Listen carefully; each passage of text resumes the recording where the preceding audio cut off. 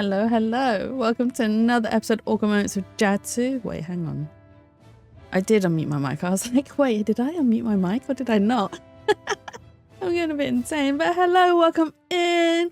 Hope you're all having a lovely and wonderful weekend so far. Hey, Jade. Hey, Mia. Hope you guys are doing well. And no, Mia, we'll not shout security because I want to have you removed.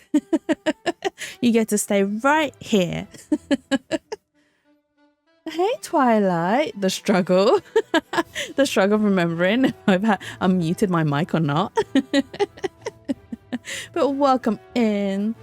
Yeah, we are going to continue with more Ace Attorney because, right, I was kind of hoping that, and I kind of knew, I think I already knew, and deep down inside, that Date Everything wasn't going to be ready for yesterday.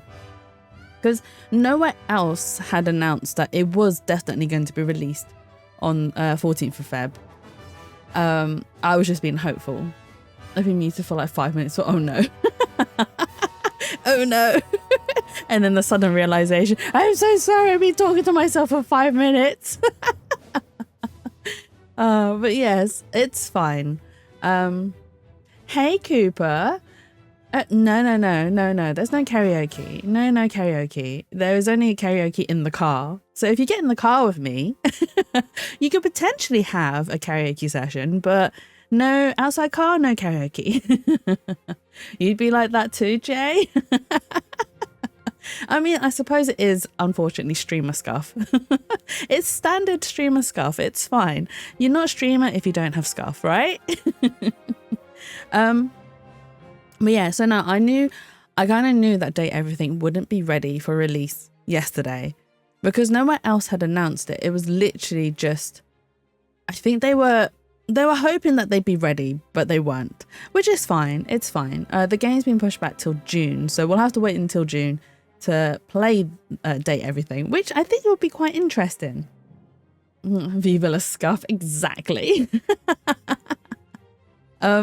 But yeah, no, so we'll do a very delayed Valentine's gameplay of Date Everything in June, which won't hopefully get pushed back again, but I am looking forward to it because the artwork looks really good and I'm intrigued by the premise of the game, mostly because of how they're going to handle the whole Date Everything, dating household items that gain sentience and gain a human form, and which one chat and myself will fall for.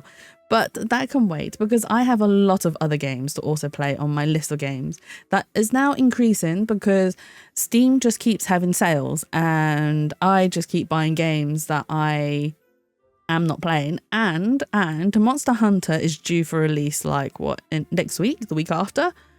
I am so buggered. But yeah, I am looking forward to Monster Hunter. I haven't completed Worlds yet. Ace Attorney in the past game thingy. Oh, do you mean you got the first trilogy, Mia? As in Phoenix, right? The adorable Fifi. I love Phoenix. Now I miss Investigations 1 and the third one and the 3DS ones. Actually, majority of them are out on the Switch now. So you have the first trilogy out on the Switch. You have Apollo Justice trilogy also out on the Switch. We also now have Miles Edgeworth Investigations 1 and 2 out on the Switch. And we also have the Great Ace Attorney 1 and 2 out on the Switch. That's all of the games out, apart from Phoenix Wright versus Professor Layton. Now that spin-off is also really good. I enjoy that spin-off. I love the music in that one and I highly recommend it. It is an expensive game though on the DS because it still holds its value for some reason, even though it is old as anything. I think I paid I say it still holds its value. It's actually probably worth more than it is now than it was, because I paid close to 30 quid for a DS game and I was like, do you know what, fine, I'll pay the money because I want to play this game. There's no way. My body is a machine that turns Steam sales into unplayed games. That's me too, Jay. High five.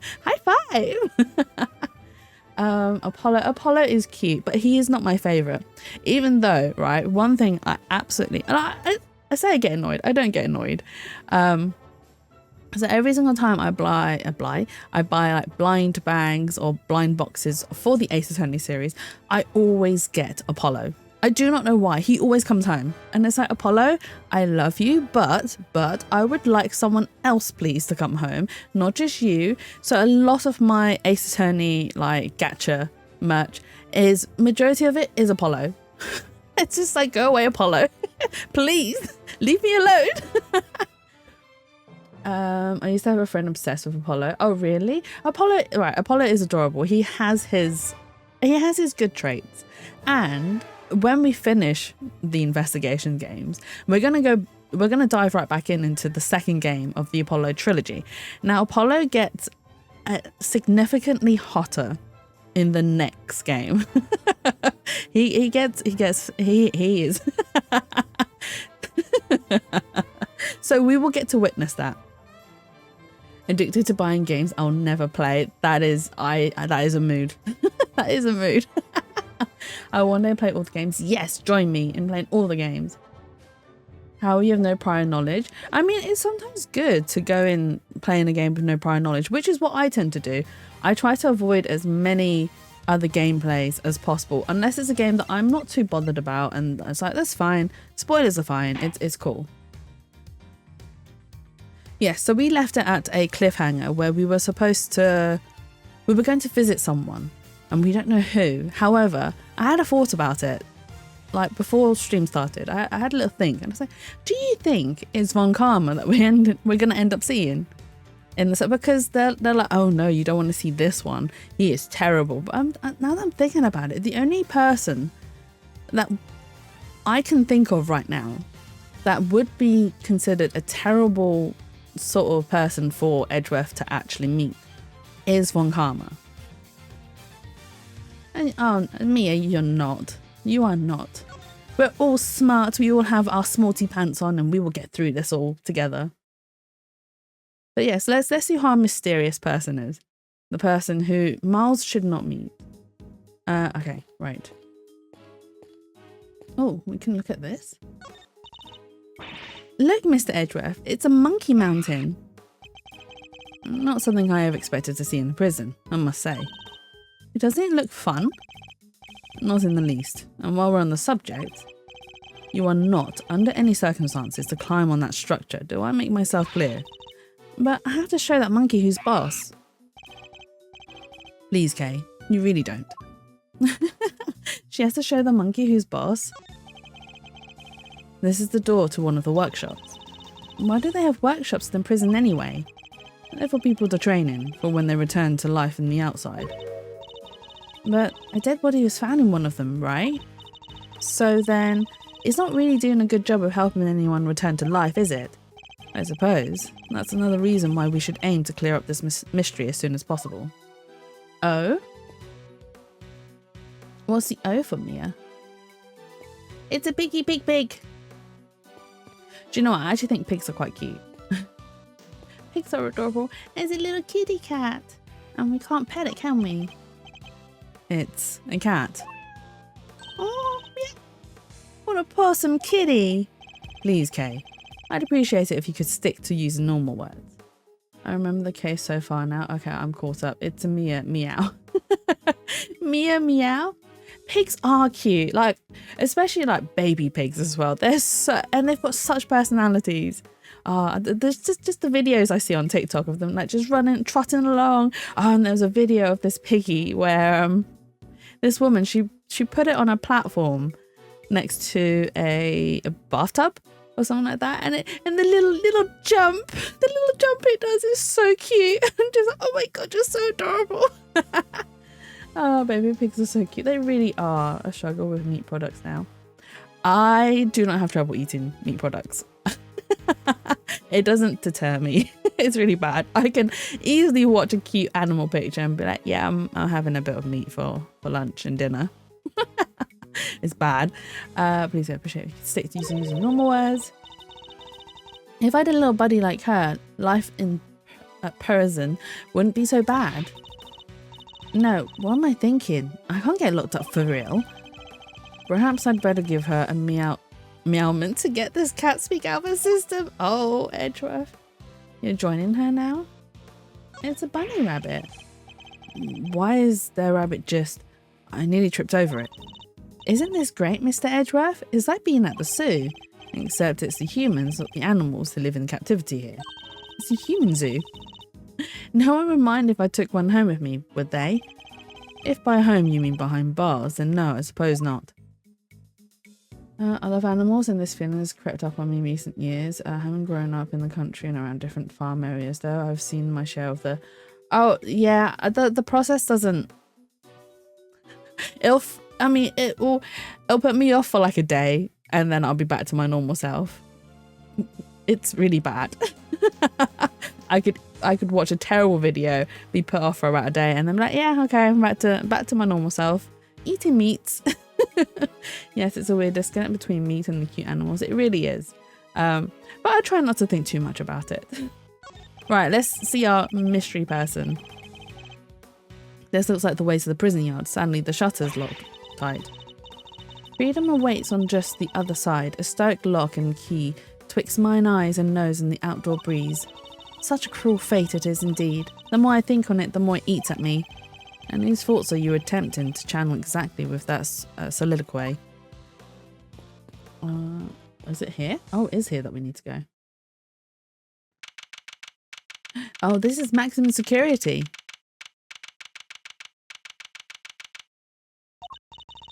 Wow, it's pitch black in there. I can't see a thing. But didn't you say that the Yatagarasu takes flight even in the dead of night or something? Even in the depths of night, when no other bird dares to take flight. One alone soars to shine the light of righteousness on the world's blight. And that one is me, for I am the great thief, Yatagarasu. Do I order food for the whole day? Yes, you do, Mia. I'm the worst person to ask. I will enable you. I will tell you yes. Do it. You'll feel better. Whoa, you're one powerful performer. Thanks, but that doesn't help me see in the dark. I'm a human, not a three-legged raven. Well, I'll be ordering Bert back. Go, Mia. Eek. Oh, it's the doggo. Does he have a little door?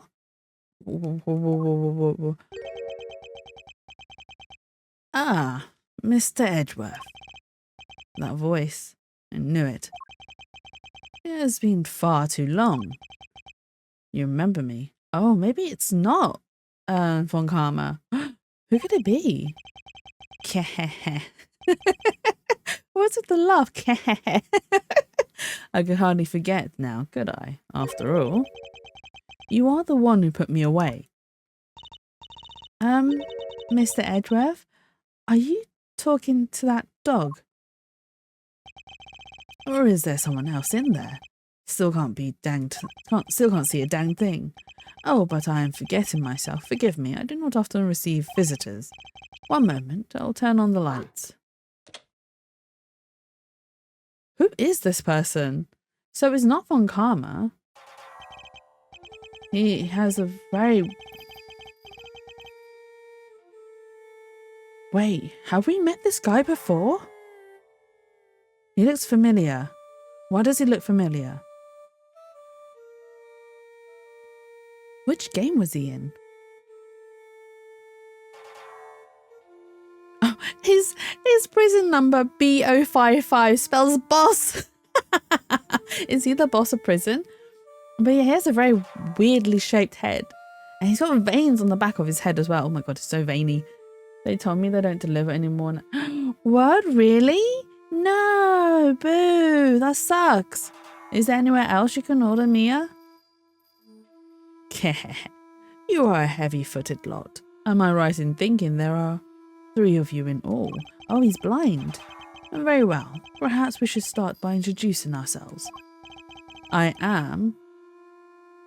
Bodhidharma? Right, hang on. I can... Canis. Bodhidharma? Bodhidharma Canis? Is that how you pronounce that name? I'm assuming that's how you... he's in charge around here, see? He is in charge around here, Twilight. I would have to go myself. The bus leaves in an hour. Then I'd have to stay for an hour until the bus goes home, in which the food would be cold. Is there anything you can cook yourself? Bodhidharma? Yeah, I thought so. I thought it was pronounced Bodhidharma. I was like, Bodhidharma? Bodhi? Bodhid? Harma? My English is terrible. I do not read very well.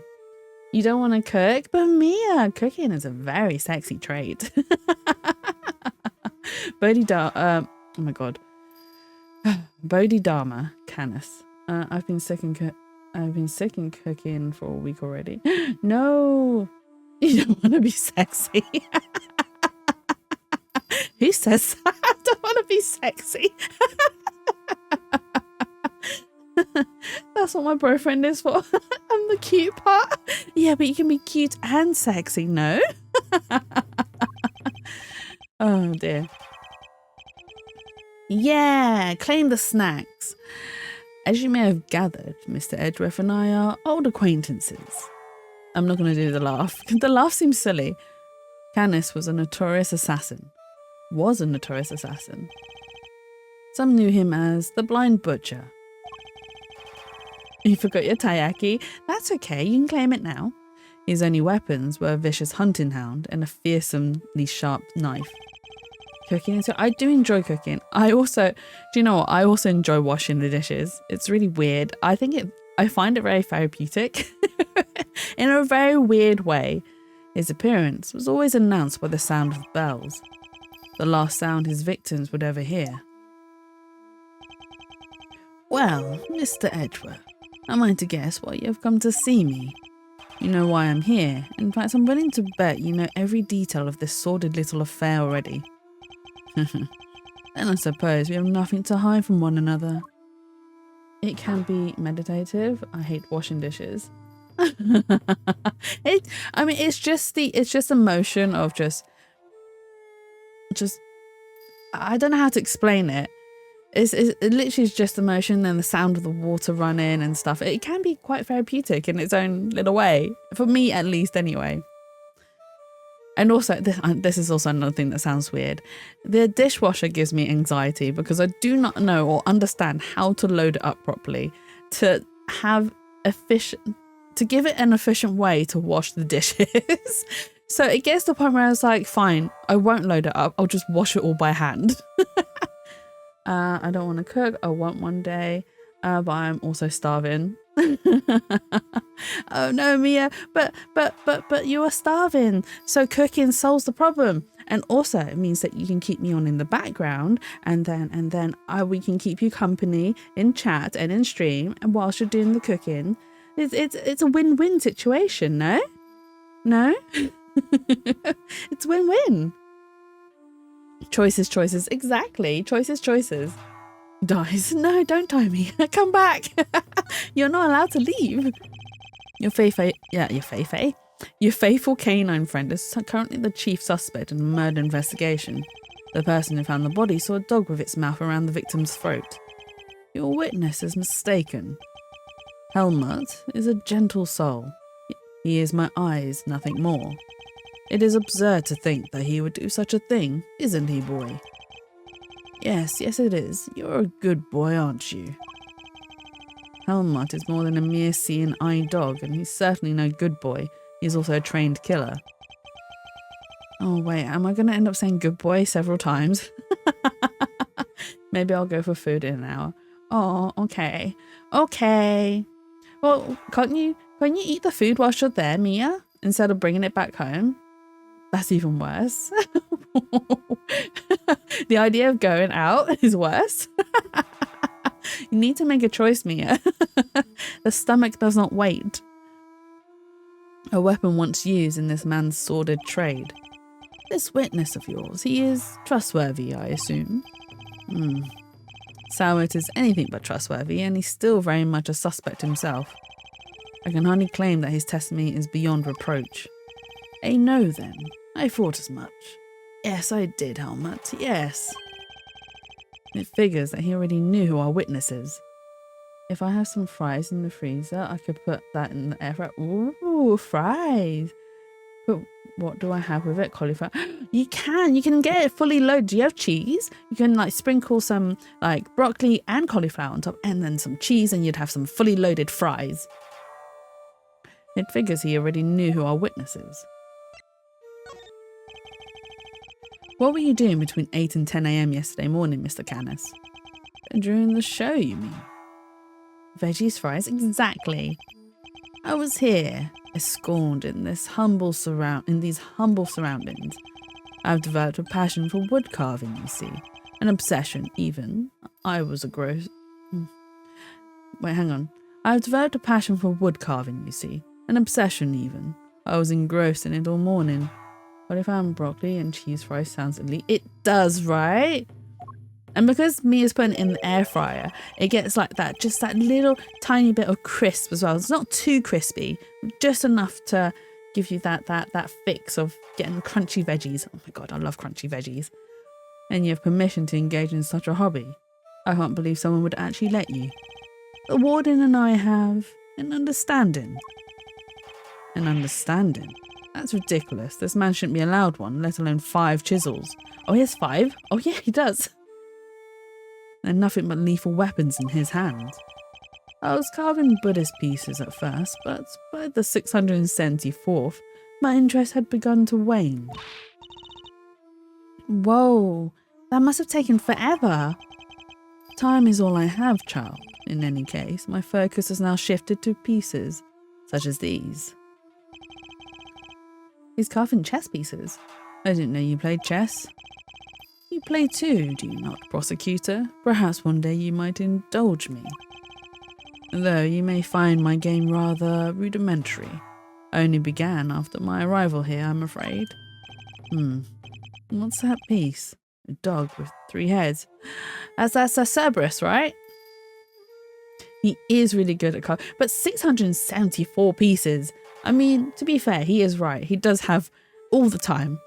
He's in prison. He's got nothing else to do. And if I chopped up some garlic and onions, ooh, Mia, I can also make some chili mayo. Oh, wow. Even I'm jealous. The garlic and onion does create enough flavor for me, but it adds a little extra. That sounds really good. Yes, the Cerberus Gambit. Exactly, Jay. I was going to call it a 3-bris. 3-bris. Only second to the ICBM Gambit. ICBM Gambit? Yes, garlic and onions. Now for the hard part. Getting out of bed. Go, go, go, Mia. You can do it. Rise and shine. Up you get. Roll around off the bed. Does the uppies. Go. It's from... okay. Well, if it's from a video, I'm less likely to know about it because I am internet sheltered. I do not go around hunting for videos to watch, unfortunately. I actually watch a lot of Netflix more than anything else. I indulge in films and TV series. But Jazz to carry me, do you know what? I could. I will lift you and throw you out of the bed. Whee! Okay. What's that piece? A dog with 3 heads. Ah yes, the dogs of war. You must forgive my little joke. Chess is, after all, a game of war. Soldiers, knights, castles. All doing their utmost to protect the king, all loyal to the last. I've always thought it strange that such a game has no place for a dog. After all, what more loyal weapon could an army call upon? Still, it's simply a piece I made for fun. Fear not, I play by the regular rules and with the regular pieces. The visual image is hilarious. Should we add uppie service pack? What's an uppies? Oh, you mean getting people out of bed? I mean, I suppose so. We could do that. We'll just send the spa maid as your alarm clock and they will up you off your bed. Give uppies? It'll be muscle training for Jay. I can't imagine it's easy finding opponents to play here in prison though. Oh, I have my correspondence. Let's get paid to screech at people. Exactly! Your favourite pastime. Correspondence chess then. Sharing moves by post. Yes, even prisoners are allowed to send and receive letters. Their contents are inspected, of course. Although, I have yet to receive the details of my current opponent's next move. I wonder who he's playing against then. Sounds like this current opponent isn't a resident here. I suppose you know the identity of the deceased, Mr. Canis. His name was Bronco Knight, was it not? Poor unfortunate soul. When did this guy turn into Ursula? Poor unfortunate soul. Are we going to get Ursula'd in this game? You keep your ear to the ground. My ear is all I have, Mr. Edgeworth. Why am I not surprised that he's plugged into the prison's information network? But perhaps he is... but perhaps he was not so unfortunate after all. What do you mean? You see, I thought it was going to be Manfred von Karma, but it wasn't. So sad, but true. I love that song, honestly. It's one of my favourite songs from The Little Mermaid.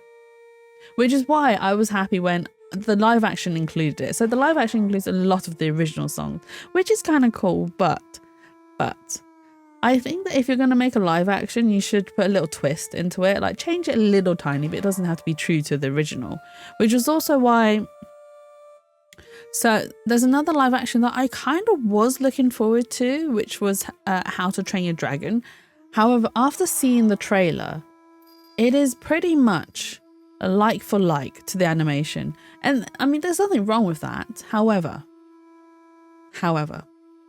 if you're going to do a live action version of an animated film, why do a like for like version of it, but in live action? I don't see the point.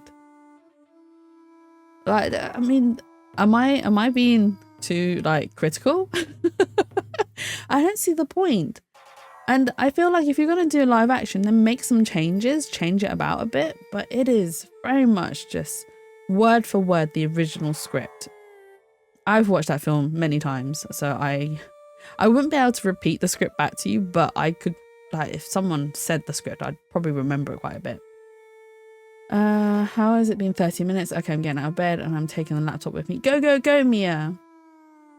No, it's a full-on money grab. The only casting that looks good so far is Hiccup and the dad. Yeah, I mean, I did look at it. I haven't seen the rest of it. I mean, they showed Astrid in the trailer quite a bit. I mean, she's okay. But yeah, live action Lion King bothers. Oh my god, the line. They have... they had the ability to really... Because it's not like they were using real lions, right? They were using... It was all 3D imagery. And they had the ability to make it very emotional. They could have given the lions a lot of emotion with the 3D capabilities, but they didn't. And it's very lackluster. When I watched it, I was just like, what is this? What is this? I'm just going to go back to the 2D animation. It's much better. Live action Toothless looks exactly like the animated, so it kind of kills the point too. Beyonce ruins Lion King for me. Oh no. But yeah, like, hey Zingy, thank you for stopping by. But yeah, it is literally word for word the original script, which I really don't see the point. So I might not watch it, honestly. As much as I love Gerard Butler as well. I think he is... I love his accent. The Scottish accent is just beautiful. But yeah, I might not even watch the live action. I was very much looking forward to it because I was kind of expecting it to give a different perspective to the story, but it's not. It's just exactly the same as the animation. So I might not waste my time. I don't understand why it's called a live action. The love action Lion King, I mean. Yeah, because it's not really live lions. It's all animated lions and made to look like live action. You are very right. Why do they call it the live action Lion King? Because it's not. If anything, the theatre show is more live action Lion King, and at least that adds something to... I've not seen the theatre version of Lion King, and I'd like to, but the tickets are bloody expensive, and I don't think they're on sale anymore, and they're not doing the showing anymore. It's animation but realistic. Yeah, but it doesn't mean it's live action.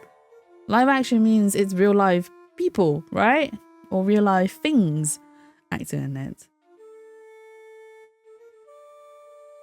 I always hope live action will be a little bit darker, but Disney's pan. Oh my god, Disney does not do dark, Pixie.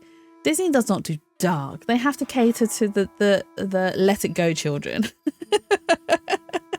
They have to cater to the children, unfortunately. But you are right. A darker live action would have been, like, A live action with a darker twist would have been absolutely amazing, I think. Mr. Knight's crime was a grave one, a crime for which he would have been made to pay dearly anyway. And the attempted assassination of a president, that is no small matter. Attempted assassination. But that was fake, no? Wait, Mr. Edgeworth, didn't Mr. Knight... Yes, we proved that he murdered his team leader and that there was no attempt on the president's life. Could it be? Are they attempting to cover up President Wang's fake assassination scheme?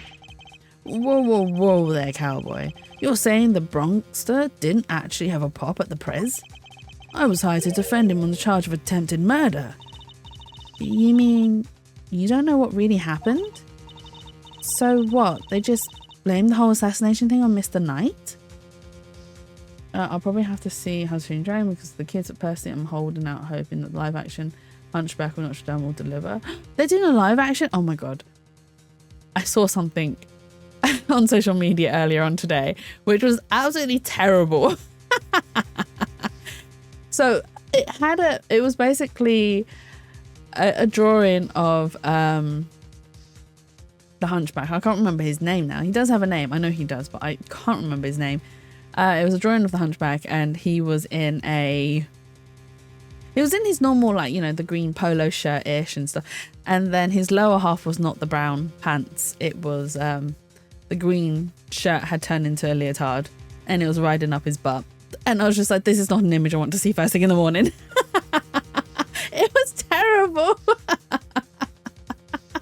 But who's going to play the evil, I do know his name. Oh my god, what is his name? For some reason I want to say Frollo. His name's not Frollo, is it? It's not. It is Frollo? Okay, I remember correctly. Yeah, I'd be interested to see who's playing Judge Frollo. Because they'd have to be Judge Claude Frollo. Is he called Claude Frollo? But yes, whoever plays him is going to have to do a damn good job, because it is very hard to play a convincing villain. And you need to be a villain that's convincing enough to make people hate you. And if you can do that, then you are an amazing actor. He looks just like my ex's dad, and that should have been foreshadowing only in the opening song. Wait, only in the opening song? As in he's only evil in the opening song? I mean, he's evil throughout the whole entire thing. He's a very weird man who tries very hard to hide his inner self through justifications of, I am doing this for the world, for the better of the world. He's called Claude in the opening. Oh, okay. Yeah, because I was like, do you know what? The names of the characters in Hunchback are hard for me to remember. The only one I remember is Esmeralda. She's the only one's name that I remember. I don't even remember the knight's name. John? Isn't that all their names? I love hating him because he's one of my favourite villains, because he's so real. I mean, yeah, okay, yeah, he's very real. You are right in his emotions and feelings. So what? They just blame the whole assassination thing on Mr. Knight? It will explain why the committee was so keen to get involved. Of course. They took you off the case to try and keep you away. And swapped in that Wiener kid, and she actually calls him Wiener. Oh no, she doesn't call him Wiener. Bender calls him Wiener. No idea what the name of the knight is. We'll call him Jonathan. I mean, most of them are called Jonathan, right? Or John. Give me 2 seconds. John, Jonathan, the whole shebang. It's a very generic name. And swapped out that Wiener kid to push through an attempted murder charge. In other words, they're trying to cover up the truth. Captain Phoebus. That is his name, isn't it? Is it John Phoebus, though? So they really were trying to frame him. According to the guards, this night was it. They tell me he was violently insistent that he had attempted no assassination, which would have come out anyway when the case went to trial. I'm no expert in legal matters, but allow me to say this one thing. I know for a certainty that he would not have been the first inmate imprisoned on false pretenses. It is now John Phoebus. An uncomfortable fact, but a fact nonetheless. Yes, Helmut, yes it is, yes. The courtroom is not always the bastion of truth you believe it to be, Mr. Edgeworth. No bastion of truth, huh? I've heard something to that effect before. Yes, from a certain Interpol agent who doesn't have much faith in prosecutors. Lang! Maybe he will come back. I mean, Ghosty did say that Lang... I fell down the stairs. No, Mia! Did you fall down the stairs because of Lang appearing on screen? Is that why? Oh my god. Oh, hey Shumi. Hey Shumi, welcome in. Hope you're having a lovely weekend. I am not able to speak today. Maybe. No, don't fall down the stairs, Mia. We need you safe and sound. Safe and sound. But yeah, maybe Lang will appear. Ghosty did tell us that Lang would. You're not twisting the truth behind those closed courtroom doors too, are you? Fueled by that kind of thinking, is there any wonder what courts produce nothing but falsities and lies? Sorry, but the truth doesn't need the likes of you to distort it today. It's fine, the laptop is fine, good. I'm glad to hear. I'm glad to hear you're doing well too, Shroomy. I never was able to fully dispel his mistrust of prosecutors. Yeah, but they kind of did become friends, right? Even Helmut understands, don't you, Helmut? Yes, you do. But the truths revealed in court and your deductions, it is dangerous to trust either implicitly. But I am not bitter. You are not the first to make me a subject of unfounded suspicions in recent days. In fact, I was visited by another prosecutor only yesterday. He was accompanied by a judge. They even dragged the warden along, a distaste for me lingering unspoken in the air. Not those two again. Did you see a tongue? Yes, you did, but it was from the dog. Helmut. Prosecutor. I'm seriously going to call him Wiener, because there's no way he's called Prosecutor Winner and Judge Gavel. Prosecutor Winner and Judge Gavel. They went over to my cell with a fine-tooth comb, but they left empty-handed. They were looking for the murder weapon, I believe, to no avail. But I mustn't take it personally. Rumour has it that they searched every cell in the prison, and still failed to find what they were looking for. I pray they weren't too disappointed.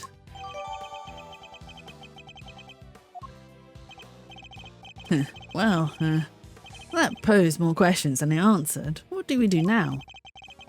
Sauer's testimony is flimsy at best. I'll need more proper evidence if I want to take Canis on. Do we think it's Canis? Well, I think that's quite enough chit-chat for one day. Helmut will show you out. Good boy, Helmut. Go on now.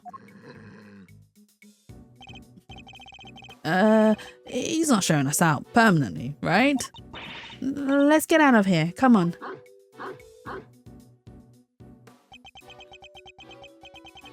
Sauer. I remember. Yeah, he was the coward. Until next time, Mr. Canis. It does pain me that our brief times must end, just as we were becoming reacquainted. I await your return, Mr. Edgeworth. She's gonna leave? Is she climbing? She's climbing. She's climbing the monkey mountain. Okay, even though she was told not to. Now to gather the evidence I need to bolster my case. Hey, Mr. Edgeworth. And that's the best hiding spot she could find. It's alright, Kay. You can come down now. Sits on the top of the mountain. I'm the king of the mountain. Exactly. Where's Fender? He ran off somewhere. I had no idea he could move that fast. Fender. So, what do we do now? You and I will continue the investigation, and I know just where to start, by solving that one particular mystery that's been dogging us this whole time. Knight's body was found in one of the prison workshops. But he was presumably being detained in one of the detention center's holding cells. So how did he wind up on the other side of those heavy security doors? That is also true. Let's start by investigating the holding cells. Mr. Knight's room, right? But what about Mr. Fender? I'm sure he'll find us when he's ready. The thickens the plot, exactly. Sure, but he's kind of our boss, isn't he? Oh well.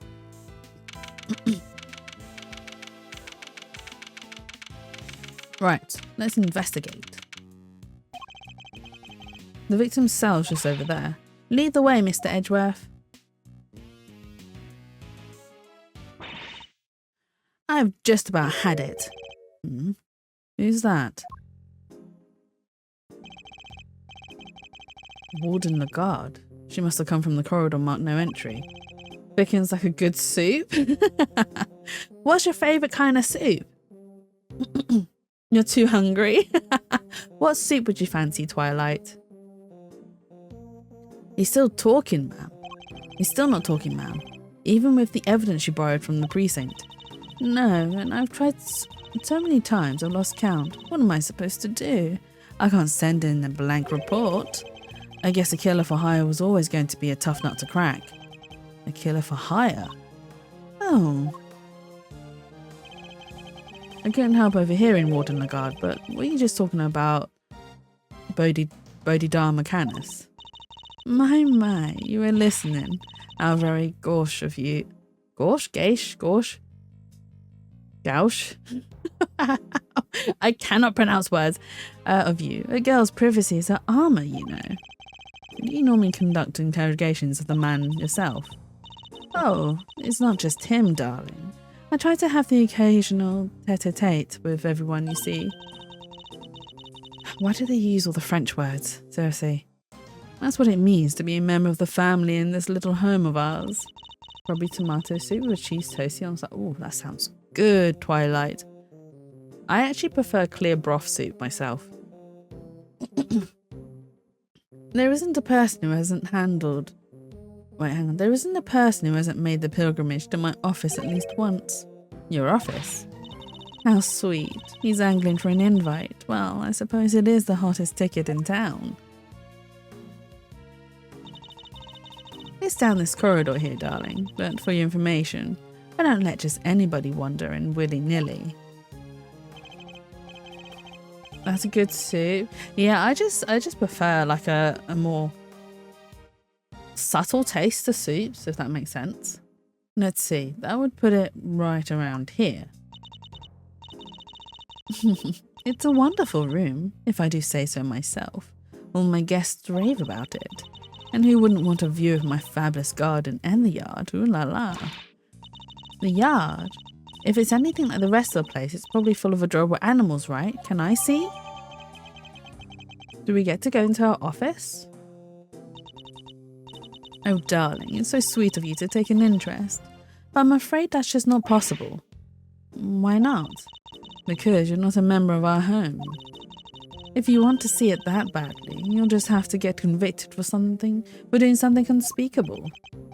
That's a rather steep price to pay. Oh, but just listen to me chattering away like there's no tomorrow.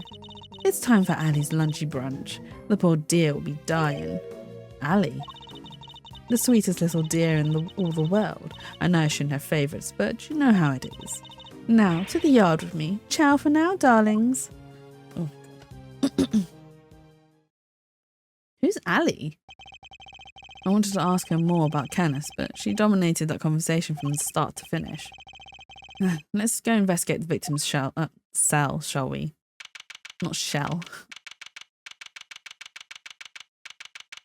That toilet would make me very uncomfortable.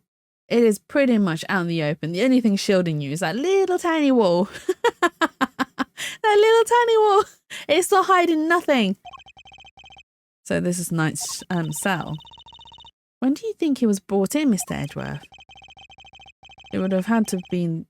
It would had to have been... Oh my god. It would had to have been the evening of the oh my god, the sentence just after the events of it. It would have had to been is how I would have written it. Not it would had to have been the evening of the 25th, just after the events at the lake. And then at some point he wound up in this prison proper. But how? There must be some evidence here. There must be some evidence here that will point us in the right direction. All right, let's get looking, Mr. Edgeworth. Right, let's investigate. Is that his, like, showering section? Reflected in the mirror is a security camera, a great thief's greatest enemy. Nothing about this place is very thief-friendly, if I'm being honest. I think that might be entirely deliberate, okay? Guard. I'd like you to retrieve the footage from the security camera and view it as carefully as you can. If you see anything out of the ordinary, inform me immediately. Yes, sir. Okay, that was an easy one. I must scour the scene and inspect anything that catches my attention. Well, this caught my attention. What is this? A little mini food shrine. Oh, is it a menu? Oh, is it the prison menu? They put a lot of effort into this. You wouldn't think that if you went to prison, you'd get like a proper prison menu, do you? If it was presented to me like this, I wouldn't mind so much. Oh, what's the menu doing here, Mr. Edgeworth? It seems that these held in the detention centre are able to choose what they'd like to eat each day. If they can afford it, that is. Money makes the world go round, I guess. But doesn't that make life super easy for rich detainees? Well, okay, bear in mind that the people held in these cells haven't been found guilty yet. Nicer menu than most restaurants? Exactly! I mean, it's a super cool menu though. What would be like called the oh god, I can't think of a very clever name right now. A restaurant with that sort of menu. The shackle hut? The cuffed kitchen? Detained restaurant? Oh my god, there's so many possibilities. And it'd be like a themed restaurant, right? And then the detained delicacy, exactly. And then the waiters and waitresses, they could be in, they could be prison guard, uniform people. It'd be quite hot actually. No? Ball and chain bistro. Thank you, Tyler. That's a good one. Oh my god. But yeah, the servers can be like in like proper like suits, no, not suits, shirts, and they wear like a hat, and they can be like the prison wardens, and they can have like not real batons. They can have handcuffs. You can be uncuffed after you've paid for your meal. Right, you can be cuffed to your table. For the full immersion experience. Interrogated until you pay up. Oh my god, I'm thinking way too much into this. Well, okay, bear in mind that the people held in these cells haven't been found guilty yet. Some of them don't deserve to be punished, quite a few of them, in fact. This sounds risky. Why not? I mean, we'd probably get a lot of customers, Twilight. Imagine the money we'd be making. We just have to hire very pretty looking wardens, right? So you're saying it's fine that people with money don't have as hard a time of it as everybody else? Me. How did I wind up defending the practices of the detention system? Reaches for sus command? There's no sus. I don't know what you're on about. No sus. Wait. It says life as a pet stylist, but my brain immediately went life as a pet servant. I was like, what? A pet servant? Oh my god, I'm terrible. Understanding animal emotions. You'll laugh tomorrow, an anthology. And you can't see it because it's hidden behind chat. But it says a second chance at life and making money while serving time. 200 days to freedom, an escape story. That's not sus, just good business ideas. Exactly, we're discussing business ideas. We are sharing the potentials of a prison-themed restaurant. Wow, that's a lot of books. Let's take a look. Your Laugh Tomorrow, Anthology. Understand Animal Emotions, Life as a Pet Stylist. Maybe there was more to Mr. Knight than met the eye. Sadly, I don't think these were his. They were likely specially selected and placed here for the detainees, with the hope that they would want to better themselves during their time here. A second chance at life, interviews with a former prisoner. These books appear to have been written by current model prisoners and former inmates. Oh, I like the look of this one, 200 Days to Freedom, an escape story. And this one too, making money while serving time. This facility may have more deeply rooted problems than I thought. I'm not being sus, Pixie. No. I'm very wholesome, thank you very much. Hey, look at this weird piece of paper. And there's some sort of grid on it. Let's take a closer look. Is it a word game? What next, Rook? No, Pawn. Oh, wait, is he the correspondent to Bodhidharma? We'll see. There is no we'll see. We already see. We already know. I am not sus. I am innocent. I'm as innocent as an angel from heaven itself. The grid appears to be a chess diagram. The victims, I suppose. What's a chess diagram? Don't side-eye me, Mia. Deflates the halo, reveals the horns. There's no horns, see? There are no horns on my head. You can see it on my PNG. I am not the devil. There's also no halo. Maybe I'll draw one next time. A visual representation of a game of chess. See how the locations of all the pieces are marked. This seems to be closely fought contest, but perhaps if this pawn were... No, wait. Not now, Mr. Edgeworth. This is no time to be playing games. Yes, I suppose you're right. This isn't the first time I've seen this configuration of pieces. It's from a different perspective, but it was definitely the same game. Perhaps it would be wise to take another look at the evidence in my possession. The juice? Could this be related to the evidence somehow? Yes! Bodhidharma! Eureka! This chess game. I've seen it before. Enough of the chess chat, Mr. Edgeworth. We're supposed to be investigating here. Focus. I'm investigating. This particular bit of chess chat could prove to be vital. Now, take a look at this. Can you tell me what it is? It's the chess set we saw in Mr. Canis' cell. But, I don't really know the rules of chess, so the rules of the game are not important here. What is important are the positions of the pieces. Compare the ones in Mr. Canis' cell with these. Do you notice anything? Ah. I don't know which piece is which or anything, but if you turn the diagram like this, there are pieces in the same squares. Indeed. There's no dog on the diagram, but that's to be expected. Apart from that, however, the positions of the pieces are identical. And what does that tell us? Oh. I have my correspondence. As unlikely as it may seem, Mr. Canis' chess opponent was Mr. Knight? This could be just the proof we need to show Mr. Canis had a connection to the victim. Dun dun dun, do we have to go back to Canis?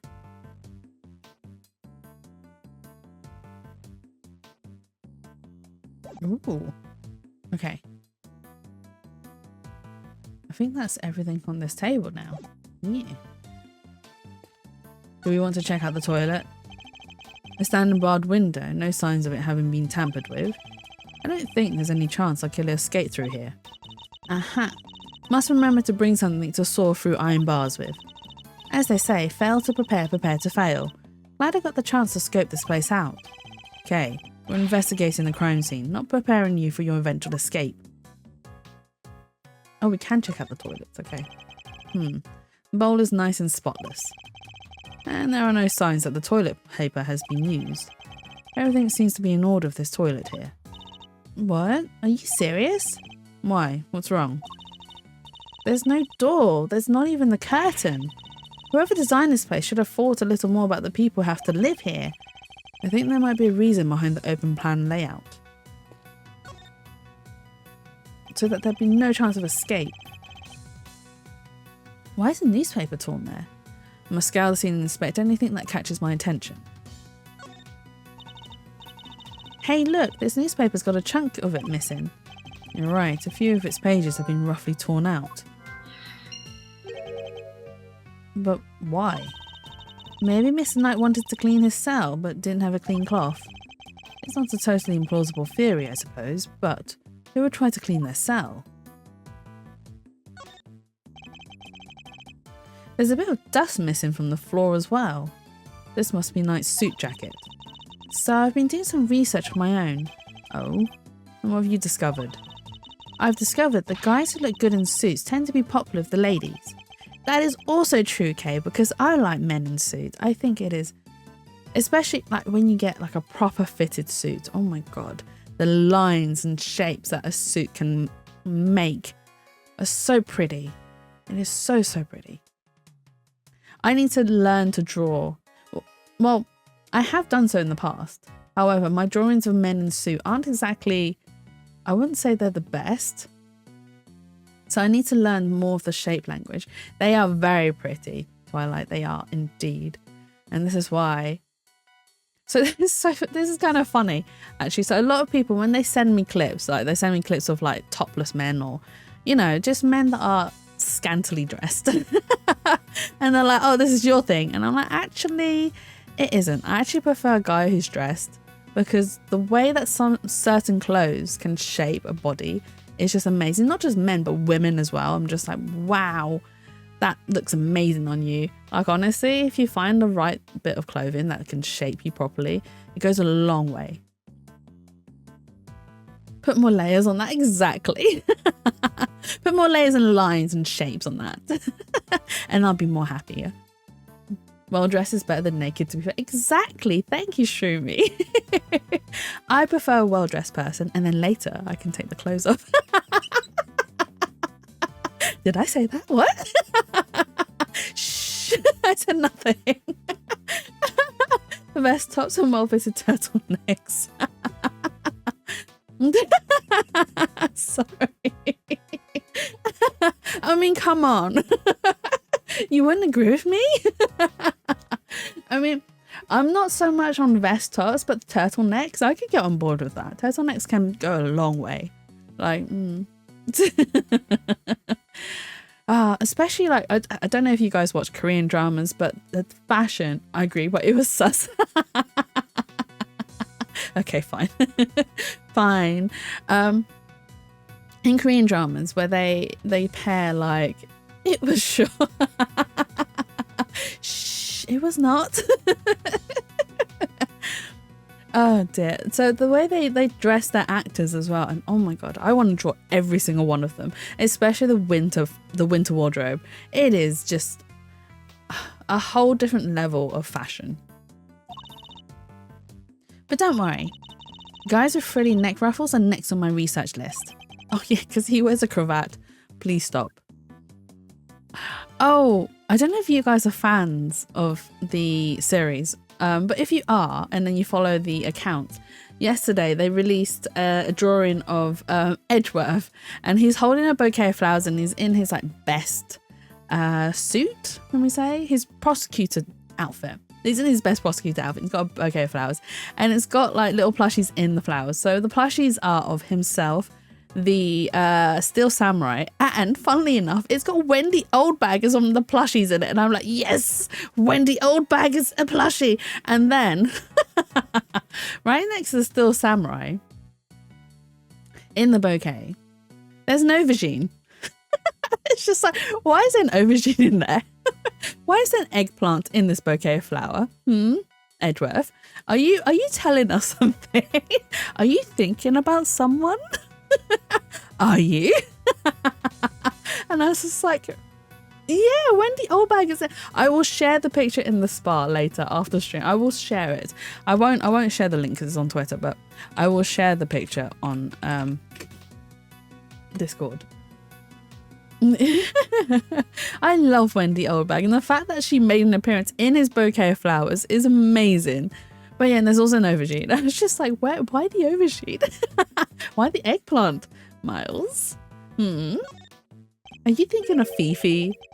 There's something different about this spot here. This part of the floor is weirdly clean. Did somebody wipe it down or something? Why would somebody only do the part right next to the bed though? Which is weird, but I believe these two pieces fit together, so the torn newspaper and the floor. There must have been either there was something on the floor or he'd written something on the floor. This part of the floor has been wiped down. Maybe he spilled some grape juice. Who knows, but we can certainly imagine what he used to do the wiping. The torn up papers of that newspaper. Why wouldn't he just ask the guard for a cloth or something though? Perhaps he didn't want anyone to see what he was wiping up. What did he wipe up? Oh, that's the end of investigations? Okay. I think we've about exhausted this cell. We've made significant progress by establishing a connection between Mr. Canis and the victim. This is bad, sir.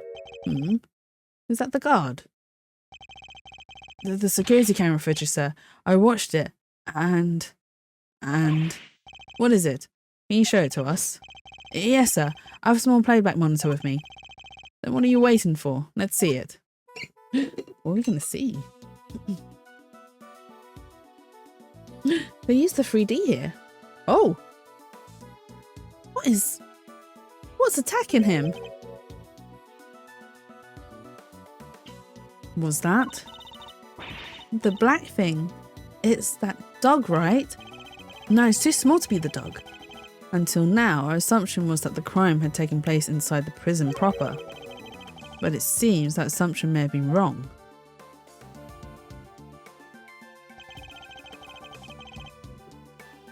So he was attacked in his own cell. Do you think he was then later dragged into the prison proper and taken into the workshop? But I don't think it's the dog. Knight had actually been attacked in this location. Holding cell. Take that! Right here in the detention centre. And the perpetrator was indeed Mr. Canis's dog. This is just the evidence we need. I think we are jumping to conclusions here. I don't think it was the dog. It's too small to be the dog. Now we wait for the final step and the fries and veggies are in the air fryer. Yes! Go Mia! And if this is where Knight was actually murdered, then one of the pieces of evidence we found here in this cell takes on a whole new meaning. If Knight's cell was the crime scene, which piece of evidence takes on a new significance? Oh, I don't know. This? I seasoned it more than I thought I would, but it came out lovely. Oh, that's good. It's going to taste... Yeah, I agree with Twilight. It is going to taste amazing. There's a lot of cauliflower and broccoli. Sounds really healthy and so good. I actually really like broccoli. Broccoli is one of my favourite veggies. Held 3 times, 7 AM. The victim's body had not been found at time 7 AM. Broccoli. Wait, when was this taken though? Footage in the detention centre. Can we check it? Oh no, I have to present it. I didn't take notice of the time.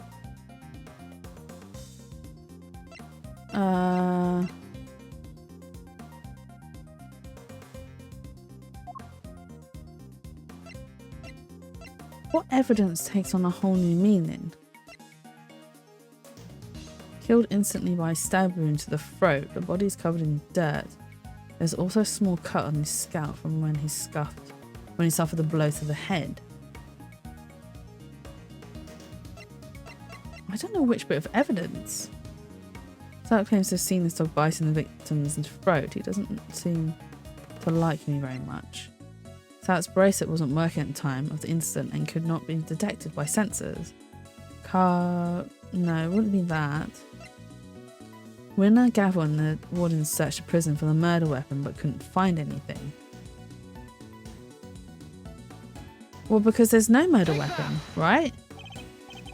Yes, this piece of evidence now means, what's wrong, Mr. Oh, it's the wrong thing. It's the wrong thing. Okay. But now that I've come out of this, hang on.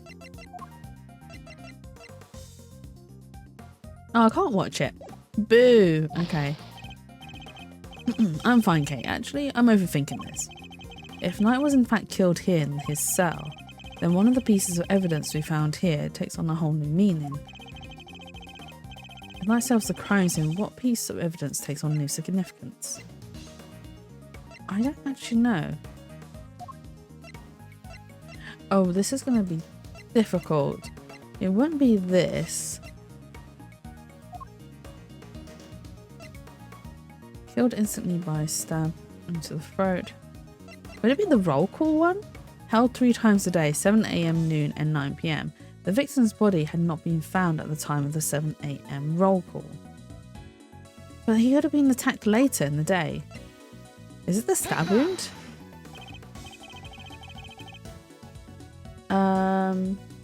Cauliflower, I didn't know I had so much stockpiled. And of course it has onions and a lot of garlic. Sounds amazing. I like garlic too. If I were a vampire, I'd die with the amount of garlic I eat.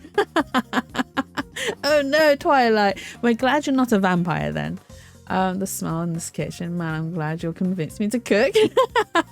I'm glad we were able to help. It's a wrong bit of evidence. But I'm going to quickly save as well whilst I've only got 2 lives left. 3 lives.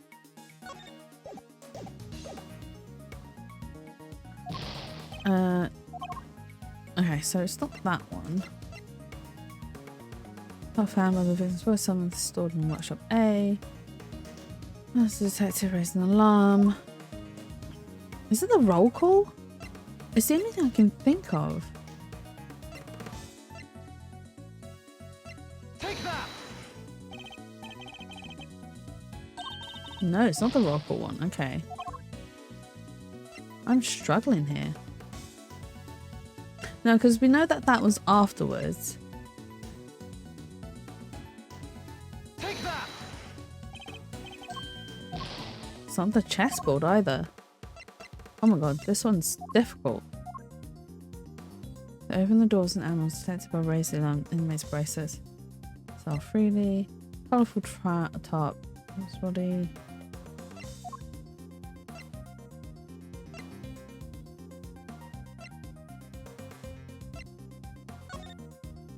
When did he receive this though?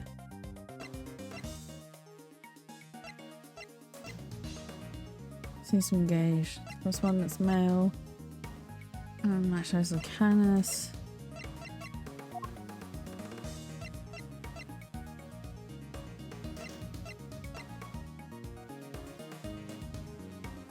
Take that.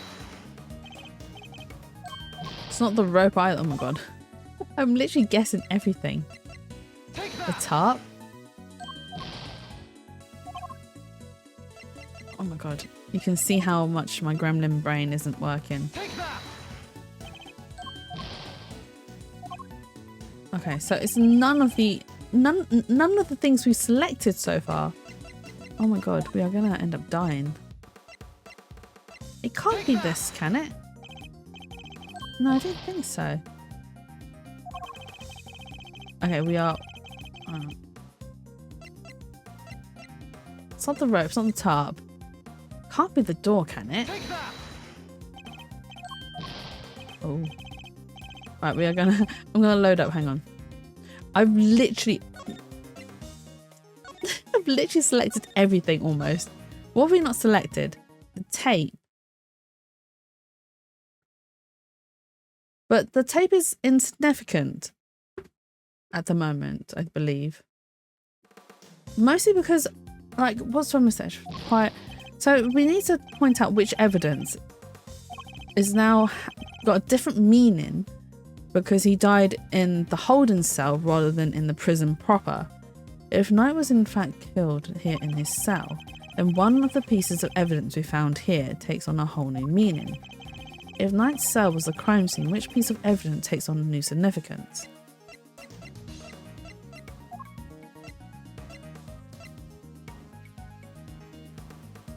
Oh, is it this? The floor of Knight's cell was wiped clean, presumably to remove something. Is it to remove the blood? Could that something have been his blood? Oh wow, I went through everything. Thank you, officer. Would you mind doing me one more favour? Name it, sir. There's a detective by the name of Gumshoe somewhere in this facility. I need you to give him a message. Tell him to have his cell tested for traces of blood. Oh, not his cell, this cell. Tell him to have this cell tested for traces of blood and to report the results to Edgeworth. You got it, sir. His. Look, I said it wrong by accident. What did he do? He did nothing. Okay, Gummy did nothing. Gummy is safe. Now we can really go after that Canis guy, right, Mr. Edgeworth? No, not yet. We still don't know how Knight and the dog moved between his cell and the prison proper. Right, so that's what we need to figure out next. What's the play, coach? Where are we off to? He's the culprit all along. No, don't arrest Gummy. Gummy's too adorable to be arrested. I suspect one of the guards might know something. We should ask those posted nearby and see what they have to tell us. These two weren't here before. They've suddenly appeared. Okay, time to get asking. Huh? Oh. It's Lang! Thanks for the tour. Later. Our beautiful boy is back. Mine. You can't keep him to yourself, Mia. Well, well. Mr. Prosecutor and his little friend. I didn't expect to run into you here. Must be my lucky day. Give. Never. This is Agent Shi Long Lang of Interpol. He was in charge of a case I worked on 2 weeks back. I thought he had gone home to Shangfar after that, but here he is. You have some business to take care of, I take it, Agent Lang. Live, love, Lang. Exactly. Oh my god. Can you imagine? I'm just gonna hide chat really quickly just so that we can see Lang. We can't hide his beautiful face, can we? You can say that. Nothing that needs concern you though. First a black hound, now wolf, all in black. And in front of your loaded fries. Enjoy, Mia. Enjoy your meal and more. A feast for the eyes as well as a feast for the mouth. I need to think of these things better. Hey, wait. Why are you all alone today? That's true. He's usually accompanied by an army of police officers. The planets have aligned exactly. I hear you were in it again. I hear you were at it again a couple of days back, sticking your nose into things. Look at him. He is beautiful. Oh my god, he is so pretty. A couple of days back. He means the incident with the president of Shangfar. Actually, I thought you might be there as well, heading up to security detail. Our president doesn't have much faith in the efficacy of his own country's police force. Maybe now he'll think twice before using contractors again. Amateurs. Agent Lang doesn't have much faith in prosecutors or the courts to do their jobs right, which is why he's so meticulous about investigating with his hand-picked cream of the crop officers. Indeed, no doubt things would have turned out differently had you or your men been in charge. My men, huh? Yeah, those guys aren't around anymore. Huh? What? They're not? It's funny, isn't it? I'm a real lone wolf now. He's all alone? Lang, it's okay, you got us. You got us. We'll be there for you. Any day, any time, just call us. Maybe. Give us a call. On this number. 01152345. No real number, by the way. Just made up numbers. Oh, God. Oh, but it's so sad. He's all alone.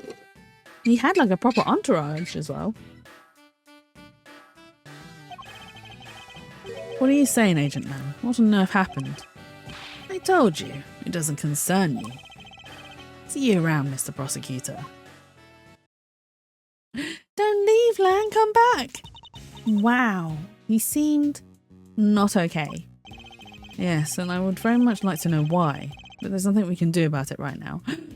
No, Miles, your heart belongs to Fifi. You cannot give your heart to Lang as well. We'll worry about Agent Lang later. We have an investigation to conduct. You have me, Lang. It's okay, exactly. We're all here for you. All right, let's start by talking to these guards. Okay. Hello, Mr. Guard. Oh man, I'm in so much trouble. What's the matter? You seem perturbed. Oh, well, you see, one of my uniforms is missing. I could have sworn it was right here in my locker. Did it grow a pair of legs and run off somewhere? Where in the world did that idea spring from? He's mine, you have to share. Exactly, Mia, you have to share. There's a bit of Lang for everyone, right? Anyway, I hope you track it down soon. I'll be rooting for you. Thanks, I appreciate it.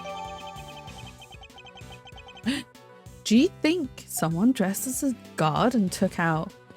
oh, wait, there's a search button. These are the guards' lockers. I bet they keep their uniforms in there. Snacks too. Snacks, really? Well, that's what I'd keep in there if it were me. You know that everyone is you. Not everyone is you though, right?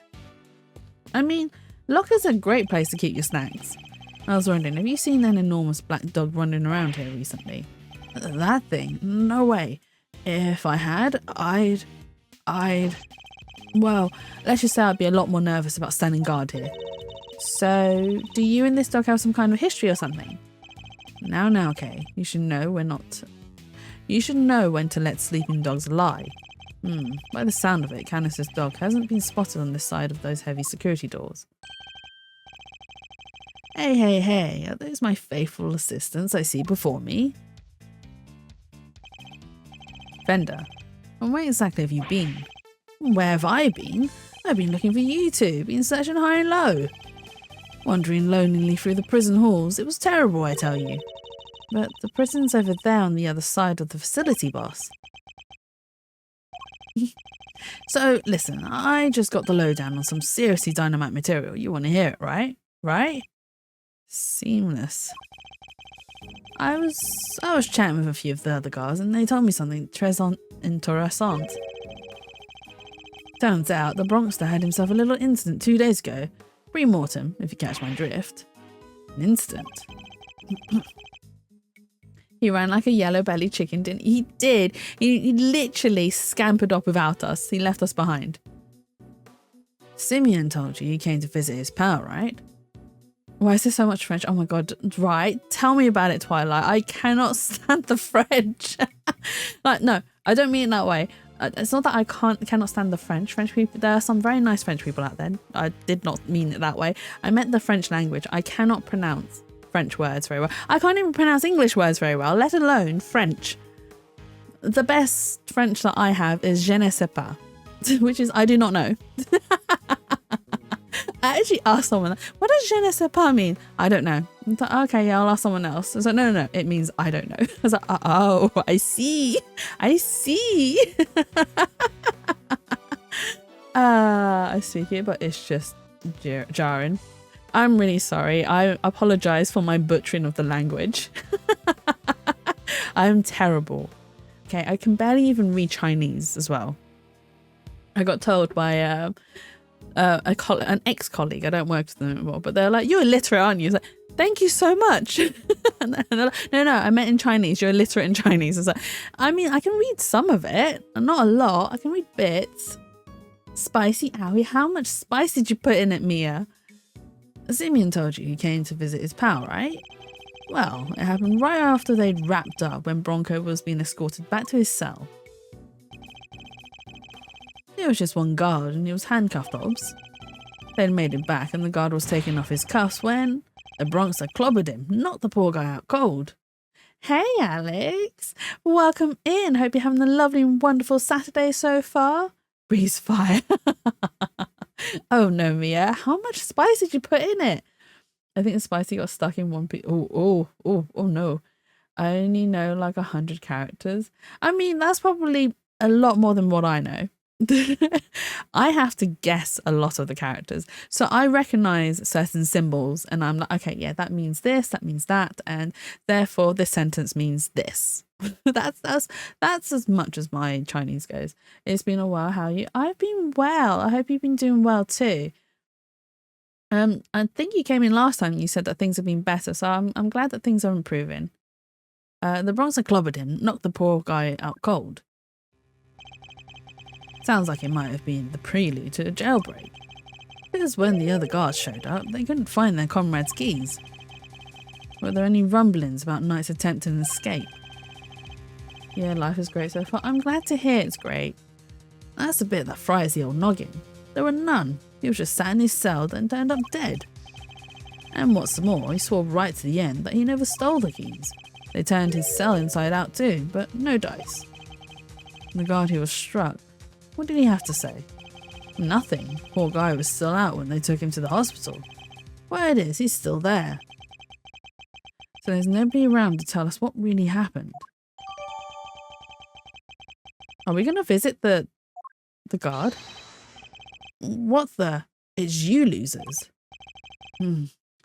That's all we need.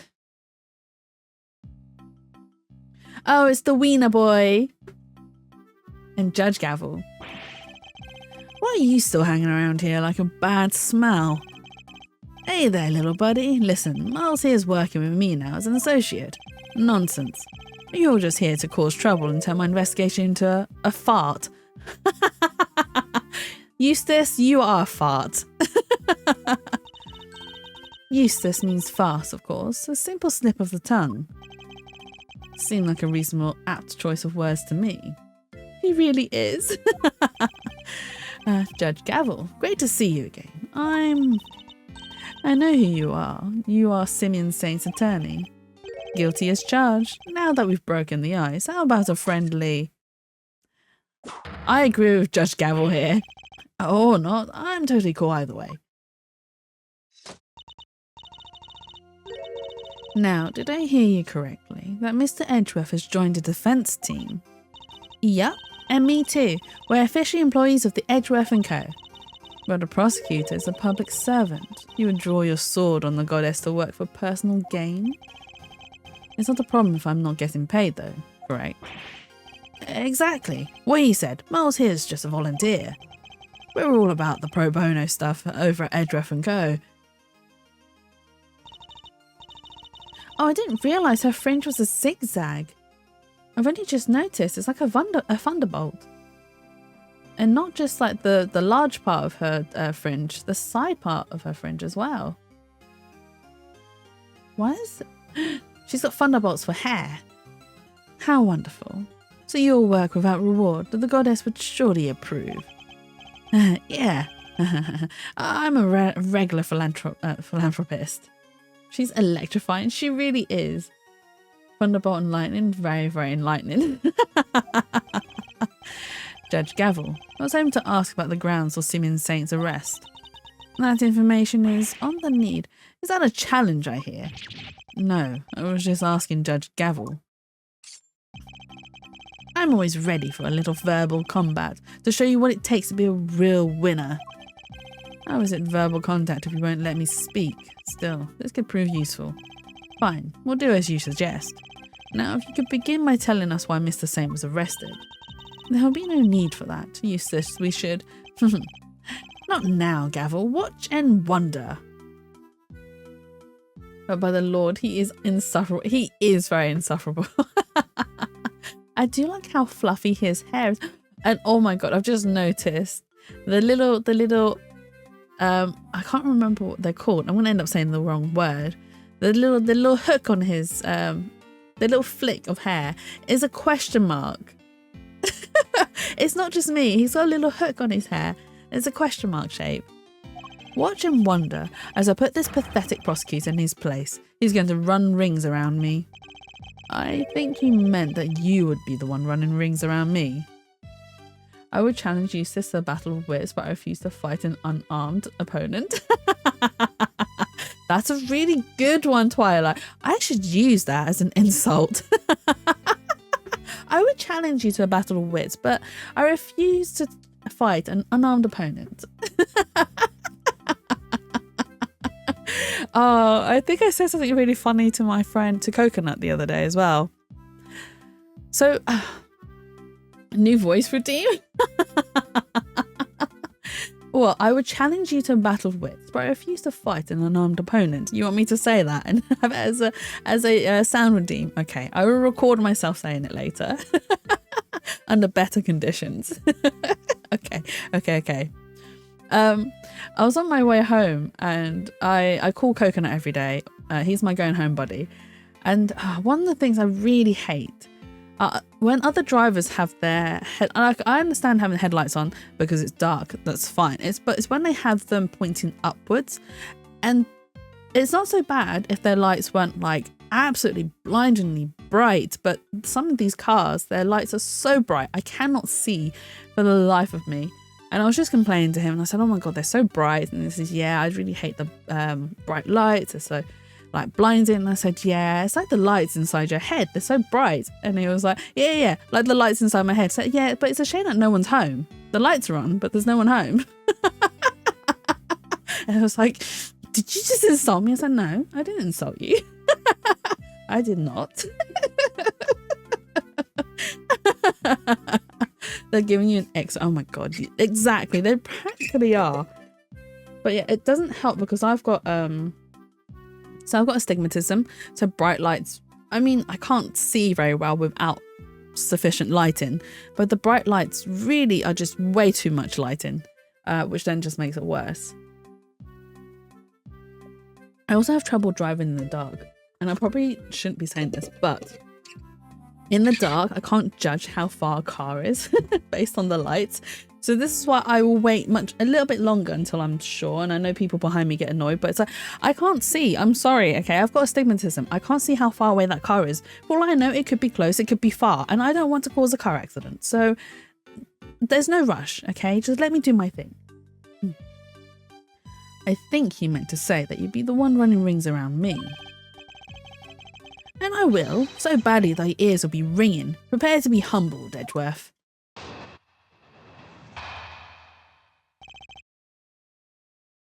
Okay, you want to know why I arrested that man? It's simple.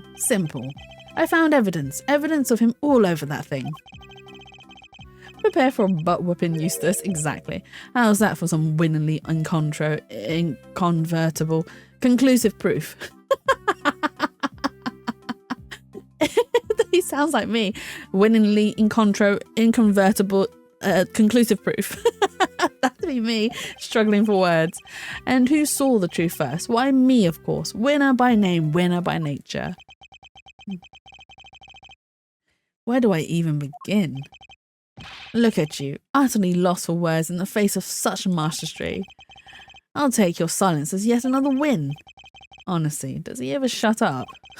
No, quite clearly. You said that you were the one who arrested Mr. Saint. But do you even have the authority to do so, Mr. Winner? Well, obviously, it was the police who actually arrested him. Maybe that's not edgy, but I told him to do it, so I think I can claim the credit, don't you? Of course, that's what he meant. Huh. This is clearly going to take a while, a shame really. Given that I'm much more interested in what Judge Gavel is silently thinking over there. Don't worry, Edgeworth, we'll help you. We don't need to press this statement. It's simple. I found evidence. All over what thing? Evidence of him was all over that thing. Could you be a little more specific, Mr. Winner? Do I really have to spell it out for you, Edgeworth? I'd hoped even you could put 2 and 2 together. There is so much left over veggies. Leave it for later dinner? Yeah, have it for dinner later, Mia. Stop messing around. The onus is on you to provide a comprehensible testimony. Come now, Eustace. I'm sure Mr. Edgeworth and his friends will be very interested to learn how you cracked this case. They certainly look keen to hear about it. Fine, if you insist, I'll fill in the gaps. Brace yourselves, because this is going to blow your tiny little minds. I bet you didn't even know, but the victim had, wait for it, a chess set with him. And that chess set was covered in the fingerprints of a certain Mr. Simeon Saint. Praise be to the goddess of justice for the insight she offers, and congratulations once again, Eustace. You would not object to Eustace amending his testimony, I trust, Mr. Edgeworth? Later dinner, second dinner, the cat side of me is happy. I mean, to be honest, I would call what you had just now an late lunch. So a dinner? No, by all means, please do. Mr. Saint's fingerprints are right there, all over the victim's chess set. But you weren't the one who actually found his prints, were you? Of course not. I'm a prosecutor. I leave the dirty work to forensics.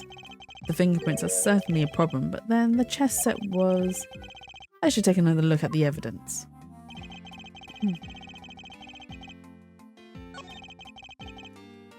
I like how the music's very, like, whimsical.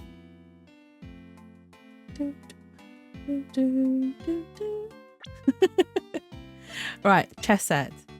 Was brought to him at his request.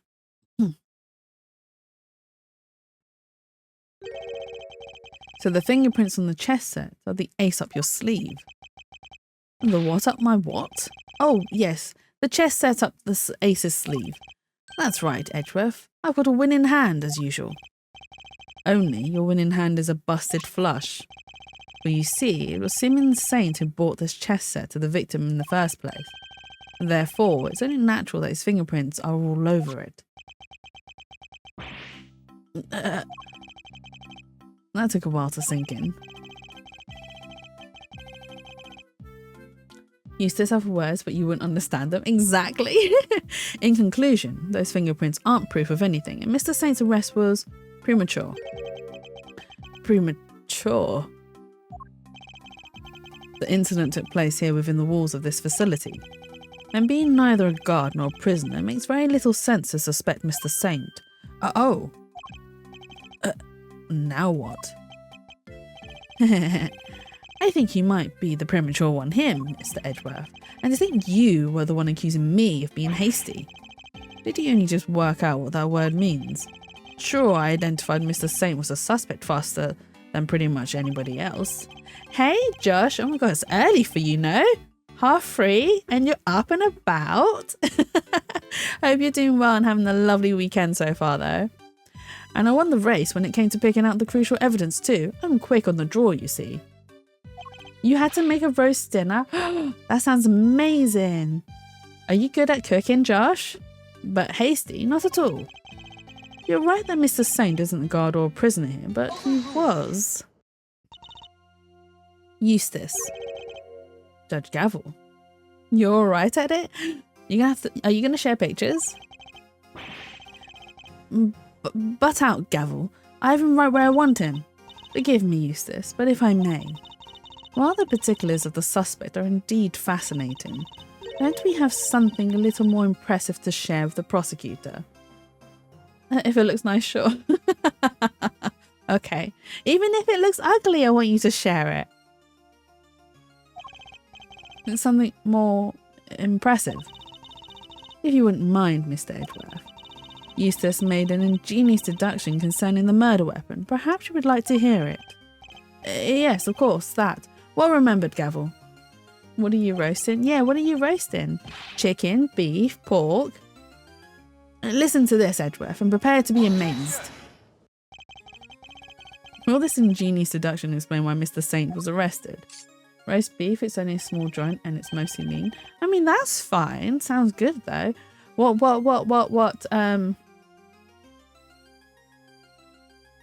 they called? They're not size. What veggies are you roasting? There's another name for the veggies.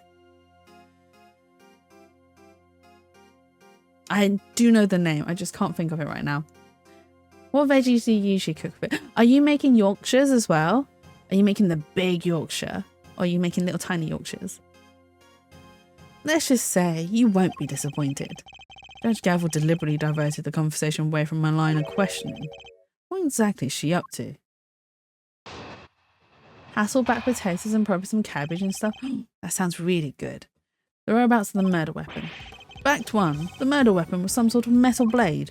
Fact 2. Potentially deadly blades are strictly controlled within the prison walls, as we both know. Now I'm skipping the Yorkshire because it's mostly just for me because the beef is small.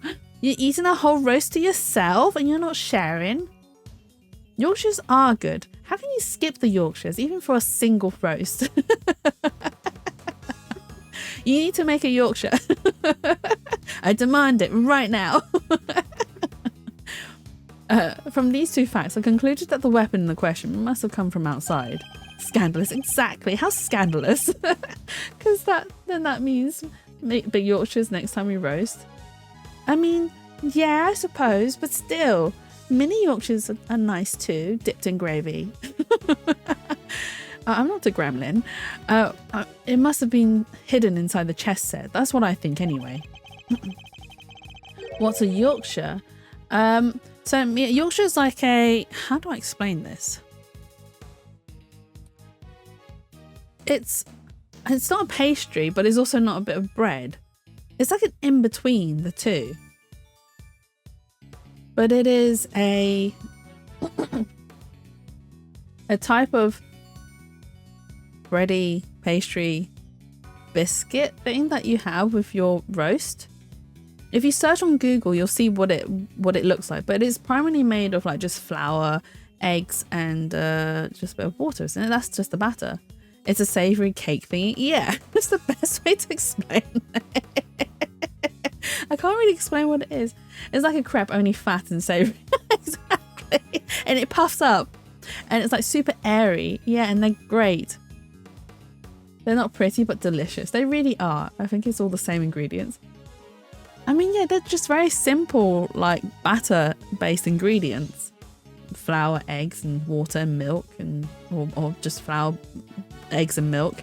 But yeah, you put them in to a pan that's got like really hot oil, and then they puff up in the oven, and they are super tasty. Oh, that makes me want a bloody roast burrito now. With like the really big Yorkshires, and you put everything in there and then you wrap it all up like a burrito. Oh, it sounds good. The only thing I find is a pudding. When you type Yorkshires, I mean, it does look like a pudding, but it isn't really a pudding. It's just a bit of,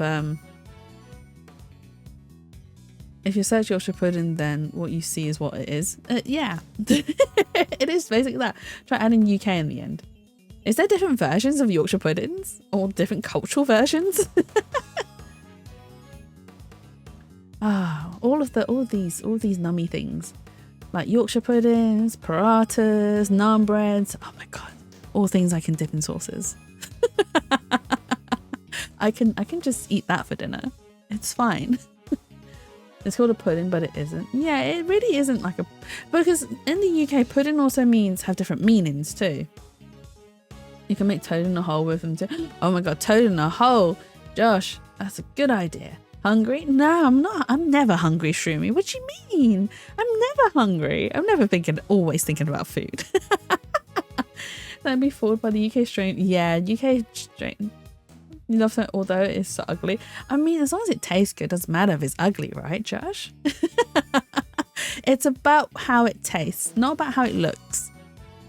And since the only prints we found on the chess set belong to the victim and the suspect, I say it's blindly obvious who brought the weapon in and used it, wouldn't you? I could go for a toad in the hole.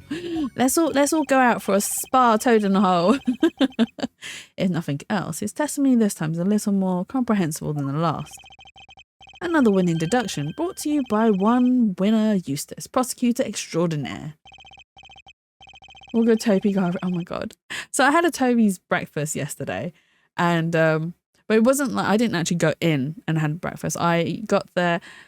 They do like really good too good to go sets, and it was like what £3, and that set can feed like 2 people. Definitely worth the money.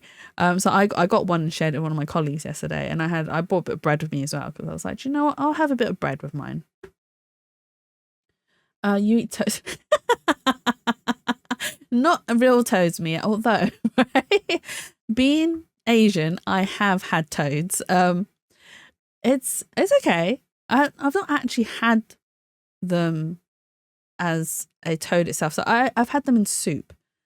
So you can't really taste the toad. It's just like the toad plus a bunch of herbal stuff in the soup. So I've had toad soup. But toads, I mean, the French eat frogs' legs, so why not? It's sausage and onion and stuff inside of a massive Yorkshire pudding. Yeah, that's what a toad in a hole is. I've eaten frogs and snails. Oh, I had escargot last year as well. It's surprisingly pleasant, actually.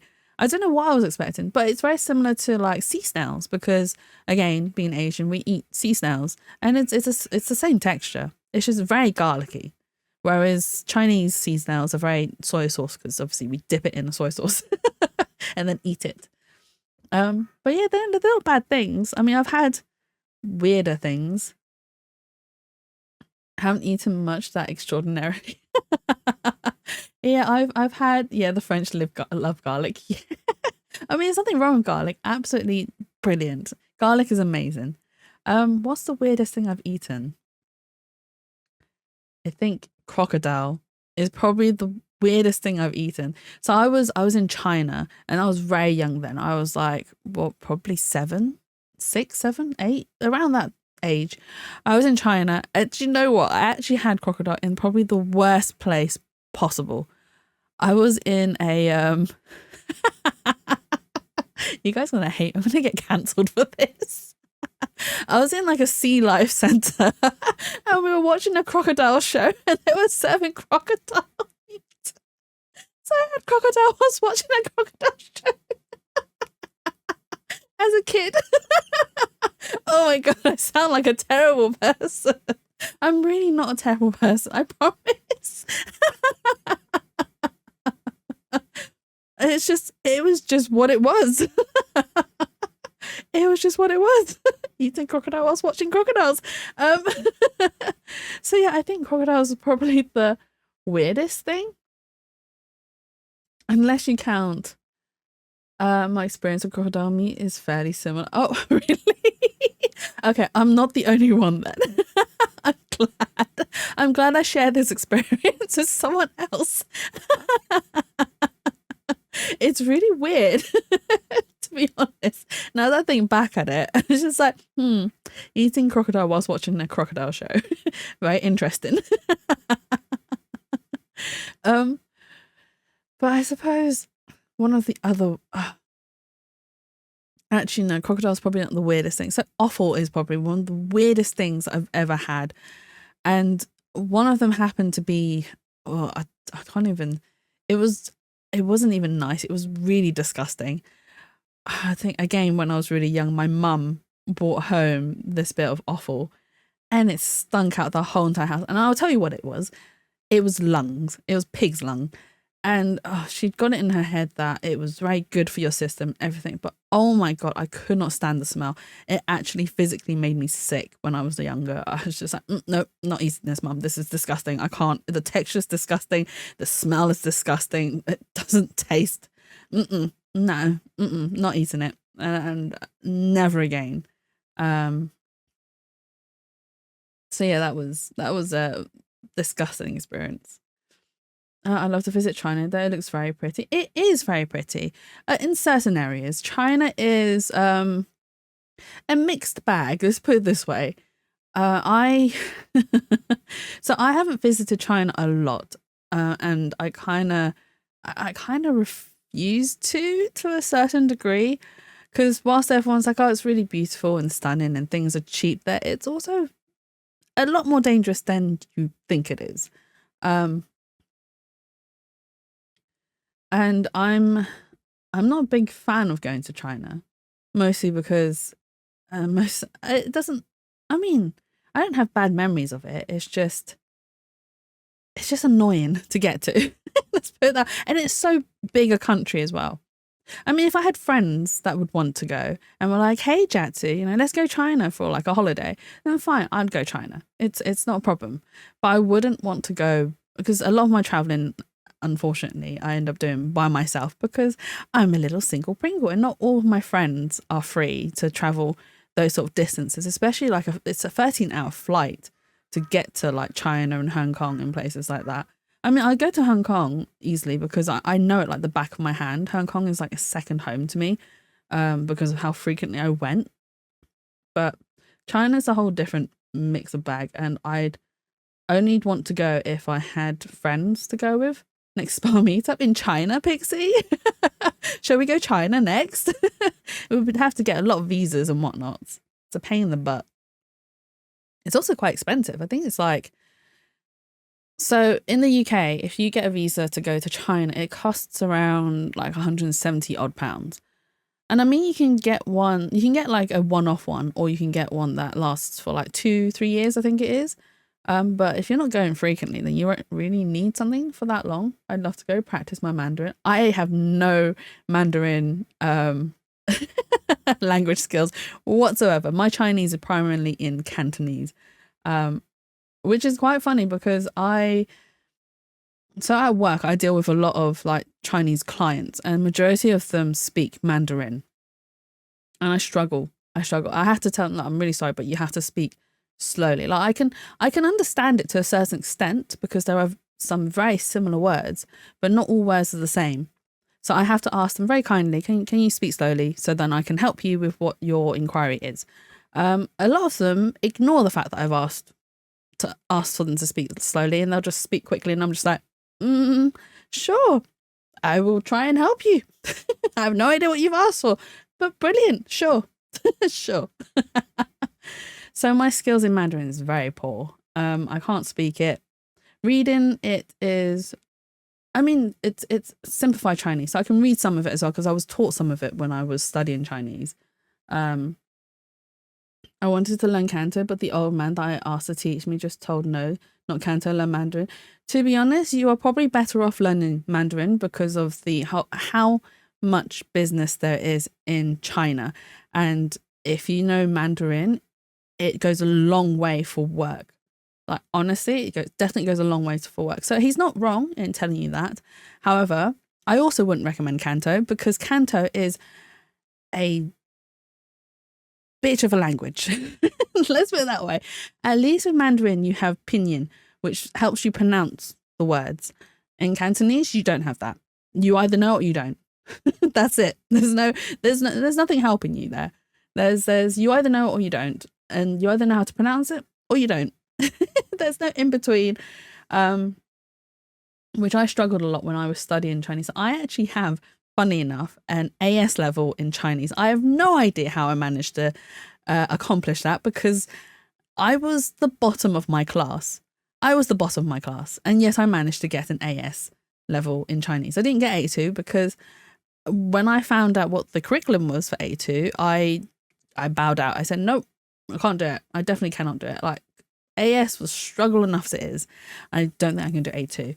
A2 required you to study and learn the histories of China and be able to repeat text, as well as write a whole entire essay about Chinese history. I can barely write a sentence that a 2-year-old can write, let alone a whole entire essay about the history of China. There is no way I am going to be able to do that. Oh.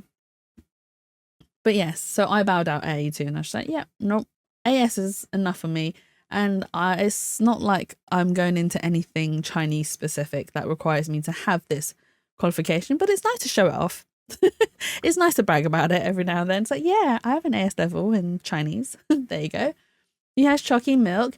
I'm not a fan of chocolate milk. I'm not a fan of flavoured milk unless it's in ice cream form. That's the only flavoured milk I will have, is if it's in ice cream form.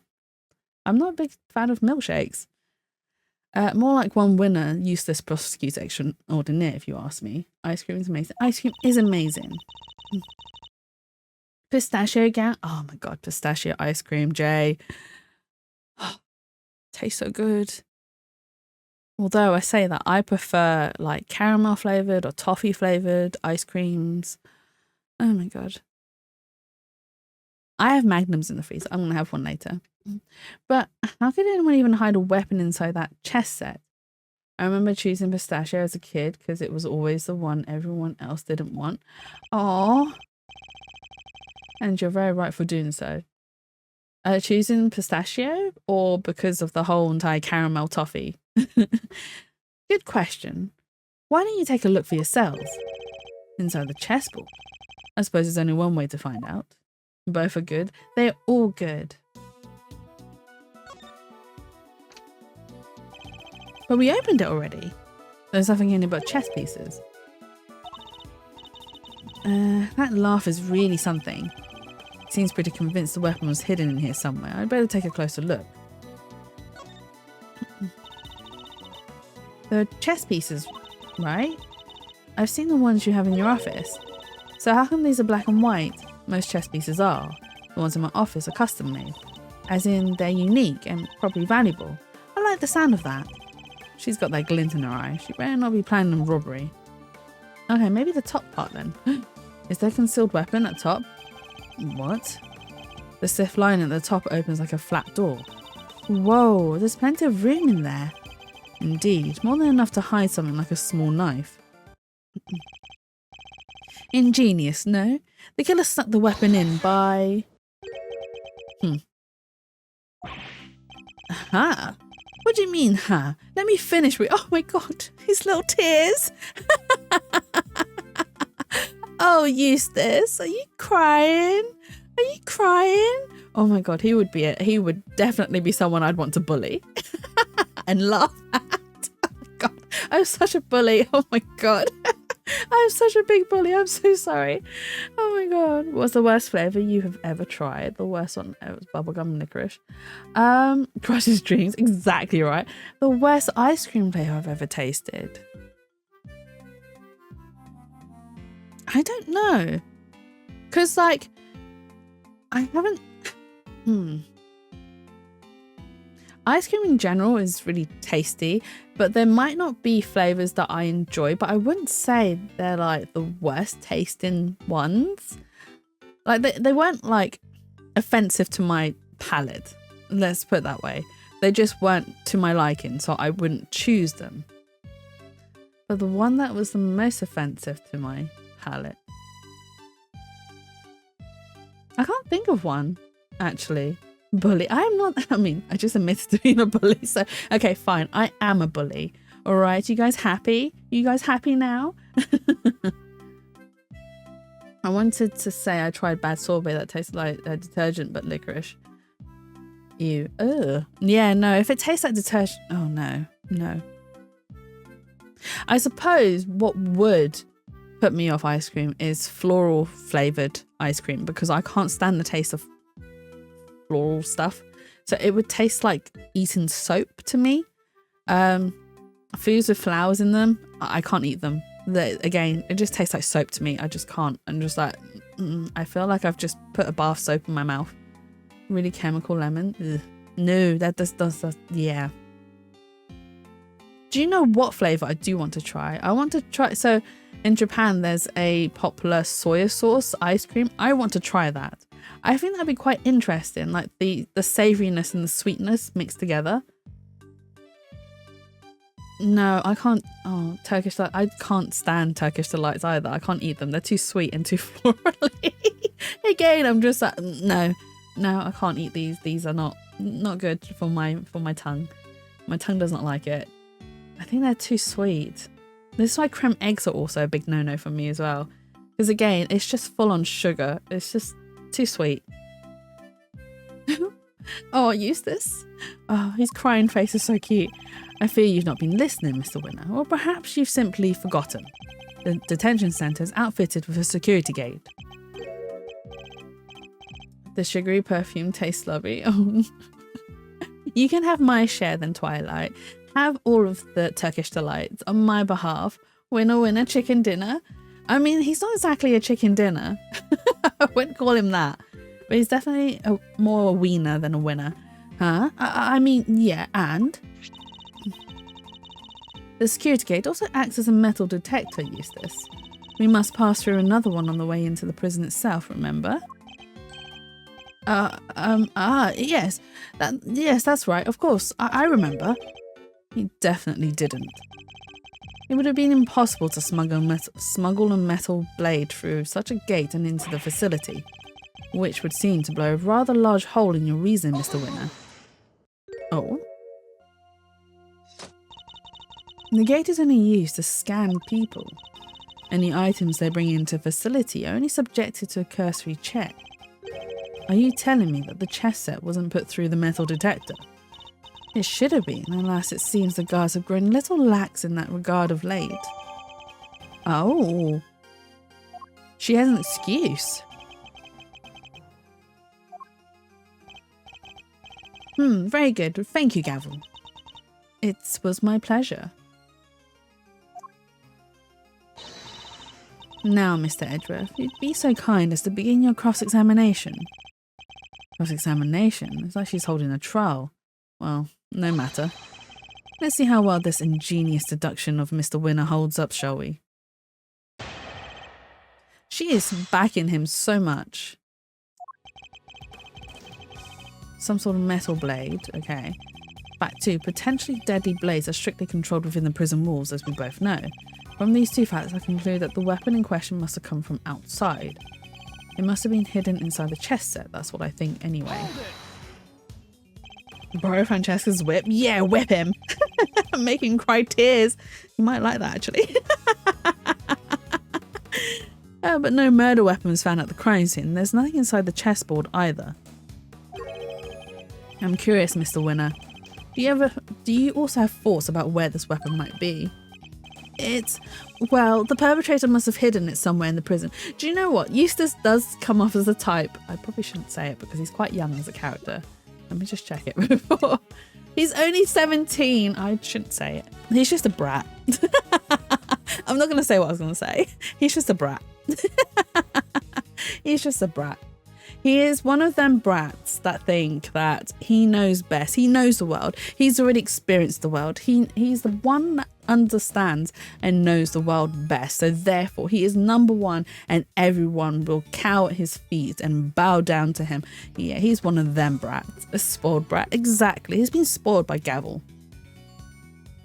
Well, the perpetrators must have hidden it somewhere in the prison. Is there a problem with his claim? There is a problem. They hid it somewhere inside the prison. That seems unlikely. In fact, I can prove that's not the case. What evidence suggests that the murder weapon isn't hiding somewhere in the prison? Why did I select that?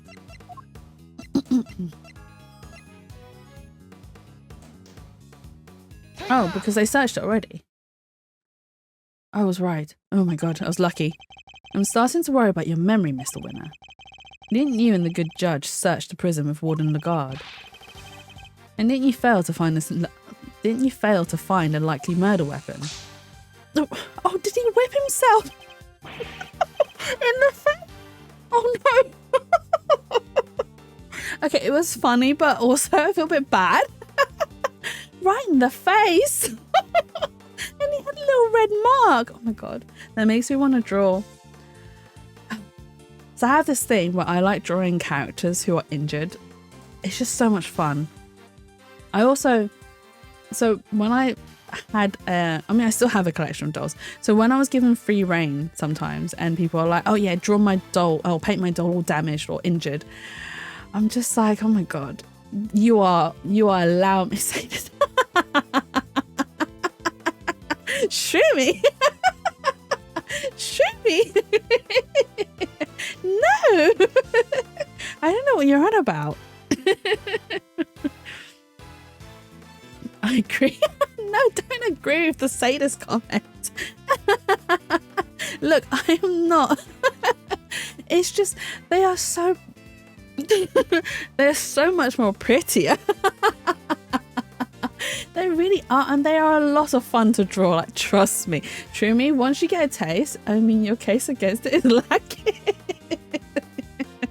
All right, when did chat become judge? Jesus. Oh dear. But it's just so much fun, and especially when I had to do like scar work as well on a doll. Oh my god, that was a lot of fun. And I got to play with like a lot of glues and whatnot to make it like realistic, and that's why I really enjoy chat judging. Never. No, you guys would never judge me, would you? Would you?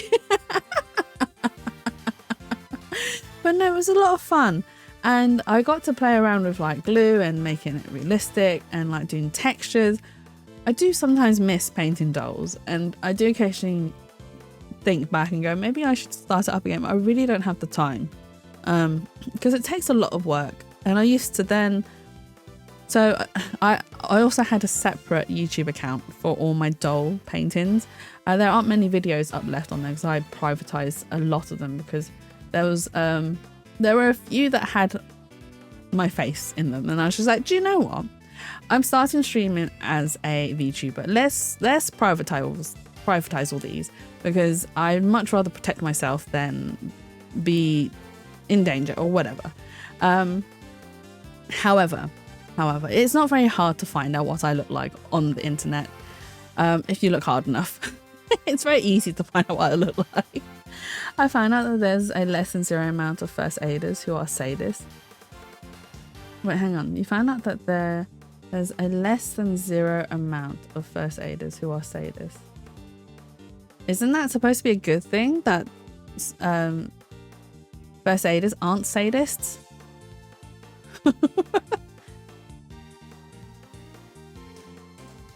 Because less than zero means that there are none that are sadists, right? You can hear my brain ticking. My brain broke. Don't worry, Mia. Mine broke too. Mine broke too. It's just that would mean there'd be none. I mean, that makes sense because I'm not a first aider. I'm not a first aider. I'd like to be, but I'm not. It takes time, and it costs money to get certified as well. Well, yes, but I guess we just missed it, that's all. Wow, way to undermine yourself. You're saying your search wasn't entirely thorough. You, the so-called winning rookie. Stop making fun of me. Oh. You don't recommend it? Really? Is it because of bad experiences with trainers, or it's just not helpful at all? Eustace. Calm yourself. Breathe deeply. Do not allow your opponent to get under your skin. You're right. I'm a winner. Why should I let a third-rate loser like Edge Worthless here get under my skin? He called him Edge Worthless? That's really mean. I'll thank you to leave my name out of this. Wow, I'm Kay Faraday and I'm A-OK. Yeah, you're A-OK, Edge Worthlessness. Yeah. What Edgeworth? Oh, I'm really sorry that you've had bad experiences with trainers. That's not good. Not you too, please. Look, it's simple. Since my first raid investigation didn't turn up any weapon, it means there wasn't one to find, which leaves only one possibility. Use this one instead of Sebastian the Best upsets me. Oh, was that his fan name, Sebastian the Best? Pokemon trainers. Wait, what do we? Oh, we were talking about first aid trainers. I need to search up all of the fan-based names. But Eustace Winner is a good name though, because it's a pun on useless winner. Whereas Sebastian the Best just says that he's the best. Which he is not. The murderer took the weapon with him when he left the prison. That's why we couldn't find it when we looked, obviously. Yeah, but Sebastian is a hot name. Sebastian is a hot name. I actually want to get a tortoise and name it Sebastian. Ideally, I'd want to get one that grows into a humongous tortoise, but I don't have the space for it. And the only reason why I want a humongous tortoise, so then I can grow up to be like that old man who walks his tortoise.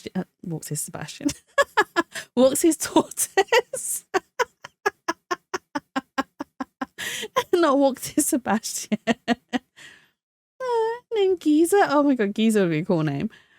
You had a tortoise, Binky? Was it one of those little tiny ones or one of those big dinosaur ones? And welcome in, Binky. I hope you're having a lovely and wonderful weekend so far. What are you proposing? But what you are proposing is impossible. And this proves why the culprit couldn't possibly have taken the weapon out of the prison with them. Because of this, right? Security gate. More memory trouble, Mr. Winner. Now you're forgetting things you yourself said. Are you making fun of me? Again? Oh, his little crying face. They actually take a lot of care to look after properly. He was quite small. Oh, I mean... yeah, I suppose they do, because obviously you have to make sure they have like a heat lamp, is it? Because otherwise they can't digest their foods properly, which then could warp their shell. I did a lot of research. I went down a rabbit hole because I went through a period of going, yes, I will get a tortoise. I didn't in the end. But if I am going to try and keep an animal alive, I would like to do all the homework to make sure that I am equipped with the right information to be able to offer this animal the best life I could offer it.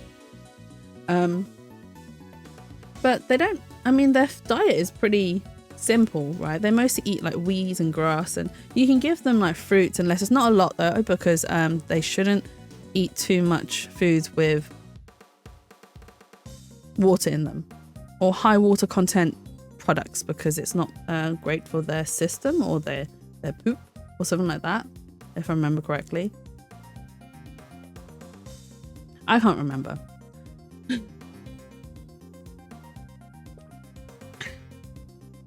My kid's sister was born by a tortoise once. But I was like, born by a tortoise? What? So you have a half human, half tortoise nephew / niece? But bitten. Oh my god, that's really painful because they've got quite a bite to them. Oh my god, is it the are they the next the Ninja Turtles? Sorry, I'll stop. That was a really weird sentence to read. Oh my god. Oh, your kid's sister, not your sister's kid. Sorry, your kid's sister. It's your sister. Ninja Tail. Definitely. Yes, I picked weeds for him. There's websites saying that wild plants they can eat. He loves forget-me-nots. Oh, that's really cute. Yes, they eat a lot of like so it's not just grass that they eat. So they eat like weed flowers as well, which is also really good for them. Which seems really cute for me because you can then also grow like a patch of really good like weed flowers for them to just go through and eat them. And oh my god, just some of the I like watching like accounts of tortoises or seeing pictures of them and like just seeing them slowly crawl around, and I'm just like, you're so cute, you're so adorable. Oh, so you remember what I said. But perhaps you might have been better served by remembering this. They are very cute. What's this? Wait, does he seriously not remember? It would certainly seem that way. There's a security gate at each of the entrances to the detention centre and the prison proper. Coming from the prison, anyone leaving the facility would have had to have passed through both of them. 2 gates, both fitted with metal detectors. Oh, wait, now I remember. It looks like he got his memory back. So, as you can see, there's no way anyone could have taken a weapon out through both gates. And therefore, there's no way the murder weapon could have left the building. Oh no, he just hit himself in the face again. Oh my god, that red mark. Maybe I am a sadist. Oh no. Oh no. In which case, Mr. Edgeworth, perhaps you would care to tell us where you think the murder weapon might be. It is still here on the premises. That's the only plausible conclusion to be drawn. But we searched the prison from top to bottom and couldn't find anything. Because you were never going to find anything to begin with. Not when you were labouring under the misconception that it's a blade you were looking for. Yeah, we know the truth about what happened to Mr. Knight. We've seen it with our own eyes. And it's quite a claim. I assume you have the evidence to support it. Self-discovery with Chatsu. I mean, why not? Why not? It's always a good thing when you discover yourself or have help with discovering yourself. What is the weapon that was used to commit the crime? Take a look at this, Judge Gavel, and the weapon used in this case will become clear. Oh, are we going to show her this? Take that. The tape? Oh, we are. This is footage taken from a security camera trained on Knight's holding cell. Now watch it for yourselves and see.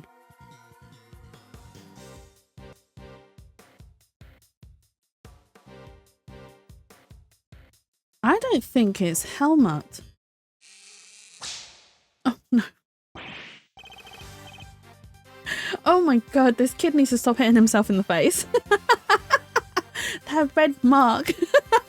I just want to draw it. I just want to draw it. I just want to draw my characters with red marks all over them. Oh my god, I'm so sorry. I'm so sorry to all my characters. I apologize to all of my OCs. But how? This footage captures the moment the victim was attacked by a black dog. More than sufficient proof of how he really died, wouldn't you say? Yes, it is certainly significant. So now we know that Knight was in fact killed in his cell by a vicious dog. The dog that moved the victim's body to the prison workshop post-mortem. We know this thanks to an eyewitness who saw the dog in the workshop when the body was discovered. Of course, I think we can all agree that there is no way the dog could have planned such a crime itself. Indeed, I fear it may be his handiwork after all. Oh, she overruled us. That's quite enough of that, Mr. Edgeworth. Judge Gavel. You are correct that this footage is an important piece of evidence, but it also raises an important new question. A question that I suspect you have also been asking yourself. She's right.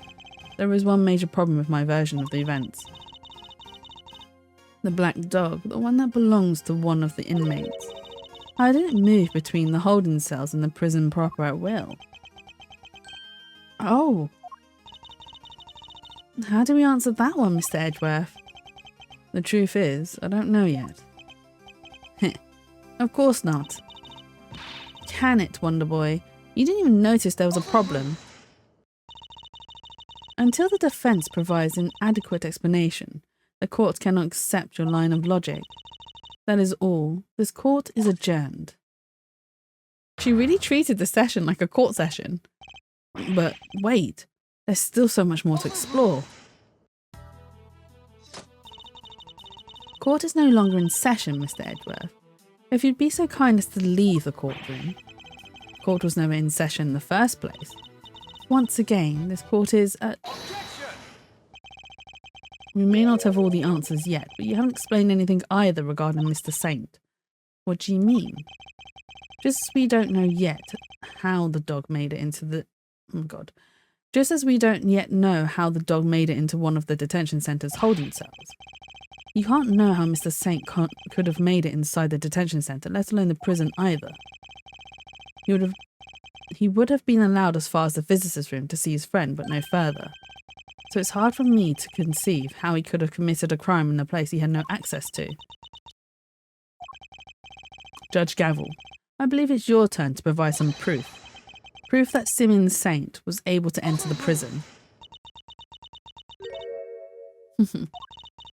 You wish for the court to provide you with proof? Highly irregular, but very well. What? Do you actually have something? Now seems like as good a time as any. And I suppose you've been kind enough to share your own theories on the case. What's she building up to here? Mr. Edgeworth, I suspect you don't know what Mr. Saint does for a living, so allow me to fill you in. He is a circus performer. Wait, what? He's a circus performer? A what? Yes. Perhaps you've heard of the Very Big Circus. He works for the Very Big Circus?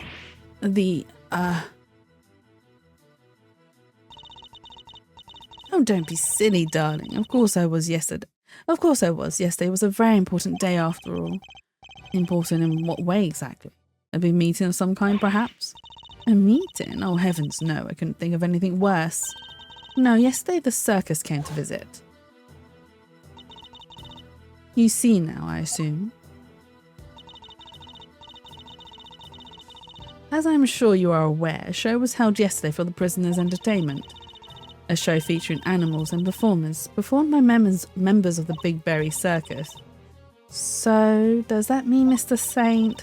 Yes, Mr. Saint was allowed inside the prison as part of that show. A fact that has been confirmed beyond reasonable doubt. Ooh. She held on to that fact until the last possible moment. She let me run my own theory, and only afterwards did she use it to reveal the truth. Now you know how it feels, Edgeworth, because that's how Phoenix feels every single time. Wait. But out, Gavel. I have him right where I want him. Forgive me, Eustace, but if I may, while the particulars of the suspect are indeed fascinating, don't we have something a little more impressive to share with the prosecutor? That must be why she steered him into a different topic back then too. Oh, his laugh, it is kind of weird, because his laugh is, yeah. What is that laugh? A bit like Candace's, I got you, didn't I? You third-rate prosecutor. This has nothing to do with you. Gentlemen, the court is well and truly adjourned. If I may offer a word of advice, Mr. Edgeworth. That laugh sounds like mine. Yeah. Your conduct as a prosecutor is already in question. You do well to remember that you were removed from this case for that precise reason. What are you trying to say? That the committee reserves the right to confiscate your badge at any time. Should you wish to retain it, you do well to avoid crossing paths with us again. Is that a threat? The goddess of justice is compassionate, Mr. Edgeworth, but she is not endlessly forgiving. Oh, and one last thing. You are no defense attorney. Abandon this foolish pretense. Thank you for your concern, but I do not abandon anything. What I start, I finish. Well, you do that line. I finish what I start. I will tell you a story in a minute. Well, do try to remember that the two jobs are not one and the same, and that a defense attorney is expected to develop something of a bond with their client. Next time, finding out your client's real occupation might be a good place to start. Now, I really must be going. May the goddess of justice watch over you all. So my story with that sentence, I finish what I start. I had a disagreement with someone at work, and so basically I'd set everything up in place and in ready for them to just do one part of the process, just one tiny part. They didn't have to do any of the legwork or anything else. I'd done all that. I'd done the legwork. I put everything in place. I made sure everything else was in order, and they just had to do the one final part to set things in motion. They in the end did not, so they got told off for it. And then in response to being in trouble for not completing their task because it was their department, I did everything else that was not part of my department, by the way. It was someone else's department, and I set everything in motion, in place, and I literally just needed them to do that one thing. One simple thing. So in response to getting in trouble, they then emailed me and said, you should finish what you started, which got them into more trouble because they decided to copy my boss in on the email thinking it was a brighter. I didn't even copy my boss in. It wasn't even me that did that. They did that themselves. They copied my boss in to tell me that I should finish what I started, which then my boss turned around and said, well, actually, this is your department's work. You should be picking this up, not Jatsu. But because of that email, I was really close to replying back, and I probably would have gotten in trouble if I had. But I really wanted to turn around and say, well, should I just do a U then and start nothing so I finish nothing? Which was very tempting to do, but I held myself. I stopped myself. I was just like, nope, can't do it. Because if I do that, I'll be the one in trouble. I'll be the one who will get told off for being unprofessional and not being a team player. But I didn't have to do that because the idiot got themselves into trouble by including my boss and telling me that I should finish what I started when really it's their job. That'd not be a good thing to do. It really would not. But I would have got so much satisfaction out of it by just being, or just do you and start nothing so I finish nothing. Oh dear. There's so many times at work that I get in so much trouble because of, I mean, I don't get in trouble because I don't say the things I want to say it, but I don't, because I know how to conduct myself professionally in a work environment. I just rant to my friends instead. I'm like, this butthole of a person. I hope they step in a puddle and get a wet left sock. Ah, yes, being professional. Yeah. It is annoying that I have to be, but unfortunately, like I said, we all have to conduct ourselves in a professional way because of the environment that we work in. You work in healthcare, oh my god, even more so in need of being professional, Mia. And sometimes suppressing the urge to yeet someone is hard. Oh, I totally understand. So recently, I've been involved in some other projects, and oh my god, this person that I'm dealing with, they are so annoying. They are so annoying. They are so entitled. They literally, every single time they email me, they're just like, well, I have to do all this and I have to do all that. It takes me ages to find all this information. You need to supply me with the correct information. And it's like, I would like to supply you with the correct information. However, I only have what I can give you. I cannot supply you any more. And plus, you're not the only one that has to do work around here, okay? I have to do a lot of legwork too. I have to do a lot of research and digging and investigating. You are not the only one, okay? And your project is not the only thing that I have on my lap right now. I have other things to be getting on. I work with the director of the company. I work closely with them. Anything that they don't want to handle, they pass down to me, which is a lot of things, by the way, okay? Because why? I am one of the people that he can trust. One of the only people he can trust, and that's why he passes me a lot of work to do.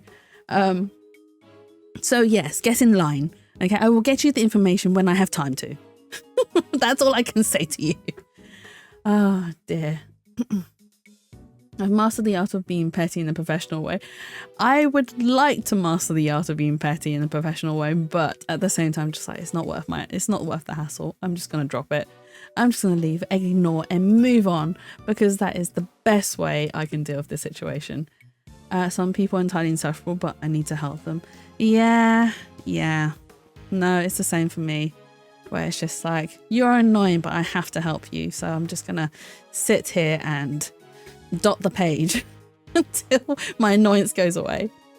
So Simeon lied to us, and not just to you two. Go took me for a ride too. What's his deal? Whoa. You're not having second thoughts about all this, are you, Milesy boy? Sure, Judge Gavel's a tough cookie, but that doesn't mean you can just give up the ghost. The defense never rests, as a wise man once said, and that goes for associates too. Don't worry, Fender. I have no intention of resting, nevertheless. Our assumption that Mr. Saint couldn't have entered the prison has been proven false, which means we'll need to restart our investigation from square one, I'm afraid. To be continued? Dun dun dun. Save, yes. And we are going to continue. Because we still have, what, 1.5 hours? Yeah, let's go. We can get lots done. I say that, and then I'll leave us on another cliffhanger. Detention Centre. 2,000 hours later. I do not have the stamina for 2,000 hours, Mia. I can tell you that now. I do not have the stamina for that. Yeah, extremely long cases again. Yeah, I mean, we completed the first chapter in one stream, but I did extend the stream quite a bit. But I don't think I can extend the stream today. But no buts, Mia. 2,000 hours is way too long.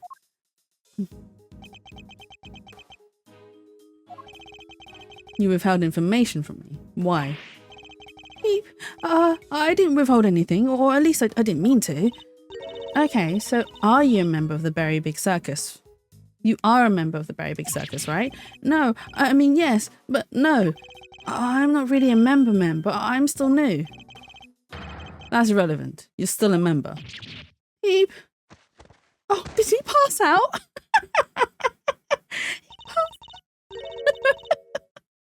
Oh, Simeon. He got told off and passed out. Oh my god. Oh dear. That is an 84-day stream. Yeah. 84 no, I am not doing 84 days of stream. not like consecutively. I call a trained first aider. Twilight, we need you. Simeon needs your help. Oh dear. Oh, I mean, he was talking about Gummy's arms last time. He was like, is he gonna crush me in his arms? I was just like, Simeon, why? I mean, I wouldn't mind being crushed by Gummy, but 84 consecutive days. That's too long of a stream. This is why I applaud anyone who does like the subathons, and they go for like absolutely like, especially those that just don't take like a breaks in between. I'm just like, wow, you guys have stamina. I do not. I am old. I do not have that kind of stamina. I'm too old for this. Let's try this again. Why didn't you tell us? Because it would have looked so suspicious. Me being performer in the circus show, me being friends with Bronco. I thought that if anyone found out, nobody would believe I was innocent. Not even you, Kay. I thought I made it clear that I believed in you. But when you stare at me like that, I get so terrified. You're a real smooth operator, aren't you, Miles? Any other client scaring tips you want to share? You're really not helping Fender. And at this rate, it sounds like we really need to question him about everything all over again. So, what do you do at the circus, Simeon? I'm an animal tamer, kind of. I'm still learning the ropes. Wait, does that mean he's learning from... Oh, low battery? Oh, hang on. Let me change my containers. Controllers over. Containers? Oh. That means he's working with, what's her name? Oh my god. She's very cutesy and blonde, and she's also an animal trainer. She was in... Oh, what case was she in? I know what case she was in, because this is the case where the bloody puppet made me sing. The bloody puppet made me sing really bad lyrics. Oh, we'll find out her name. That's so cool. Do you get to train lions and tigers and bears and stuff? Lions? Tigers? Bears? Oh my, no. I work with this little guy. Oh, it's this bloody monkey. Jatu is out of containment. Do we have a protocol to follow? There are no protocols to follow. It is freedom for Jatu. I'm going to run wild. I'm going to run absolutely wild. In a very calm and quiet manner. Looks pretty tame already to me. So you're not exactly a tamer. More like one of those old-timey organ grinders. Oh, the monkey's there. Oh my god. His ponytails. For the monkey to grab onto. I did wonder why he had the ponytails. Now it makes sense. The monkey holds onto his hair. Oh my god. Simeon's into hair pulling. Oh god. I shouldn't have said that. Oh no. Not now, money. I'm trying to... Oh, you little scamp. Oh my god. That's sus. No. I was only spitting facts. I was just saying facts.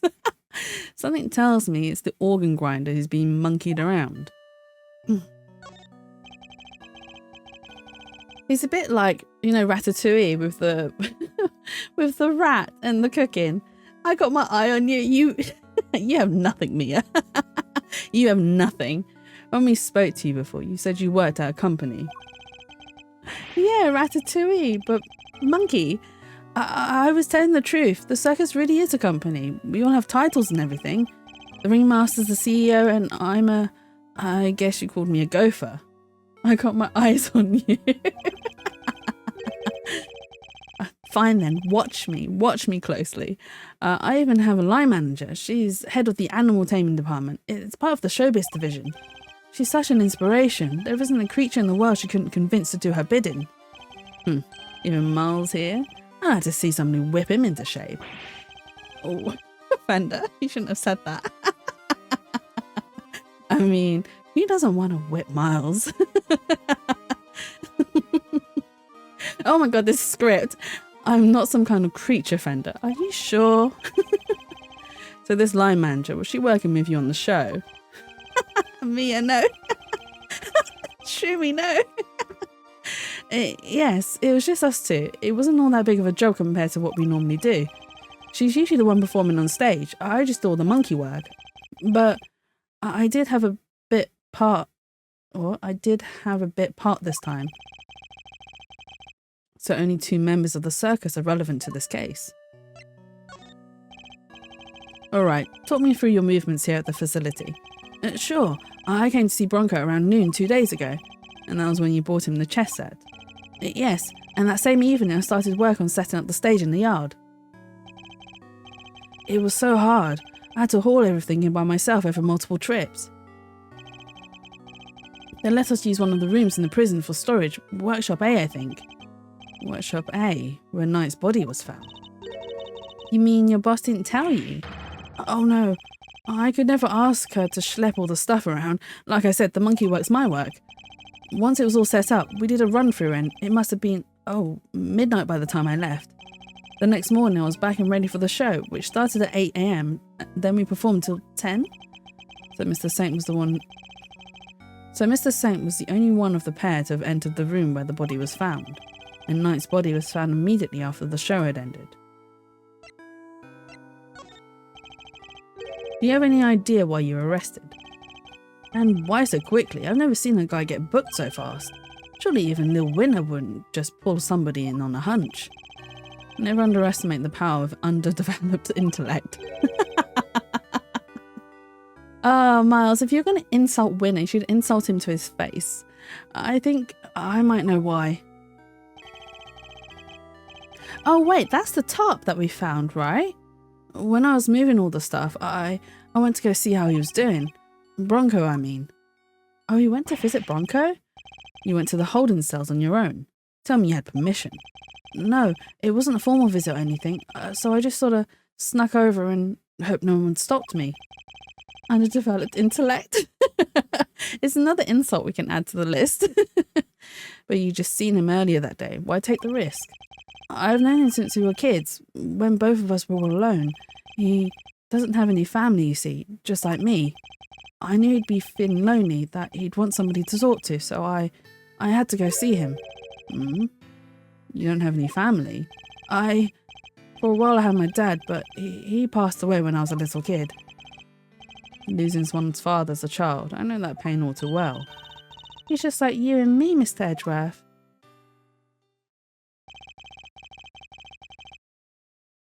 Oh, Mia. A lot of characters lose their dads in this story, which makes a difference to losing their mums, I suppose. There was nobody else nearby when you went to see him. No, the other holding cells were empty and I didn't see any guards. Huh. Well, somebody must have seen you or you wouldn't be in there. Oh, no. I messed up so bad, didn't I? No. So the assumption is that something happened while the two were alone together. Thank you for the hydrate, Mia. Ooh. Let's hydrate. Ooh. Oh no. Oh my god. I'm getting things everywhere. Stretch! Oh, and a stretch. Thank you for the stretch.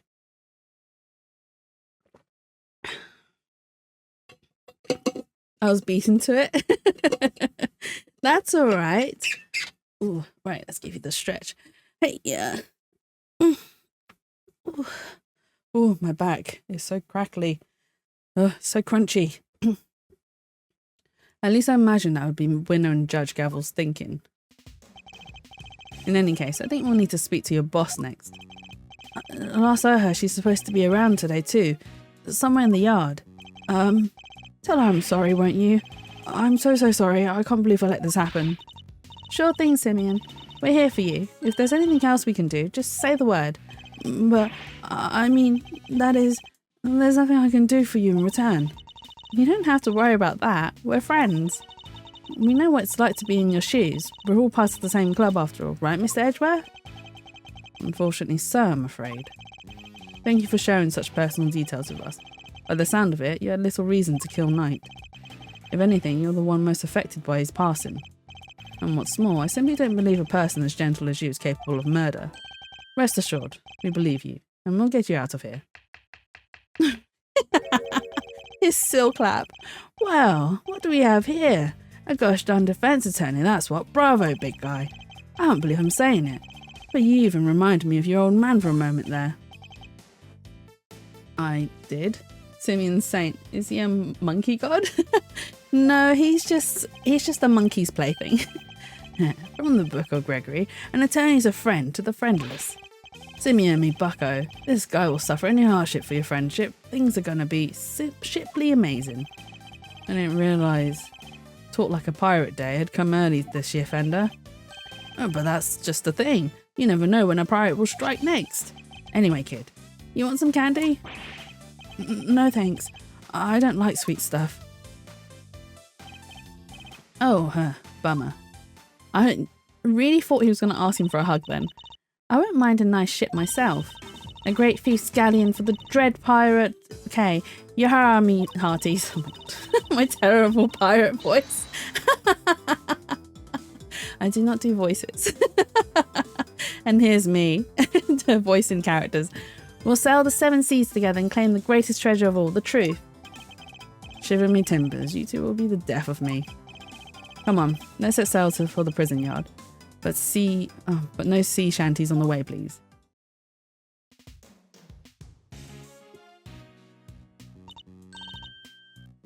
Look, the shutter's open. We can go to the yard. That's the way out to the yard, I believe. Let's go take a look. Come on, what are you waiting for? Someone's excited. Let's go. And we get to discover her name, because I've forgotten her name.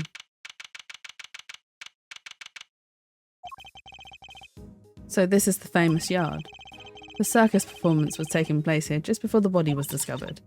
Check it out. It's like the backdrop to some epic festival. Was she discovered? Most of the prisoners were assembled here when the body was discovered, which means that anyone who saw the show has an alibi. But Simeon has an alibi because he was part of the show, right? Why no sea shanties? I don't know. I don't know why Edgeworth doesn't like sea shanties. I actually quite enjoy them.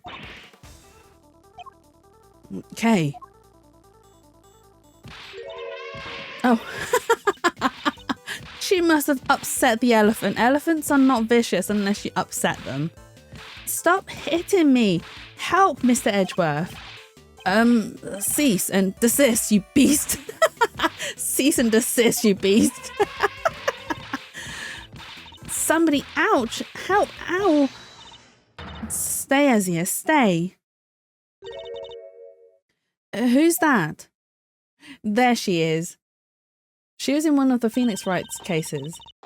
She had a lot of crushes. Well, not her specifically, but a lot of men in the circus had a crush on her and all tried to marry her. And there was a murder case where her father was murdered. See, everyone has tragic dad stories in this game.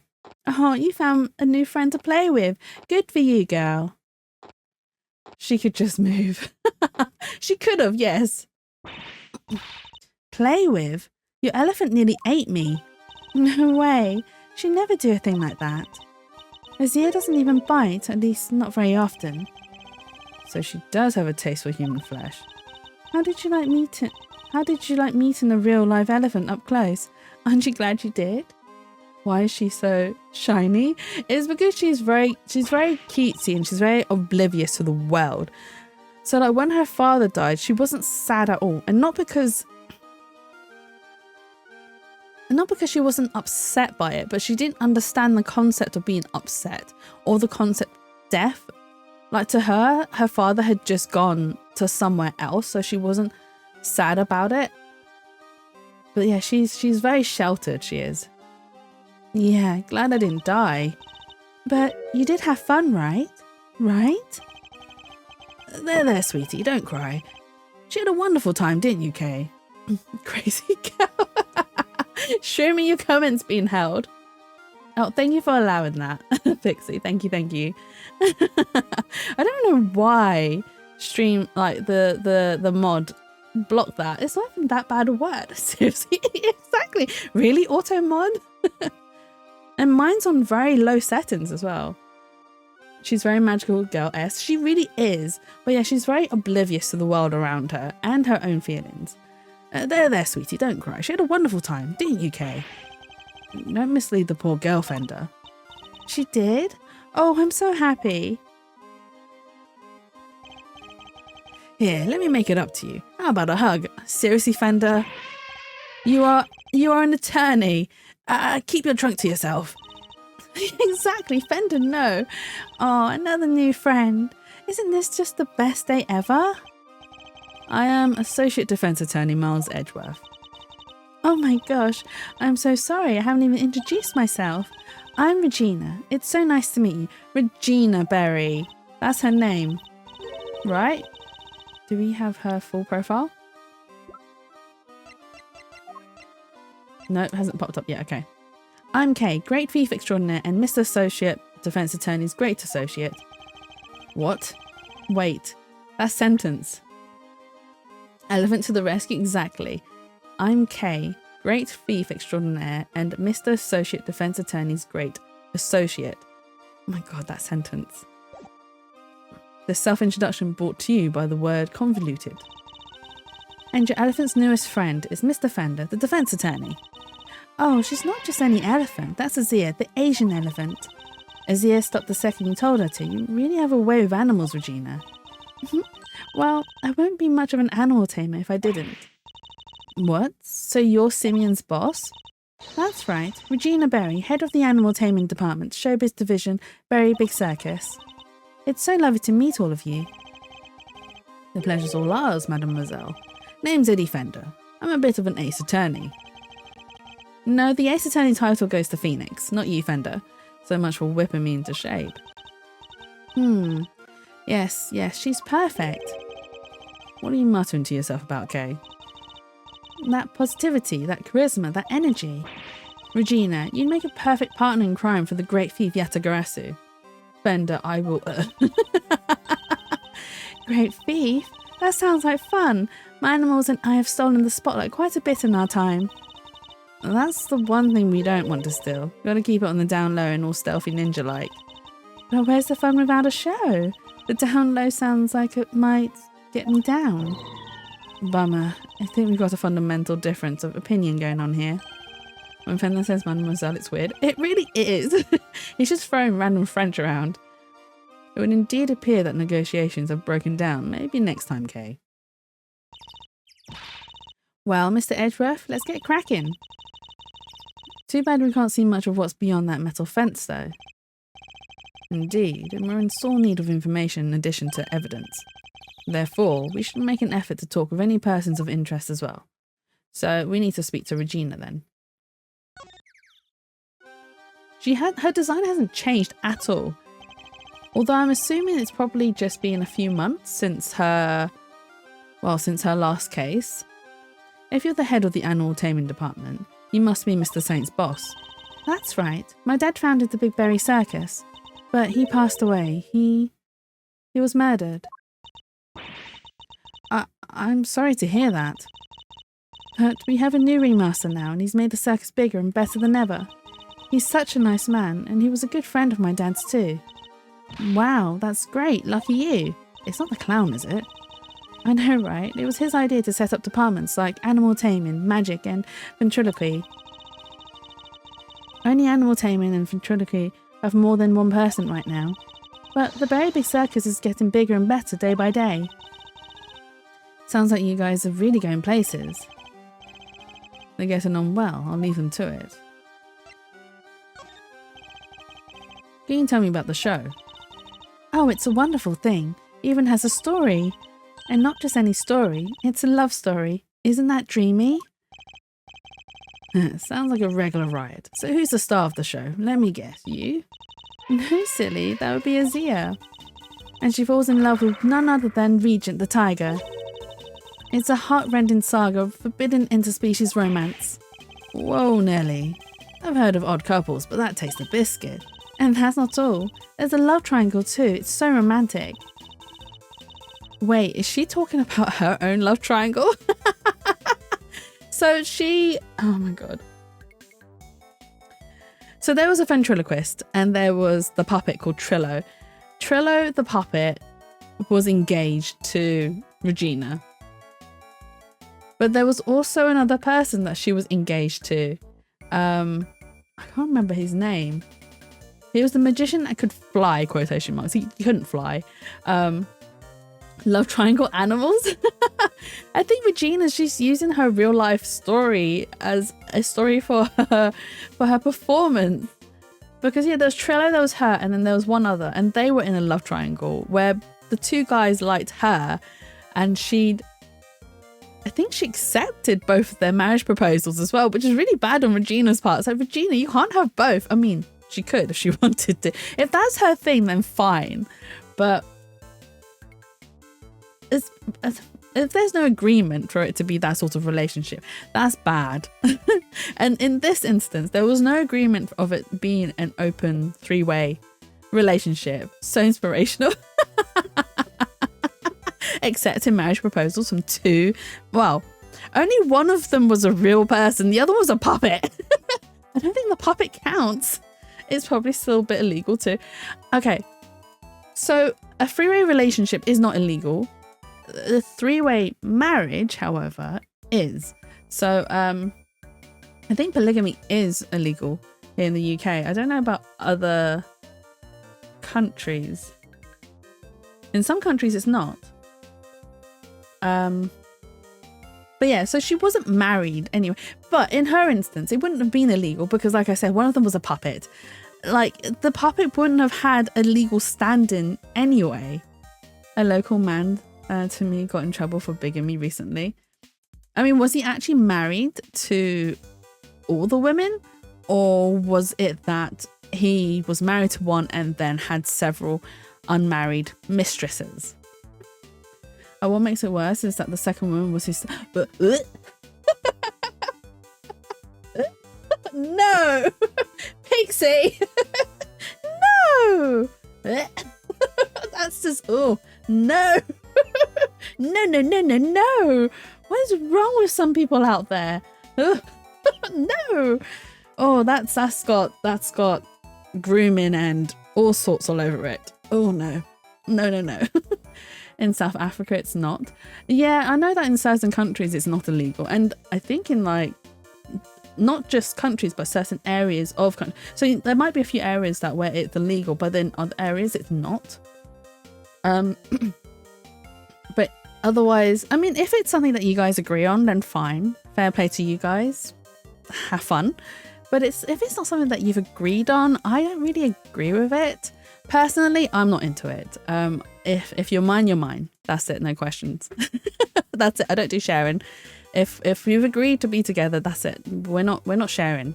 No. Jazzy doesn't share. I am possessive, and I will have you. I will have you.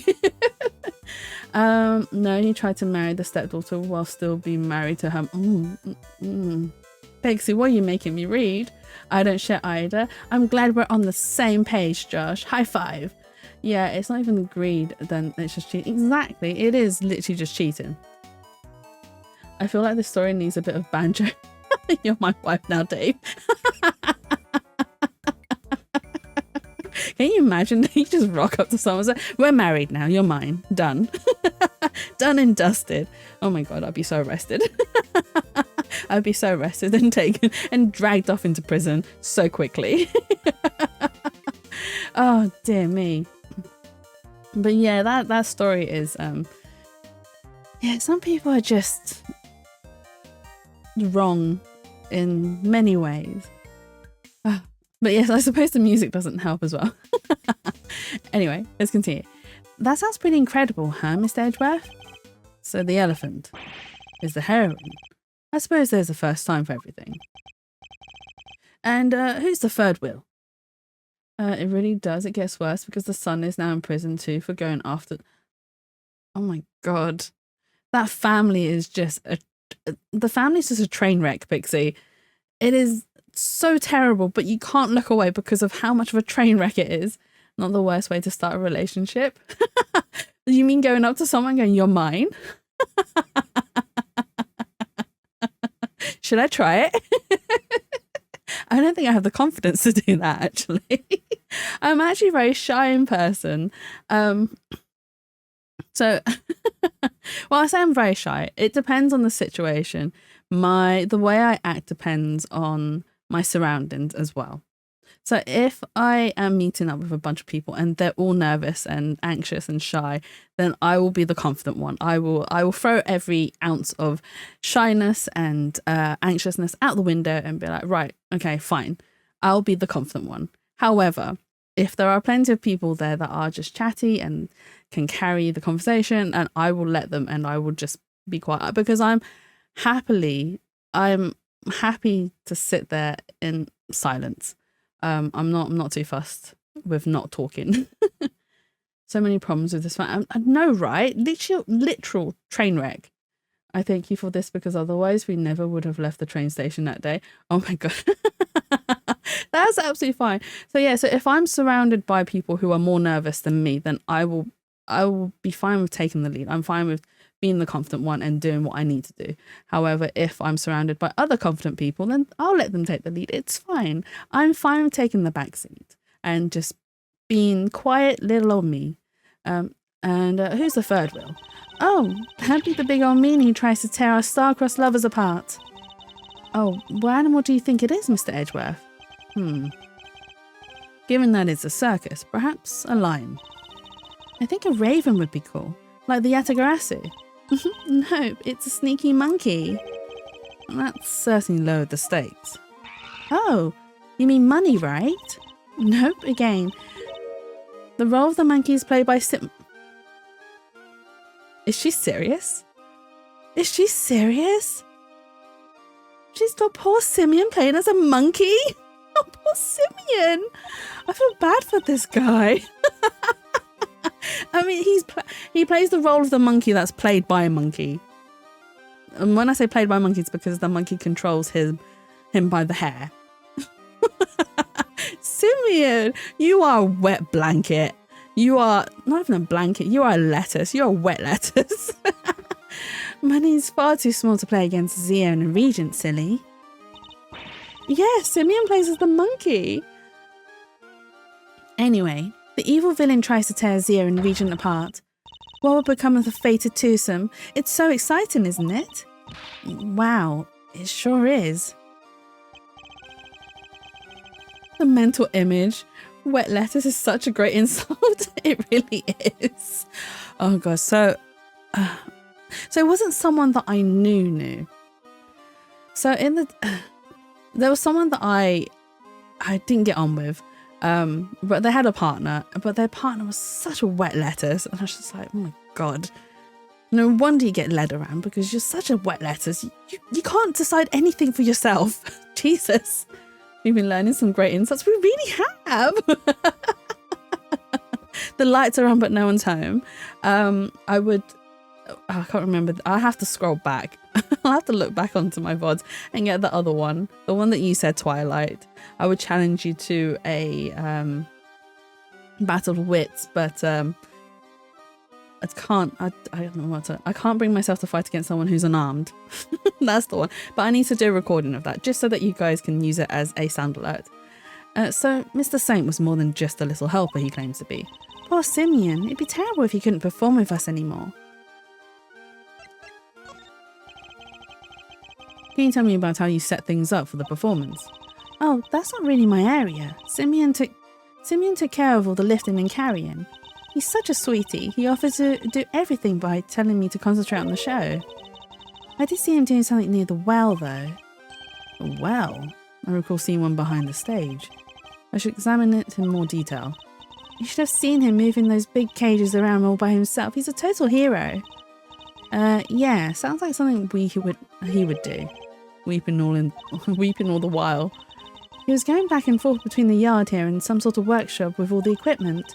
The prison gave us... oh my god. I cannot read this. The prison gave us special permission to use it for storage. But he was the only one who went down there, so I don't know much more than that. The workshop must be the one where Knight's body was found. I guess this confirms that Mr. Saint was the only performer to have gone into Workshop A. I will challenge you to a battle of wits but refuse to fight an unarmed opponent. That's the one. Thank you, Twilight. Yes, we have lots of insults today. Well, that sucks. All we're getting is information that works against us. You have to help Simeon, Mr. Attorney. We're all counting on you. Just leave it to us. You may not look it, but Mr. Edruff knows how to get things done. And what exactly is he may not look it supposed to mean? Okay, so we're going to check out the well. There it is.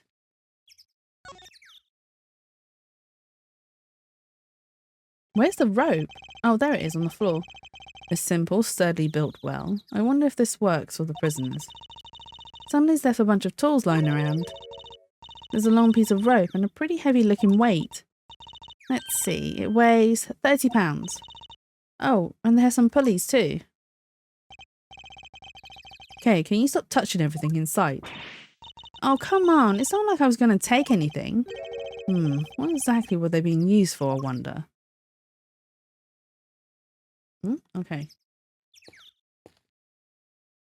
What's he just standing here for? Ah, Mr. Attorney, sir, and how are you today, if you don't mind me asking? Today? We just talked to you earlier, Mr. Sowett. Oh, heavens, I do apologise. Why is there a well in the prison? Yeah, why is there a well? I mean, it's got a cover on it, so it's not like anyone can use it. But it's interesting. And the fact that Simeon's was kept on going to the well is questionable. Ever since I came to call this place home, I've been working on my interpersonal skills, you see, in order to be as annoying as possible. I'm currently helping out with the circus show's stage teardown and cleanup. But if you have need of me, I'll do my utmost to help. I'm just chipping in and doing what I can, model prisoner that I am. Yes, my stay in this prison has seen me reborn, the Frank Sowett you see before you was a changed man. A changed man? Who now targets the recently deceased. No, you misunderstand. That was just a moment of madness. A moment of madness? You're a disgrace to all thieves everywhere. Hey, you're right, of course, I can't deny it. I still have a long way to go. As a thief. Anyway, as you can see, I have a shiny new bracelet now. So it's the straight and narrow for me. Like I say, I'm a model prisoner. Not that a real model prisoner would need to keep telling me that. I'm doing everything I can to prepare for my eventual return to society. Yeah, you even skipped the show to focus on your training, didn't you? That's right. Only 2 inmates were absent, Sowett and Canis. Why didn't you tell us about Mr. Canis sooner? Look, I don't think there's an inmate in this prison who'd talk about him if they didn't have to. Well, you could say he's the real one in charge around here. This guy again, where's his second glove this time? He never got the second glove back, Cooper. It's still in the crime scene. It's still there, covered in blood. Well, you could say he's the real one in charge around here. As much as this guy's head looks funny, this scene, like this drawing of him, is amazing. I love the shape language, the flow of the fabric, the composition, and like just everything about this drawing is amazing. And then like the fact that it's not straight on, is like it's tilted a little bit as well to give you that. Is it the third? Yeah, it is. He takes up a third of the bottom screen, essentially. It is a very well done drawing. Yeah, but there was enough time for him to get new gloves though. He's a prisoner, Cooper. He doesn't have that luxury. If he loses a glove, that's it. That's the glove lost forever. You didn't hear it from me, but well, I guess it comes with being the fixer. The fixer? Yes, anything you need, he can get it for you. Oh yeah, I forgot. He provides you for everything outside the prison. But how does he get away with it? I'm not sure, but he's the only one who does it. I heard he has a secret way of getting things into the facility. I imagine being the fixer falls kind of certain privileges. Not that I concern myself with such things anymore, of course. I'm far more interested in perfecting my mud pack application technique. One of these mud packs exactly. They're a special type of mud treatment, rich with minerals. It works wonders on their coats. I've been practicing on the animals here in the prison. I hope to treat them all eventually. Speaking of mud, that reminds me of a certain piece of evidence. Maybe I should try presenting it to him. Oh.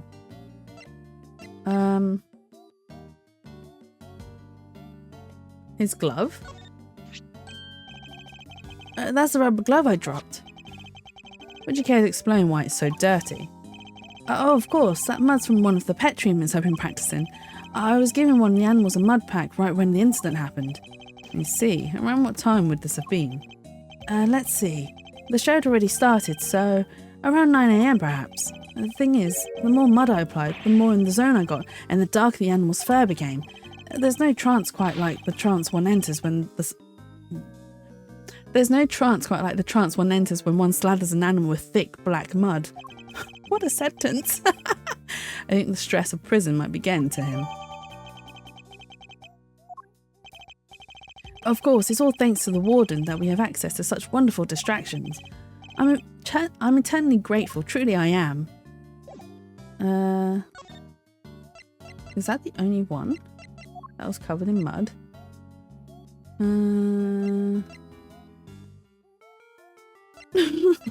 What's with the ... Shroomy? Okay, I think that's the only thing we can ask of him. Oh, we can check out the stage. This must be the stage for the show. Do you think people would be interested in the Great Thieving Show? I'm sure the police would be very eager to attend. Oh, okay. Oh, what's in the basket? A wicker basket, or rather a cart given the wheels. Oof, smells like animals. I suppose they must have been using it to move things around. Hey, wouldn't it be fun to hop in and race it down a hill? You question Sowit? Oh, the trance with the mud? I kind of get it. It's sort of like my my therapeutic dishwashing moment. Oh, you know what else would be fun? Racing down a hill on office chairs. That is fun. Also very dangerous. Oh my god. I went away with some friends and there's no office chairs involved. We found a hill, so we decided to roll down it. But I decided against it last minute. I was like, you know what? No, I'm good. And then a couple of my friends rolled down it and then I walked down to meet them and then they were like, do you know what, Jad? It was a good idea you didn't roll down. And I was like, why? They're like, it's covered in nettles. So they essentially rolled across a bunch of nettles and oh my god, they were so, like, they had so many rashes on them by the end of the day. Well done, past Jatsu. Well done for thinking ahead and not rolling down the hill. Where did any of that come from? Is there? Oh, maybe we can enter the power room? This door appears to be locked. Want me to open it? Can't guarantee anything, but I'll certainly give it a try. No, if we deem it necessary, we'll simply ask for the key. Smart too? Exactly! I am smart, with my smarty pants. Spoil sport. That could have been my chance to shine. You're free to shine somewhere else, but you're not making an audience out of me. Okay. Why is there a dead fish in the pond? Hey! Who are you shouting at? Ponds like this usually have goldfish in them, right? I want to see if they'd come say hello. I only see water striders. Hey, water striders are cool. They can walk on water like ninjas. Whoosh, whoosh. Man, I wish I could do that. Smart, smart, smart. Exactly. So much for the goldfish. But there's a dead fish like there. High voltage. Oh my god. Have you guys heard of The Darkness? They're a band and they had a song with the words or song lyrics, high voltage. And I love them. They're a good band. They're funny. Danger, high voltage. I never saw one of these in real life. Hey, that must be the fabulous garden outside the warden's office over there. Ah yes, Warden Lagarde mentioned being able to see it from her window on the detention centre side. Wish this dumb barred metal fence wasn't in the way though. I thought it was all one big yard. Given how protective the warden seemed for a little bit of earth, I imagine it's a bit riffraff. It's to keep riffraff like us out. There you are. Oh, who said that? Oh, it's Lagarde. Never heard of them? I will link them in the spa, Shroomy. They are a fun band. Regina Cupcake. Oh, Warden Lagarde.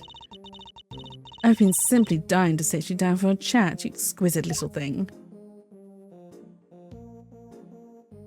Oh, we can talk to Lagarde. I don't really want to talk to Lagarde. Do you mind if I ask you a little about the prison? Oh, not at all. This place is my pride and joy, my home. Sure, it was a prison when I first arrived, and it was awful, an utter disgrace. Awful? What do you mean this prison worked? Did you mean the prison was unruly? I most certainly do not. They're angels, every one of them, and there always have been. No, it was the ambience that was awful. What ambience? I fretted, I brooded, and then it hit me. The animals, if anyone can brighten up the place, it was them. It's nice having them around. Isn't it just? And now look at my fabulous little family. Is the fox around her neck alive? Oh my god. I literally thought it was a unalive fox scarf. I did not realise it was alive. Why, my darling, Frankie's the very picture of rehabilitation. Except when he's rifling through dead men's pockets. We have so many success stories among the family, but darling Frankie really is a marvel. He's thrown himself into his vocational training and is always the first to volunteer for everything. What, and your other model prisoners don't do that? Of course they do, my dear, of course. They're all such triers, such doers. It's just that Frankie, let's just say he knows what's good for him. What exactly does she mean by that? Anyway, he's a very good boy. So do try to be nice to him, won't you? Loud, soaring music, great leaping animals, the very big circus truly has it all.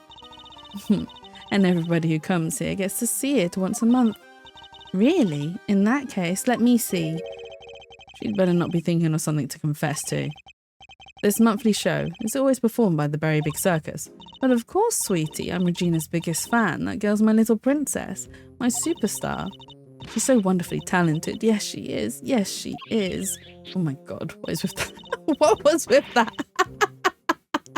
Why did I read it like that? Oh my god.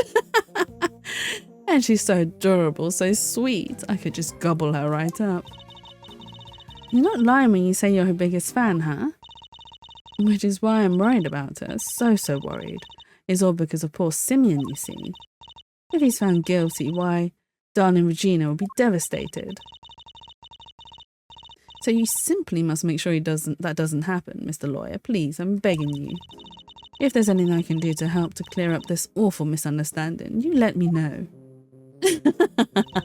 Don't smirk at me, Shroomy. Regina, darling, you put on the most splendid show for us yet again.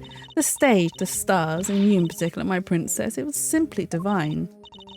That's so nice of you. I hope everybody else who watched enjoyed it too. About that, dear, I'm afraid I have something awful to confess. There were some absences, you see. She must mean Canis and Sowett. We were 3 members short. Unbelievable, I know. How will you ever forgive me? I'm sorry, but you're saying 3 inmates didn't attend the show. That's right, sweetie. I counted the seats myself. 1, 2, 3 no-shows. And I always make sure there are enough seats for everybody. But Mr. Edgeworth, that's not right, is it? Indeed, as far as we are aware. Mr. Canis and Mr. Sowett were the only ones not present. This doesn't add up. Who's the 3rd missing prisoner and what were they doing? It seems we need to investigate further. Oh, I was enjoying my chat with dear Regina so much I almost forgot. I must feed the little one. Little one? Does she mean the elephant? Yikes. Oh. Oh, she means the alligator. The alligator's the little one? Alligator. You're looking as adorable as always, Allie, my sweet. Makes sense. Allie the alligator. Right. Oh, she's so pretty. And what a cute name. Yes, Allie the alligator. Isn't she a darling? She's my favorite, aren't you? Yes, you are. I'm so jealous. Can I pet her? Of course, princess, of course. Pet an alligator? Oh, no. That would be bye-bye Jetsu's hand. Boy howdy, these two are made for one another. They look like they would be busy for a while. Maybe we should go back inside the prison and check the cells. Yes, let's. Perhaps we can find a clue as to who our third missing prisoner might be. I mean, as long as they're having fun, it's fine, right? It's fine. It's harmless fun with an alligator. Okay. Sir, Mr. Edgeworth, sir. Phew, I finally caught up with you. It's Gummy! Detective, you're not needed elsewhere. No, the judge and the kid aren't here yet. Oh, and I got your message. So you searched the victim's cell. Did you manage to turn anything up? We struck gold, sir. Well, blood anyway. It was right there on the floor. Only in tiny specks though, but at least it's something. Yeah. It proves that the holding cell was the scene of the crime, right? Not quite. It proves a possibility, but it's not conclusive yet. I thought you'd say that, sir, which is why I ordered some follow-up work. I asked for forensics to analyse the blood and see if it matches the victims. They're on it as we speak. Nice work, Gummy. You thought of everything. Detective, I must say, I'm impressed. Did you hit your head or something? Just be kind for once, Edgeworth. Oh my god. He's going out of his way to do work that you've asked him to, and like when he's done a good job, instead of asking if he's hit his head, you should be like, well done, Gummy. I am proud of you. Gosh, Gummy can't catch a break. Gee, don't look so surprised, sir. I just hope things continue to go in our favour. Alrighty, so that's proof that the murder happened in the detention centre, and for our next trick, we'll find out how that dog got over there. Don't worry, you can leave that one to me. Until the kid and his chaperone get here, we've got the whole prison to ourselves. Which is why I brought my secret weapons along. Secret weapons? That's right, a few tools of the trade that have helped me bust more than a few cases wide open. It's his homemade stuff, isn't it? It's his homemade, like, detectors. Behold, the 7 secret weapons of Dick Gumshoe, ace detective extraordinaire. Well, I don't know about you crazy cats, but I'm sold, Miles. Very well, detective. We'll try using your secret weapons. What secret weapons are those, Gummy? Oh, I'm so terrible, I know. Hey, you got it, sir. Let me run you through the list. Secret weapon number 1, my trusty old metal detector. If it's made of steel, silver, or scrap, this little guy right here will find it. So, it detects metal. Very good, detective. Next up, secret weapon number 2, missile, everyone's favourite crime-fighting canine. He can track pretty much any scent you put in front of him, especially food. He sure is a lot cuter than Candace's dog. And now for secret weapon number 3. Where did I put it? Aha!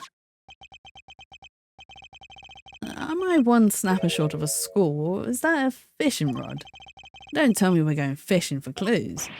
No, I mean, I just happen to have it with me is all. I see. Well, onwards and upwards, detective. Let's see what else you have. That's all she wrote, sir. You said 7, Gumshoe. You had us excited at 7 wonders, and you stopped short at 3. You serious? Gummy, you're 4 secret weapons short of your so-called 7, and one of them was a fishing rod. Sorry, but that's all for today, okay? I'll show you the rest next time. Well, why do you think I call them secret? Guy can't just go sharing everything at once. That's crazy. Exactly, Gummy. Don't go sharing all your secrets all at once. Gotta keep them wanting. Gotta keep them on their toes. God. In that case, then I suppose the 3 you've designed. The 3 you've deigned to reveal to us will have to do for now. All right, which one do you want to try, sir? What do we need? Shall we do the metal detector first? The metal detector seems promising. Coming right up, sir. I'll just crank the old girl up. And away we go. Let's see what we can detect. Is everything all right, detective? Looks like I should have brought a spare battery. Oof, that's not going to be much help. Sorry, sir. Looks like the metal detector will have to wait. Please don't tell me the fishing rod's the only thing we're going to be able to use. Let's try something else. Alright, which one do you want to try, sir? Missile? You got it, sir. Hey, missile. Here, boy. Oh, he really came. So what are we tracking? I'm trying to find out how Mr. Canis's dog got to the holding cells in the first place. I suspect the same route was used to bring Knight's body back to the prison. So we give the pooch a sniff of the body. And he'll find that route for us. That's actually not a bad shout. Missile's so cute. Which is, well, it's not funny, but it makes sense because in Ghost Trick, the dog in Ghost Trick is also called Missile. Also written by the same person who did the Ace Attorney games. Does anyone else smell something sweet? All I smell is the odour of the odour of blood. It's fainter, but it's there, almost like cake maybe. Why would the body smell of cake? Okay, Missile, get a noseful. Here we go, follow that dog. What? That's the way to... He's headed for maximum security. Oh, he's going in. And then we'll just have to follow after him. Oh, was the body brought here?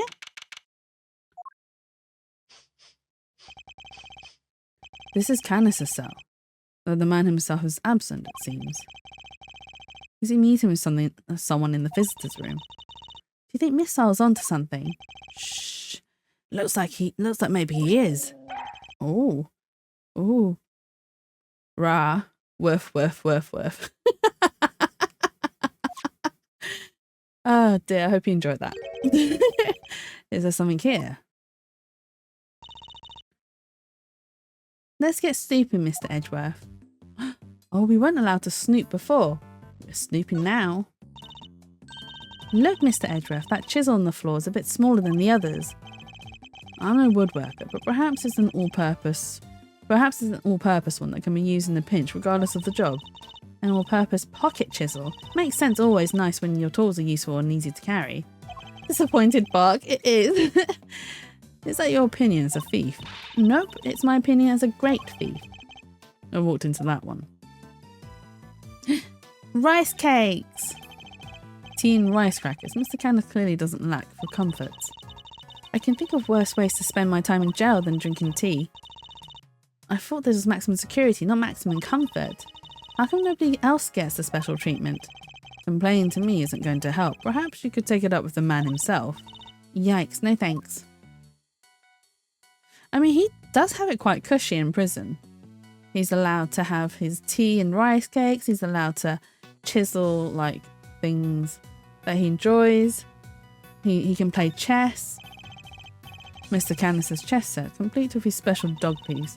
That's not a chess set, that's a whole chess table with legs. Looks like it might be worth something too. It's not inconceivable, some of them are. And this is quite a nice one.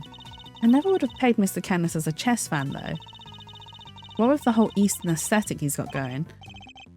Oh, what did she say? I clicked too quickly. Something he's got going. I thought he'd be more into Go. Go, huh? Can you play? I can play Go Fish. Same here, Kay. Not the same thing, Kay. Not even close. Mr. Canis's chisels. Every one a potential murder weapon. That reminds me of something. The furrows in your brow. When you frown, it looks like somebody took a chisel to your forehead. I have no idea what you mean. See? They're so deep. Don't tell me you don't see it, Mr. Woodcarving Face. Have you quite finished? Oh. Woof, woof, woof, woof, woof.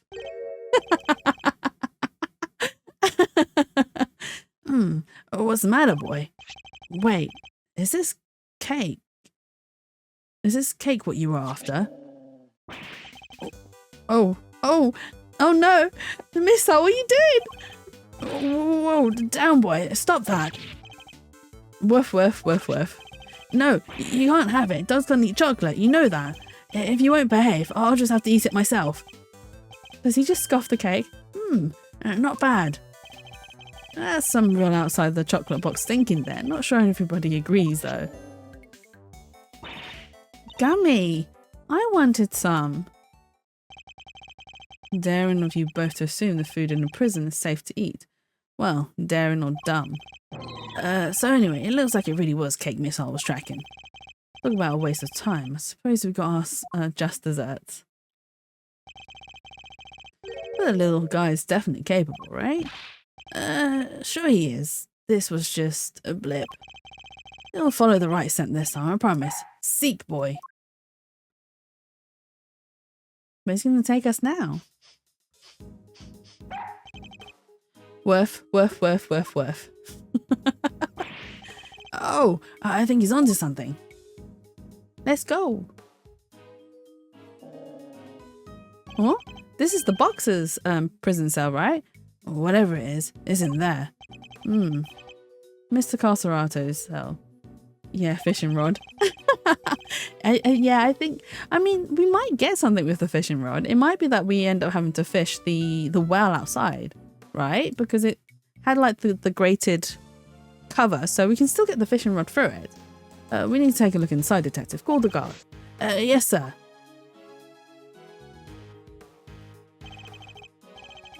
Thank you, officer. A question before we begin. Is the prisoner, Mr. Carcerato, still in solitary? No, sir. He came back just a while ago. And he was here for the noon roll call. I guess he must be on work duty someplace. I see. Now, if you'd be so kind to open his cell. Could be, yeah. Yes, sir. What are we going to find in his cell? Oh, does he not like the guard? He's got the punching bag. Oh, bear's food. Oh, there's a lot of things in here. Gotta lose £20 and £10. Oh, that guy's on a roll. Okay, right, let's check out the things. So how many minutes do you think this timer is for, Mr. Edgeworth? Well, Mr. Cartwright is a boxer, so 3 minutes would be my assumption. Same as the length of a round in boxing. Thanks for playing, but the correct answer is kind of maybe about 2 minutes. Why? Because there's a crack in it and a bit of the sand spilled out. Why does it hurt so much when she's right? No way, he has a post of himself, and right next to it is, looks like he never lost the habit of making weight for a fight. Once a boxer, always a boxer, I suppose. I see he also has quite the collection of supplements. Muscle protein, hustle protein.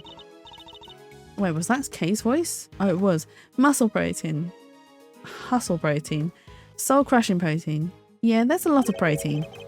And surely nobody trains like this for nothing. Maybe he's training for the day he gets released from prison and finally gets to box in the ring again.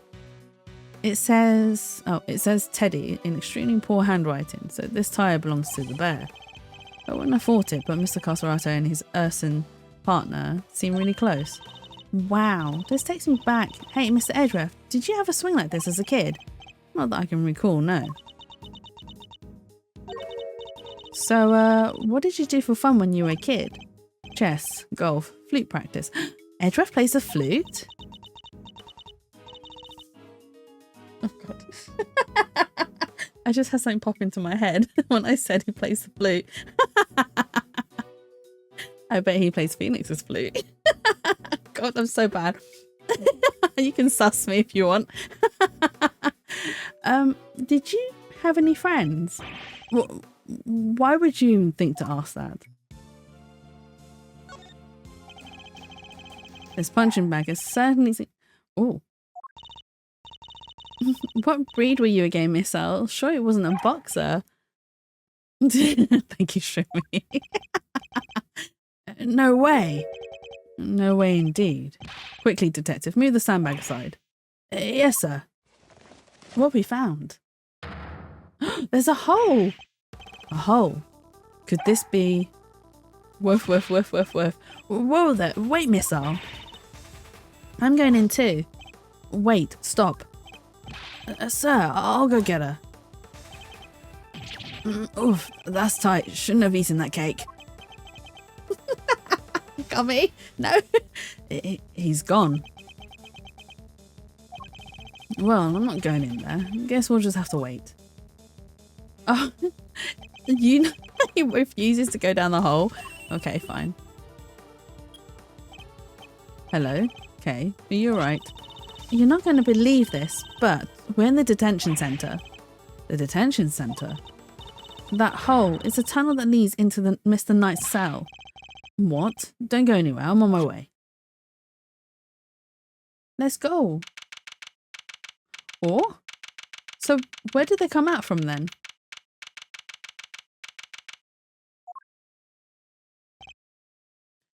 Okay. Hey there, Mr. Edgeworth. Guess you could say we made a breakthrough. Quite. At least they came out unscathed, I think. Sir, the floorboards under the bed were torn up. Oh. So that's how they did it. There's no doubt about it. This must be the route we've been looking for. The corridor connecting the detention centre and the prison is locked down by heavy security guards, but with the help of this tunnel it can be circumvented. The toilet maybe? No, it's under the bed, Shroomy. It was a sweet scent that started this whole search. Could it be that the scent was in fact coming from Knight's body after all? So he had cake on him? Incidentally, Knight's body was covered in dirt that might have come from being dragged through this tunnel. Okay, what was it like down there? Well, it was pitch black, so I couldn't see a whole lot. Luckily, my camera has a flash, so I took some pictures. Then let's see what you've captured. Oh, there's paw prints. Look at that. Spoons, a fork. Guess they were digging for the tunnel. That aside, are those footprints? Paw prints even, from a dog perhaps. It's a very heavy dog. This is the final piece of evidence, however, it begs something of a question. It does. Mr. Carcerato has certainly been making use of this tunnel, which means... Detective, we need to find out where Mr. Carcerato is immediately. If my suspicions are correct... Huh? Oh, nuts! The guards were alerted and they began searching for Mr. Carcerato right up. That's not gummy, Jatsu. The guards were alerted and they began searching for Mr. Carcerato right away, but after a thorough investigation of both the prison and the detention centre, he was nowhere to be found. Oh, he escaped?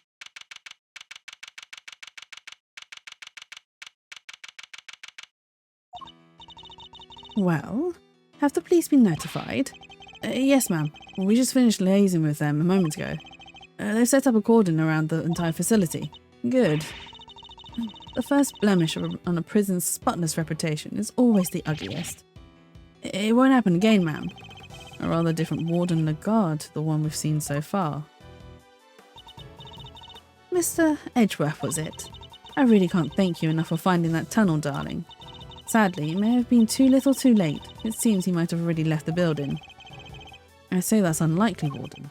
After all, there's a security gate at the exit to the detention centre. You're not suggesting he simply walked through it. What's to say there was only one tunnel, sweetie, I suppose that's true. Well, whatever the case, there's no time to be standing around chit-chatting. Mr. Edgeworth, would you mind continuing with your investigation? It'd be my pleasure. And you three can get back to your posts. Yes, ma'am. Oh, who's this? A detective. The results of the blood test just came back from the lab. Thanks, pal. Let's see what we have to tell. Let's see what they have to tell us about the blood found in Knight's cell. What does it say, Mr. Edgeworth? They've identified the blood, and it's Knight's. Oh, so he did bleed in there. Nice job, everybody. Teamwork makes the dream work, huh?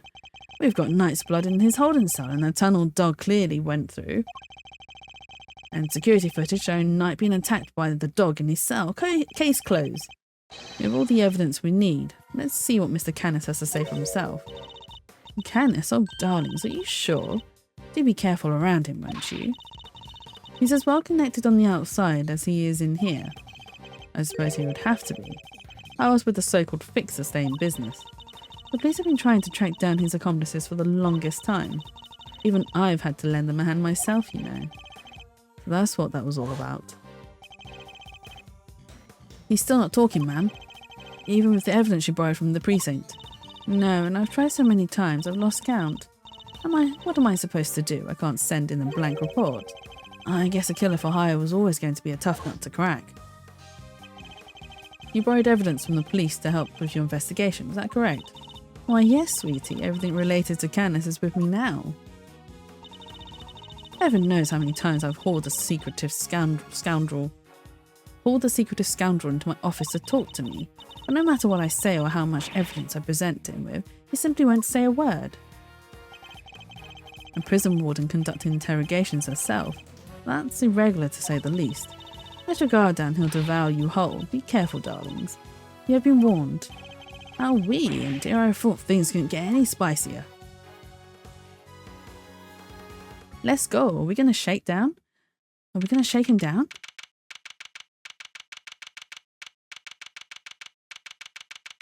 Is he the murderer, though?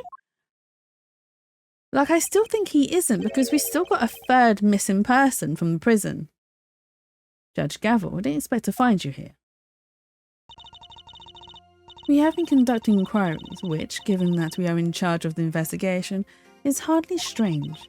What is strange is that you are still here, Mr. Edgeworth. I gave you a warning, did I not? I told you that your badge was at risk should our paths cross again, and yet here you are. I'm sorry that you thought that I might be so easily discouraged, Your Honour, but I am not about to let the truth slip from my grasp, no matter what you are. No matter what you or the committee might say, I'm here to present a certain sum of evidence that you yourself should have uncovered. You have more business with me, I take it, Mr. Edgeworth. I still find his head a really weird shape. I do. I promised I'd be back to prove that you were the killer, and here I am.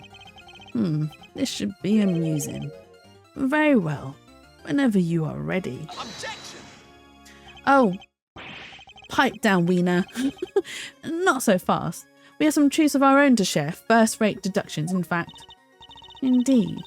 We are now more certain than ever that Simeon Saint was the murderer, and that only he could have moved Mr. Knight from his holding cell to the prison proper.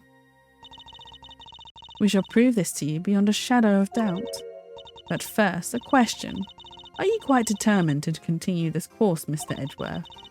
Should you fail to rebut our deductions, there will be no going back. Your very career hangs in the balance. What? You mean you'll take his badge if you don't like how this goes? That's intimidation. Not at all. If anything, I'm showing him mercy. This is not Mr. Edgeworth's case, it never was, and I'm under no obligation to hear him out. If he is prepared to accept the potential ramifications of his actions, I will allow him one last chance. Well, are you truly willing to take the risk, to put your beloved badge on the line? Mr. Edgeworth? Sir? Edgeworth will not shiver in the face of challenges. In fact, he accepts them. I accept your terms. There we go. I'm confident in my reasoning, and what's more, I am representing the firm of Edgeworth & Co. I do not intend to besmirch its name. Good on you, Edgeworth. My duty will be done, and I'll not be intimidated. Very well. Let us see whether you are brave or simply reckless. By the power vested in me by the almighty goddess of justice, let this judgment commence. Eustace, if you will allow me. Fine by me. He's all yours, Gavel. He looks so sassy. He does. Oh, but he's facing against Gavel, though, instead of Wiener. You are aware of the incident involving Mr. Knight the day before yesterday, I assume. He assaulted an innocent guard and stole his keys. Later, in the middle of moving a large animal cage, Mr. Saint stopped by Mr. Knight's cell for a little visit. That's when Mr. Knight stole out of his cell using the keys he'd stolen. He slipped into the cage and there he hid as he was wheeled in one of the prison workshops. I figured she was going to bring up Mr. Saint going to Knight's cell. Yesterday, after you kindly made us aware of the security camera footage, we decided to take a look at it ourselves. Perhaps you would like to see what we found. Oh. This is a still from the footage we received. Mr. Saint speaking with Knight at his cell. Correct. You'll also note that he has positioned the cage in such a way as to obscure the camera's view. It is his blind spot that Mr. Knight exploited in order to enter the cage undetected. A sound deduction based on what can be observed, wouldn't you say? A blind spot, which means that the camera couldn't have been able to capture the moment Knight entered the cage, if he did at all. So it's still possible that he didn't actually leave his cell at this point. I don't get it. Why would Mr. Knight want to hide in the cage? There's really only one possibility. He intended to escape. A prison break? That's so cool. Mr. Carcerati and Mr. Knight, everybody's doing it. I have to step up my game. Okay, now's really not the time. Mr. Carcerati's escape is no laughing matter. It is my belief that Mr. Saint helped Mr. Knight with his escape attempt. That is to say, he was his accomplice. Wow, go Simeon. That wasn't a compliment. I understand that the cage was briefly taken to one of the workshops. I imagine that had things gone to plan, Mr. Knight would have remained in the cage until after the show, and then removed from the premises along with the rest of the circus's equipment. Unfortunately for Mr. Knight, Mr. Saint had other ideas. He killed his friend in cold blood.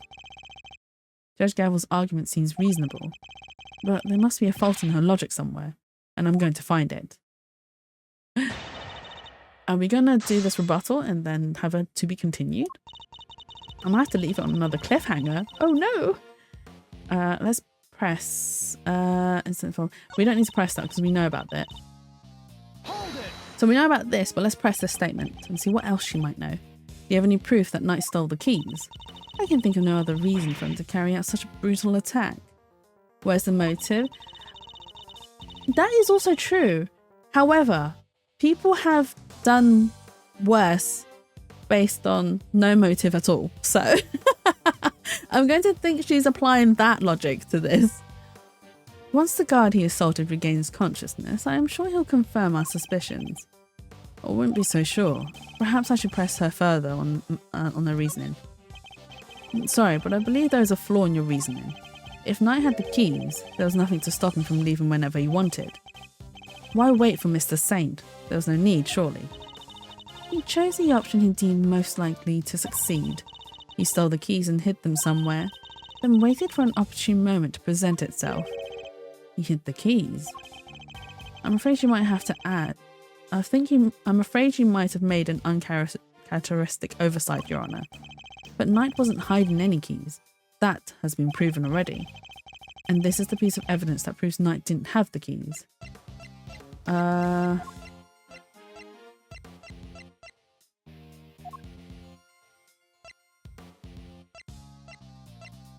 Point entrance pension center. No, it's not that. On the cell showing the victim being attacked by a dark form. What proves that he didn't have the keys?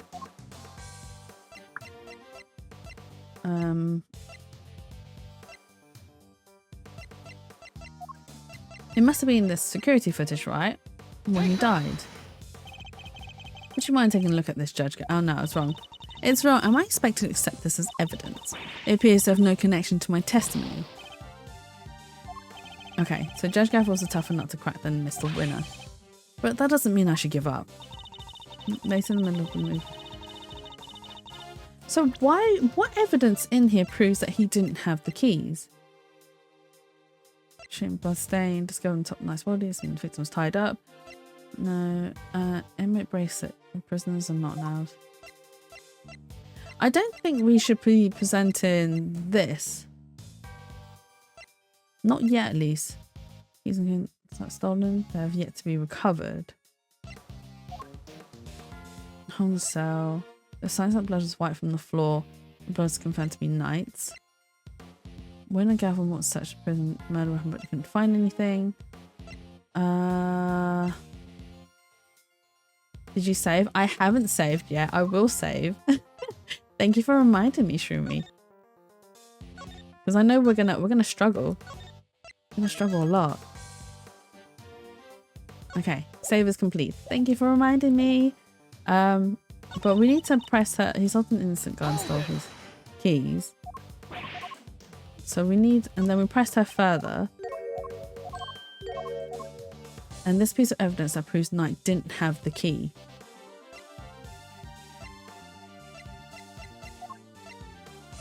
But what evidence do we have that proves he didn't have the keys? You're welcome. A photo of the tunnel between the prison and the detention center. It seems to depict paw prints. Do I need to present this? No, it's too premature. Okay, let's press everything first. I'll come back to it. I take it you believe Mr. Saint had intended to break Knight out of the cage. I do, and we know that he brought the cage with him on his visit to Mr. Knight's cell. Because in addition to the evidence, he himself has testified to having done so. Yeah, so we need to show evidence as to what proves that Knight didn't have the keys to begin with. So his trip to Knight's cell of the cage really is what made him the lead suspect. Yeah, but Simeon, he's just absent-minded. He probably forgot he even had the cage with him. Mr. Saint dragged an enormous cage all the way to the holding cells out of absent-mindedness. Mr. Saint dragged an enormous cage all the way to the holding cells in order to help someone escape. Which of these interpretations sounds more logical to you? Indeed, as it is the fact that Mr. Saint took a little detour to Mr. Knight's cell with a large animal cage. Someone stole out of cage. Oh, but he couldn't have. Do you really have any proof that Knight stole the keys? I can think of no other reason for him to carry out such a brutal attack. Once the guard he assaulted regains consciousness, I'm sure he'll confirm my suspicions. I wouldn't be so sure. Perhaps I should press her further on this reasoning. Wait, but we already... Sorry, but I believe there's a flaw in your... Oh, it's the same... Wait, did we just push the same statement?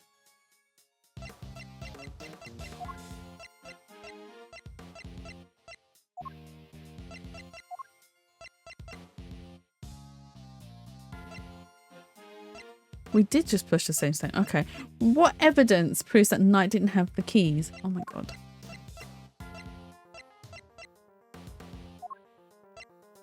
So the keys themselves?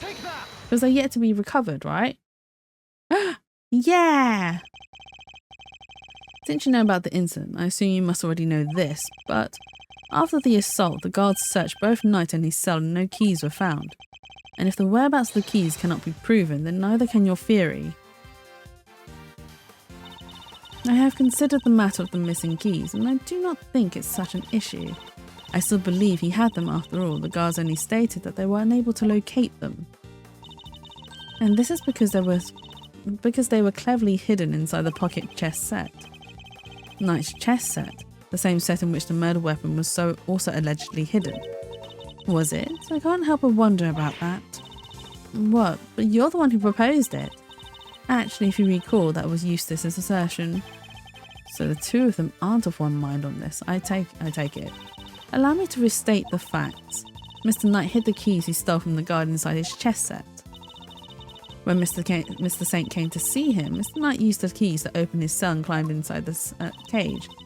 He was then moved from his holding cell to that workshop in the prison proper, or with the help of his friend and accomplice. Had things gone according to plan, he would have been taken out of facility after the show. But they did not. Instead, his accomplice murdered him while the show was taking place in the yard. Objection! But Mr. Saint was, he was part of the performance. But Mr. Saint was part of the performance. How would he even have time to commit the murder? Oh, indeed. Allow me to explain. As you know, many stage performances follow a set narrative. Yesterday's show was one such example. She's done her homework, I see. The suspect played the role of the antagonist opposite the elephantine heroine of the show. In the later part of the performance, the heroine's love prevails and the villain is defeated. This victory is depicted in a very unique manner, whereby the villain is sent flying from the stage by the heroine. He's sent flying by the elephant. Isn't that dangerous? Having been injected from the stage in this manner, the villain no longer appears in the performance. In other words, the suspect did not appear on stage for a period of approximately 15 minutes. And you're saying the crime took place during that time? Yes, I'm afraid so. After all, it's more than a sufficient window, wouldn't you say? Oh? Do we have evidence? Committing the crime and returning to the stage in that short 15-minute window is only possible, assuming that the murder took place in the prison proper. But in fact, Your Honour, the real scene of the crime was Knight's cell. I seem to remember telling you that I would not accept that part of the security footage into evidence. And you won't have to. I have proof of a different kind. Very well. Would you be so good as to present it? What proof do you have that murder took place in the victim's holding cell? It'll be the blood that we found on the floor, right? Take that! Take that! This appears to be a photograph of a floor. Almighty Goddess of Justice, grant me patience. That floor you're so dismissive of, Your Honour, has traces of Knight's blood on it. Traces, you say? Is this evidence reliable? After all, I don't believe you have access to the necessary forensics operatives. We have our ways. I have my resources. Exactly. A certain blunt instrument, you might say, but a reliable one. He called Gummy a blunt instrument? Oh, Gummy. The detective. How very unfortunate for him. Perhaps before you decided to circumvent the law, you might have considered that the committee's influence extends to the police. Oh no. Now Gummy's badge is on the line too. Forgive me, detective. I didn't mean to put you at risk as well. I will enter the fact that Mr. Knight's blood was found in the holding cell into evidence. However... Rip Gummy, I know, right? Bloody Eustace. Bad luck, idiots. You're really on the edge now, Mr. Worthless. Mr. Winner, I'd forgotten you were there. It was nice while it lasted. It really was nice whilst it lasted. I just butted in to tell you that your entire argument is one big inconsistency. You showed us camera footage of a dog killing Mr. Knight in his cell. Are you saying the mutt also wiped the blood up before it left the scene? Uh-oh. What other tricks can it do, huh? A blood-wiping dog. You're a joke. You'd have wiped that blood up, wouldn't you, boy? Yes, Helmut. Yes, you would. What? Oh, no. Oh, my God. That mark on his face. Oh, I'm just like, yes. I'm so bad. I'm sorry. That was one of the tricks I taught him before our work together was so rudely cut short.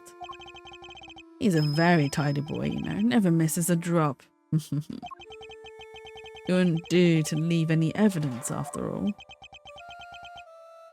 Look at him cry. Saved by an assassin of all people. It's so adorable, it really is. Jeez Louise, you could have just taught the little guy to shake hands. Oh, he does that marvellously too. Although, the way I taught him to do it is somewhat unorthodox. First, he bites down hard on the victim's hand, then... La la la la la, I'm not listening.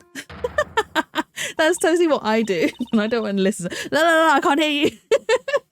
And you see, very well then, Mr. Edgeworth. It seems you may have gathered some evidence worth considering. Your understanding is much appreciated. Wait, I'm not done yet. I just thought of something else. Overruled. Oh, she's losing her patience with Eustace. Oh boy, somebody's taken no prisoners. Eustace, would you be so kind as to allow me? All yours, Gavel. Well, do you accept the truth now? The crime took place in Knight's holding cell, and the assassin's dog was the killer. My position is the same as it was yesterday. Until you can explain how the dog moved between the prison and the detention center, I cannot accept your theory into evidence. But we have proof. I thought you might say that, which is why I'd like to show you something else. This piece of evidence shows how the dog could freely travel between the prison and the detention centre. Where is the picture? Here it is. Let's go. Take that, gavel. This is... It's a secret passageway. It runs beneath the prison. What? A secret passageway? It was dug by one Mr. Rocco Carcerato escapee.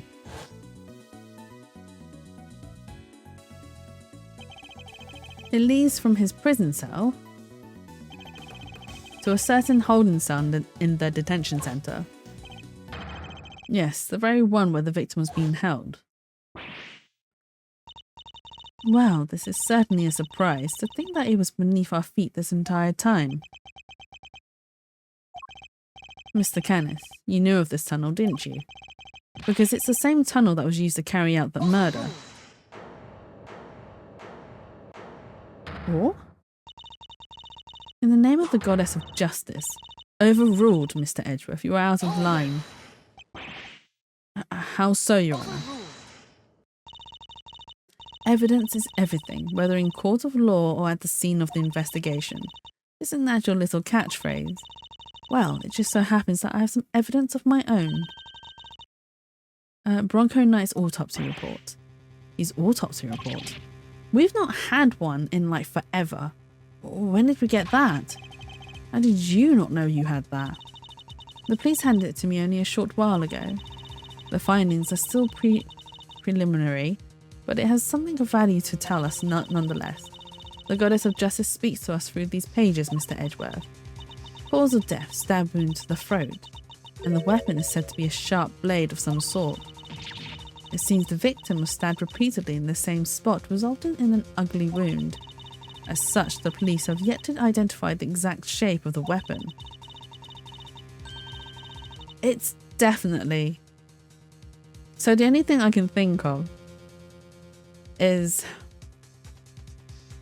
it's definitely Canis who did it, because the only reason why he would stab the wound several times to hide the shape is because a chisel shape is very obvious, so he obviously had to hide that. So he yeah, but its overall nature seems to be beyond question. It is a bladed metal instrument. In light of this evidence, do you truly wish to continue with your flight of fancy? Or will you now claim that the dog used a knife instead? But that's impossible. That would be all. This court is adjourned. But the tunnel, the paw prints. What of them? That much is something of a wanderer. Perhaps he just happened to cross this tunnel one day.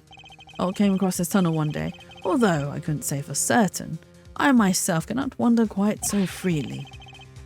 That'd be quite a coincidence, but I can't prove it's not the case either. She sure knows how to keep a secret, huh? Kinda wish she'd kicked us in the teeth a little earlier with that. She was baiting me, waiting for the perfect moment to crush me with that autopsy report. Horror, hello! Welcome in, Raiders! Welcome, welcome. Let me give you a quick shout out. Shout out. Let's see if I can write your name properly. Innameable Horror. Did I spell it wrong? I spelled your name right? Is my... Oh my god. Is the bot not working? Is the bot not working? But welcome in, Raiders. Hello, hello. My name is Jatsu. I'm a variety streamer. I do story heavy games as well as psychological horror games, and I also occasionally draw. What were you up to, Horror? I think my bot's asleep. That's why it's gone offline. Hang on. Also, Raiders, if you haven't hydrated for a while, please make sure you grab that cup and take a big sip. And if you haven't moved for a while, please make sure you lift your arms up and do a nice big stretch. Big stretch. You were trying to date Rin Yamioka. What game were you playing, Horror? Why were you trying to date someone? Are you cheating on Mrs. Horror? Plays Hooked on You, the Dead by Daylight dating... There's a Dead by Daylight dating sim? Right, okay. Let's try that again.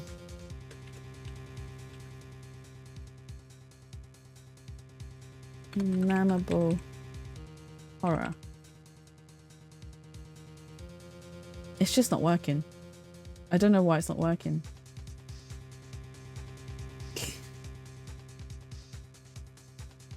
Oh my god. Nope.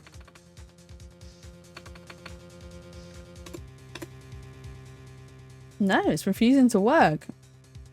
Okay. Well, my bot's broken. I will fix that for next time. But yeah, I hope that was fun. Did you manage to rizz up the girl? So I tried to dead chopped up ghost girl. Seriously? I can't stick around though. Sadly, it's dinner time and I still have to go into town to order and pick up. Go, go, go. No, thank you so much for the raid. Very much appreciate it. But I hope you do enjoy your dinner. Have a good one. I will probably be only on for another half an hour myself because I need to I also need to prep for dinner. But no, thank you for stopping by and thank you so much for the raid. I appreciate it.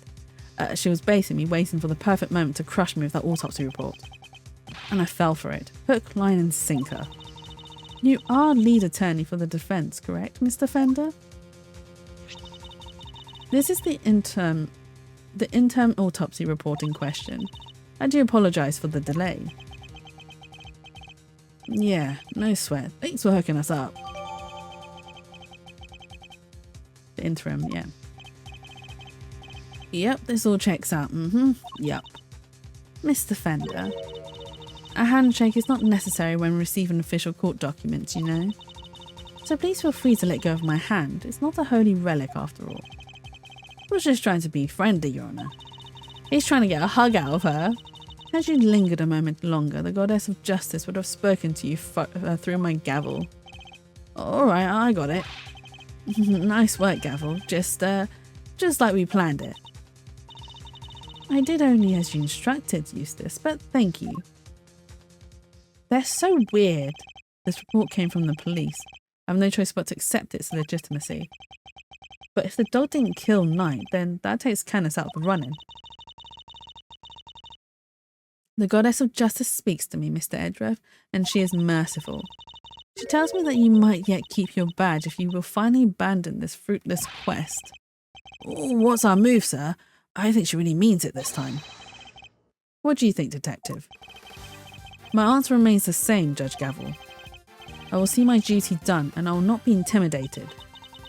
Even with how things stand, you still refuse to concede. This may very well be your last chance. Your badge hangs by a thread. Then let it fall if it must. I have something far more important to protect as an associate attorney. My client. Ooh. He is starting to sound more and more like Phoenix, which I'm quite liking. I really wish he was an attorney rather than a prosecutor. However, we do need a rival love story, so it's fine. It works. The goddess of justice is no doubt saddened by your refusal to accept yet another offer of mercy. Attaboy, Miles. That's what I like to see. It looks like the defense never rests. It's really starting to mean something to you. Credit to your old man, though. He's the one who said it first. My father. In fact, I could swear I saw Gregory's spirit in you for a second there. You said that you've changed since your days in Von Karma's shadow. I didn't believe you at first, but I'm starting to.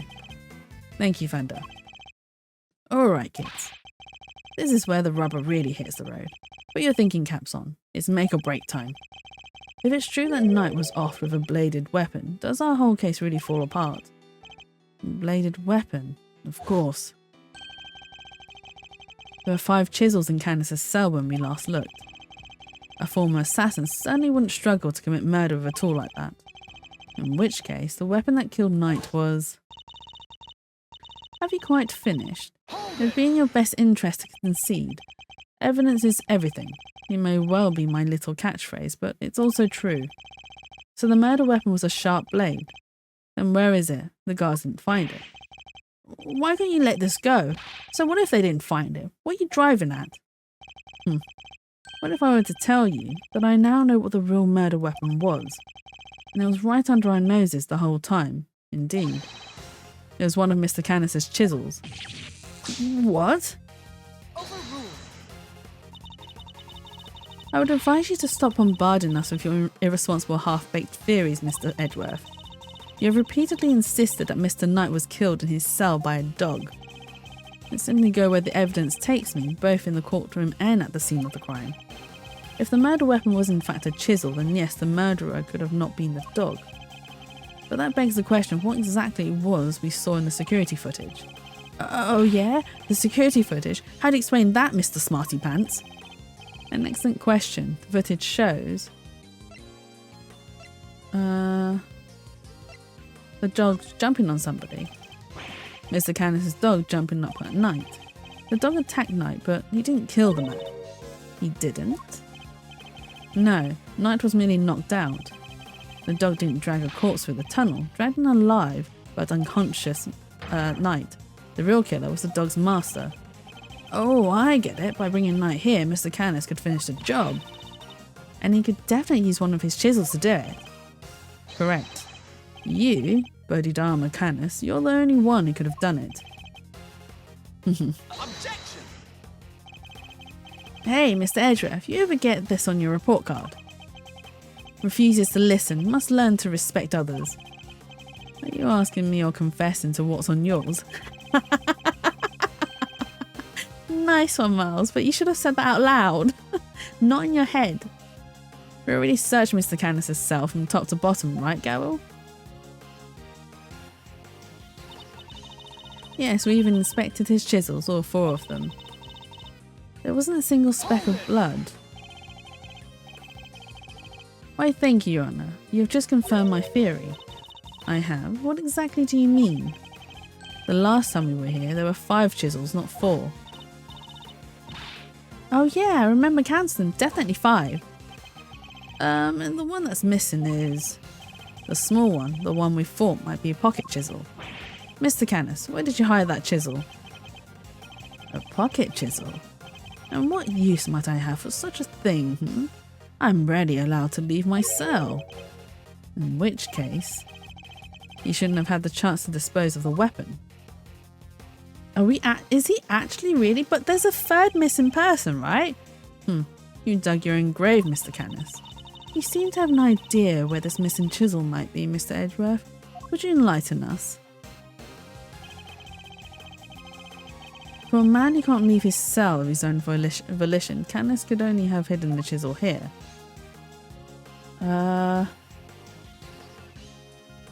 What, in the maximum security place? But he could have got... Take that!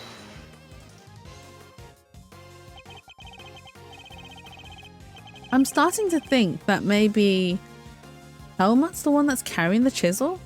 Mr. Canis is still a prisoner. Despite the comfort he enjoys, he's rarely allowed out of his cell. He could have given the chisel to his dog to leave somewhere. That's exactly what I'm thinking, but that would have been far from ideal. He would have had no way of guaranteeing where it might end up. Intriguing. Do go on, Mr. Edgeworth. Furthermore, this room is the one place where a bladed instrument wouldn't raise an eyebrow. 4 chisels, 5 chisels, who's counting? A fact he took full advantage of. Ah, the old keep the incriminating evidence close routine classic. But I looked, I searched the whole cell myself, and there's just no way he could have hidden it. I'm certain that the murder weapon is here, and that the reason why no one has found it yet is because it was hidden in such an ingenious manner. Do enlighten us, Mr. Edgeworth. What was my ingenious plan? Think, Miles. There must be a hiding spot you could make use of. Think about when you came here previously. What are you missing?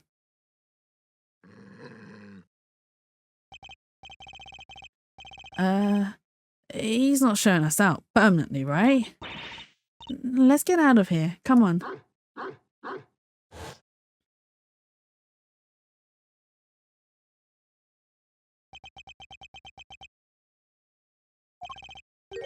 The dog.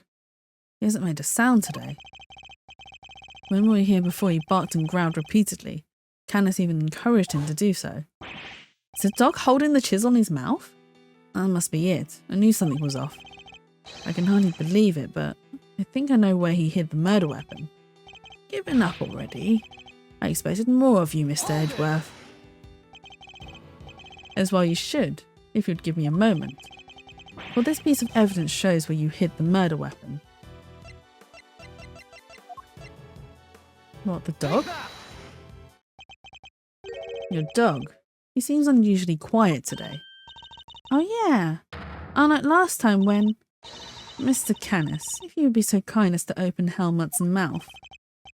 Oh, come now, he isn't barked because he is a well-behaved boy. I had to order him to last time. Then order him again this instant. It's not like we're asking for the world, Mr. Canis. Or do you have something to hide? Are you serious? It's in the dog's mouth? If you insist. Come on, Helmut. Open up.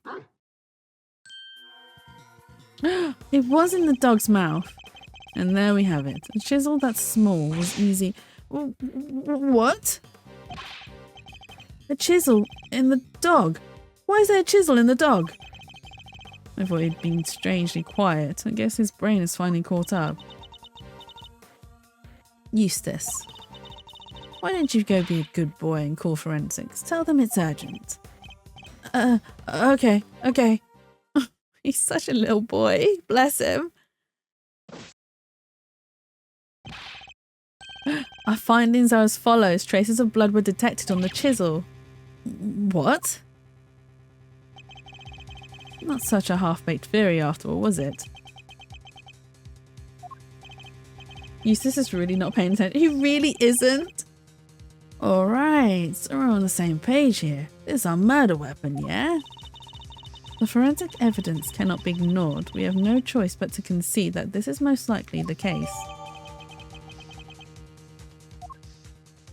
It's a really nice chisel, though. Mr. Canis, in light of the discovery of the murder weapon, the court demands that you explain yourself. We found the route your dog took in the holding cells, and now we have the chisel. How do you propose to talk your way out of this one? You never fail to entertain, Mr. Edgeworth. Why does he always laugh like that, even when it's not funny? Poor Helmut. How could they suspect us, You leave me little choice. I shall simply have to share with you the truth. I did not kill anyone. I've grown tired of killing. Something's not right. Why is he so calm? Very well. The court will hear Mr. Canis's testimony. If you'd be so kind. Gladly. Do you think he is the killer? I'm a little bit torn because, I mean, yeah, like I said, there's still a third missing person, right? I still have that in my head that there's still a third person missing. Canis's defense. Perhaps you might begin by explaining what you believe my motive to have been. I never knew this knight. I had no contact with him, no connection whatsoever. Given that this is the case, why would I possibly wish him dead? Ah, could it be you are suggesting that it was my canine companion who had the motive instead? Yeah, I feel like it's a red herring as well. It's a question we're asking, okay? Yeah, no, I think this guy isn't to blame, and I think he's just playing us because maybe the chisel got stolen out of his cell and got used, and he knew it, but he also knew that he'd be blamed for the murder if it was found, and that's why he hid it. A bit like the first case of this game when we had Shelley the killer, where Shelley wasn't the murderer, he was just there as also a red herring. Helmut only bears his fangs when I tell him to. I am not so bloodthirsty that I would kill a man I did not know. I mean, when he puts it that way, an assassin only kills his acquaintances. Not the soundest business model, I agree. My work required me to deal with strangers, of course, but murder for its own sake. That's not my style. So I need to prove a link between Knight and Canis. But we do have evidence to refute his first claim. What was his first claim? I should go over that he didn't know Knight. Yes, because he was playing chess with him. However, We also don't know if he knew it was actually Knight that he was playing against, because he said it was his correspondence. They might not have shared names, so as far as Canis is aware, it could have just been any stranger. I should go over the evidence again and see what I can discover.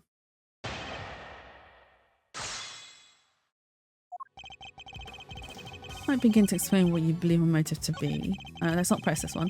It's this one we need to press. And then present evidence. You didn't know who he was. That's quite unlike you, Mr. Canis. You overestimate me, Mr. Edgeworth. Perhaps you had a harder time putting me in here than I had realised, but I am no master criminal. That said, you are no run-of-the-mill prisoner either. You're a fixer, correct?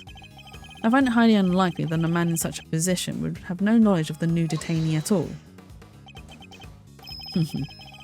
You have a rather inflated idea of my position. I have my connections, yes, but I am not all-knowing, and I knew nothing of Mr. Knight. This bossy wish him dead. Okay, so there was nothing to didn't really add anything to it. But let's present this. Objection! You're getting sloppy, Mr. Canis. You may have trained your dog to clean up your messes, but some things still require human touch. We found this in the victim's room. It's the record of a game of correspondence chess. What's more, the game depicted matches the game laid out on your board. What? The number of possible games has been calculated to be 10 to the power of 120, and that's on the low end. Wait, so that's 10 times 10, 120 times over, right? 100, 1,000. I give up. I mean, what do you even call a number that big? A vanishingly unlikely coincidence, that's what. Now, tell us why you killed Knight. Unless, that is, you would prefer to explain the coincidence. Well, they do say that truth is stranger than fiction. It is, as you say, a coincidence. But that's totally impossible. We just proved that. A coincidence of a different kind, child. I never imagined my correspondent was the victim, you see. Yeah, I kind of knew. And yet here we are. Helmut is as surprised as I am. Aren't you, Helmut? Yes, yes. I suppose there's nothing for it but to finally tell the truth, boy? The other prisoners had all gone to the yard, you see. There was a show of some sort, I believe. Here I was, minding my own business, when in comes Helmut, dragging a corpse of all things. And quite the shock, not least because the murder weapon was still in the poor fellow's neck. Of course, I was none too keen on becoming a suspect, so I had Helmut take the body to the workshop. Once there, he removed the murder weapon and brought it back to me, just as I had asked. The dog pulled out the murder weapon in the workshop. Indeed he did. Removing it here would have made an awful mess, after all. You know something? That makes total sense. Remember what Mr. Sowett said, Mr. Edgeworth? That huge black dog had sunk his terrible teeth into the victim's throat. What did you just say? It was hellish, utterly hellish. That beast, that awful beast, he killed him. You see. So what Mr. Sowett actually saw was Helmut removing the murder weapon then.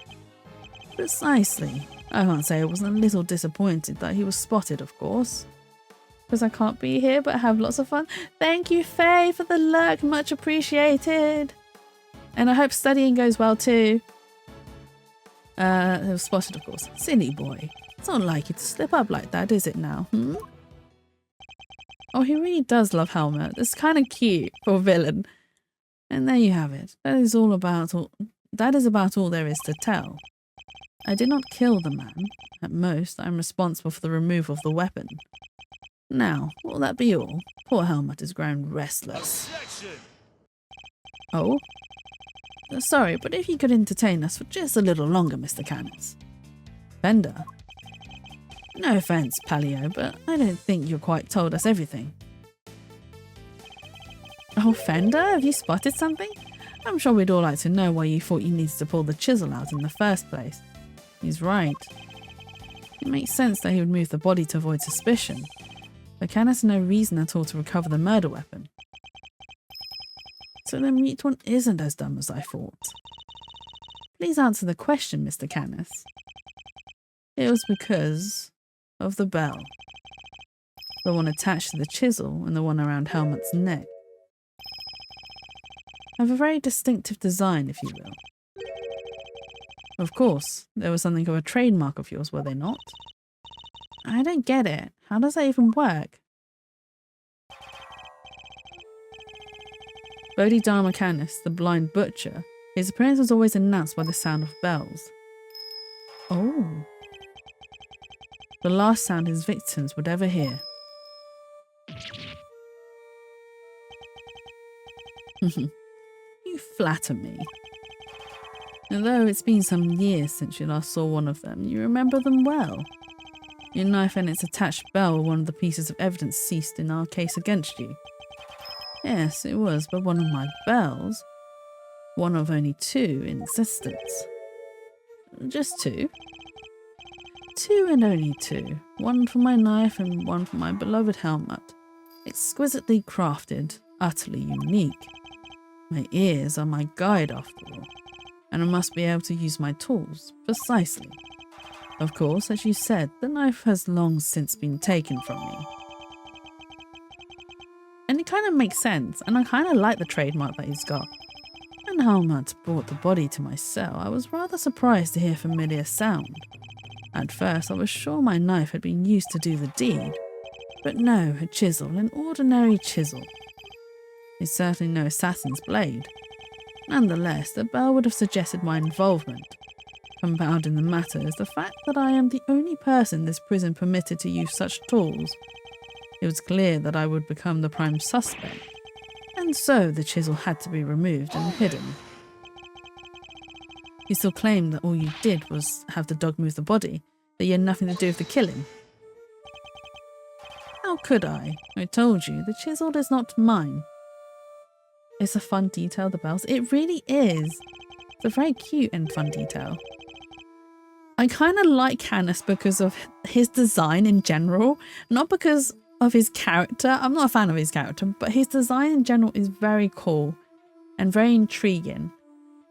You need not take my word, Mr. Edgeworth. Why not have it checked for fingerprints? Eustace. Me? But I don't know how to check for fingerprints. Get forensics. Oh, right. Sure thing. Oh, God, Eustace. He's stuttering so much. We got him. Fingerprints. They're Mr. Knight's. And Mr. Canis's? Nope. Just Mr. Knight's. Oh, and forensics said there's no sign of any prints having been wiped off. Oh. But why is Knight's fingerprints on there? Only Knight's fingerprints. This isn't good. Should I get them to recheck again? Now do you see? I've never so much as touched that chisel. Helmut carried it in his mouth, that is all. It's pretty fun and the design is great.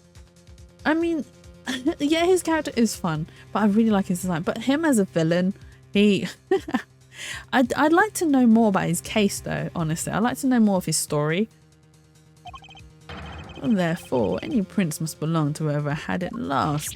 And it's a shame we didn't actually get to do the case, because that would have been a lot of fun. Like, can you imagine us defending against, like, fighting against this guy? He would be hard to break. He'd be difficult to break. So the murder weapon belonged to the victim. Oh, that's not helpful. As I said, I have not touched the chisel.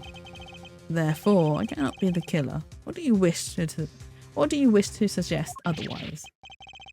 I've got nothing to counter with. But what could this mean? Is he not the killer after all? I don't think he is. Is he actually telling the truth? No, he can't be. I'm sure this goes without saying, Mr. Edgeworth.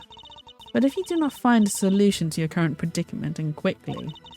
I don't like him as a villain, but as a mastermind assassin character, yeah, he is peak assassin. I'll have little choice but to relieve you of your badge. Even my patience has a limit, and I will not tolerate you throwing this investigation into chaos. Am I clear? You've done it now, sir. She's serious.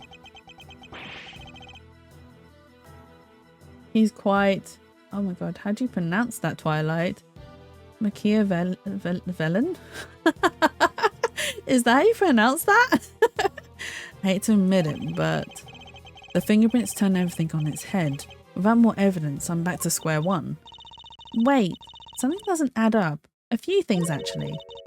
What would Mr. Knight have needed a chisel for? You can do a lot with a chisel, child. Break out of prison for one.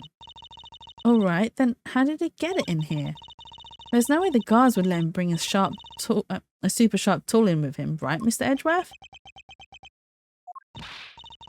Hey, after Mr. Edgeworth. You can't stand there hemming and hawing just because of a little setback. The important thing is finding the truth, you know. It doesn't matter how we get there. As long as we save Simeon in the end, we can't give up now or ever. Yeah, what she said. I'll second that. You won me around with that, Kay. I'm half tempted to offer you a job for real. It's like I said, the defense never rests.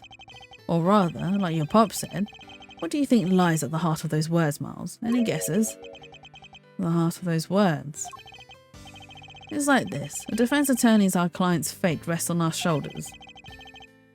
We're the only ones they can turn to. Simeon's our client, and we're the only ones who can save him.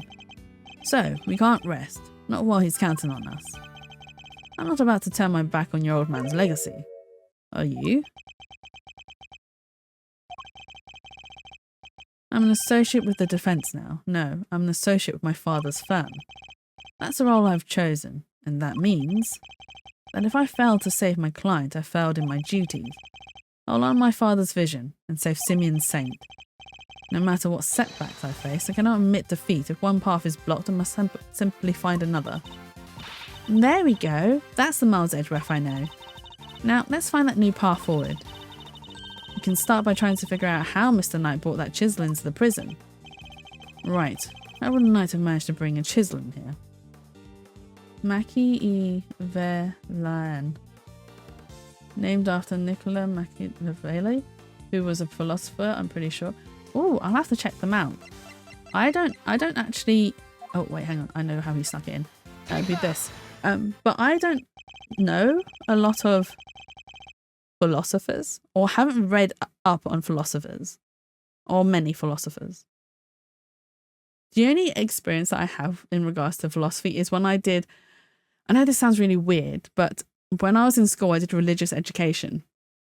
However, my teacher was very much a philosopher, and he made us question religion more than actually, like... I mean, we learned about it, don't get me wrong, but he also made us question it. And we had a lot of fun discussions. So that was more educational in a sense than actually just learning about the religions itself. And the only other exposure to that would be The Good Place, which is a really good show, by the way, all based on philosophy, if you are interested in all things philosophy. I still have to finish that show. Question everything. Yeah, exactly. And it really made me enjoy RE at the time when I was studying it. And I was tempted to do it for like GCSE. However, I come from a very strict upbringing, so RE was not... academic enough for me to take on. Instead, I took on IT, double science, history, and what else did I take on? And maths. Those were so much fun. I did not do well in any of them. Woo! Usually, it wouldn't be possible to bring a metal object into this facility undetected because of the security gates, right? Correct, but we already know that checks at one of the gates haven't been entirely thorough of late. Namely, the gate at the entrance to the detention centre. That gate is only used to scan people. Any items they bring into the facility are only subjected to a cursory check. Are you telling me that the chess set wasn't put through the metal detector? It should have been. Alas, it seems the guards have grown a little lax in that regard of late. I did maths, history, biology and music. Oh!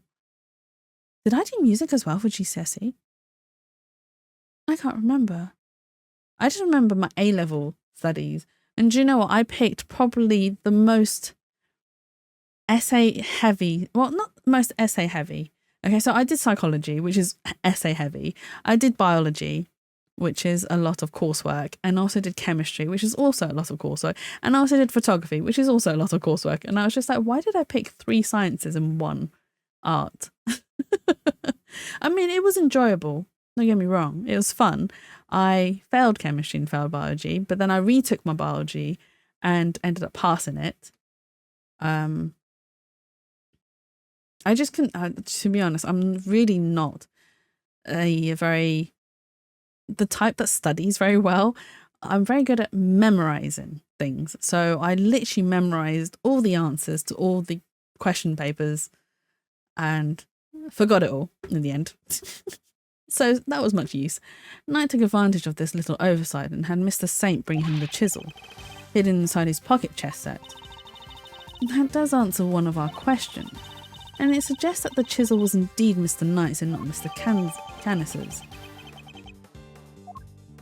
We're getting somewhere with the case. However, we still have one rather pressing problem to address. That of the security footage in which Knight is attacked by a dog. How does one explain it if Mr. Canis was not the culprit? But then, how do you explain his prints not being on the murder weapon? This one's a real free piper. The court too finds itself wanting for a satisfactory explanation. Oh, wait, sir. I think it might be time to show you another one of my secret weapons. Introducing secret weapon number 4, Lil V. Lil V? What sort of name is that, detective? I came up with it myself, sir. Anyway, you can use it to analyse the video footage. Oh, we're going to slow down the footage? An excellent idea. Perhaps then you might finally see that I am telling the truth. Who knows if there's anything to be found, but it has to be worth a try. Alright, want me to talk you through how to use it, sir? Seeing as I'm not exactly familiar with video analysis techniques, perhaps I should hear him out. Sure, why not? If you could run me through its functions, detective, that would be most appreciated. Yes, sir. So basically, you just gotta do what you always do. Examine anything that catches your eye. And I can examine things with X, I see. Next up, see those controls at the bottom of the screen. The panels on the left and right let you rewind or fast forward, and you can use this middle one to pause. Get used to those and you're golden, sir. It seems I can also press R to fast forward and L to rewind the footage, and I can press A to pause.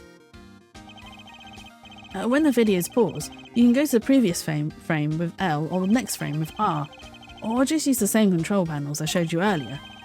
Lastly, I'd better explain how to zoom in. Just line up the old cursor of the area you want to take a closer look at, then use the panel in the bottom right and little V will do the rest. It's got those 2 expanding arrows right on it, can't miss it, sir. It would appear I can zoom in by pressing Y too. Okay. By the way, even when you're zoomed in, you can still examine stuff, just like in regular view. Also, you can make use of previous and next frame to get a good old look at what's really happening. Only thing you can't do when zoomed in is play the footage. So there's that. You see, and how do I zoom out again? Just use the panel in the lower right again, sir. See how it's gone from expanding to collapsing arrows on there? That's because you're zoomed in. And that about sums it up. And now let's fire Lil V up for real. Remember, just examine anything that catches your eye and you'll do fine. The footage from Knight's holding cell. Other than the victim being attacked by that dog, I can't see what else it might show us. But it's not the dog, it's too small to be the dog. But suppose we're wrong, what could we be looking at instead? Could the person in the footage be someone other than Knight? Could it be the bear? And if so, could whatever's attacking them be something else too? I should keep both questions in mind while reviewing the footage. You never know what you're going to see once you start looking at things up close. Check every detail, sir. You'll find something, I'm sure.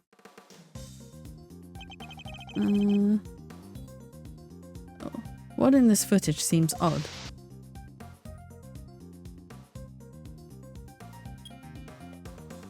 Can we? Can I go frame by? I can go frame by frame. Rewind. What is that? No, that's not what I wanted. I mean, he does get attacked, but it's definitely not the dog. Ooh. Oh my god, what is that? Wait, that's... I suspect we may have made a critical error of judgment. What we're looking at here is no dog. This animal is... It's the bear! And it's a dirty bear. That's not a dog, it's a bear. What? So the paw prints in the photo I took were not canine, but ursine. A bear? So could that mean... Yes, I think it could, after all. Who else do we know with such a pet?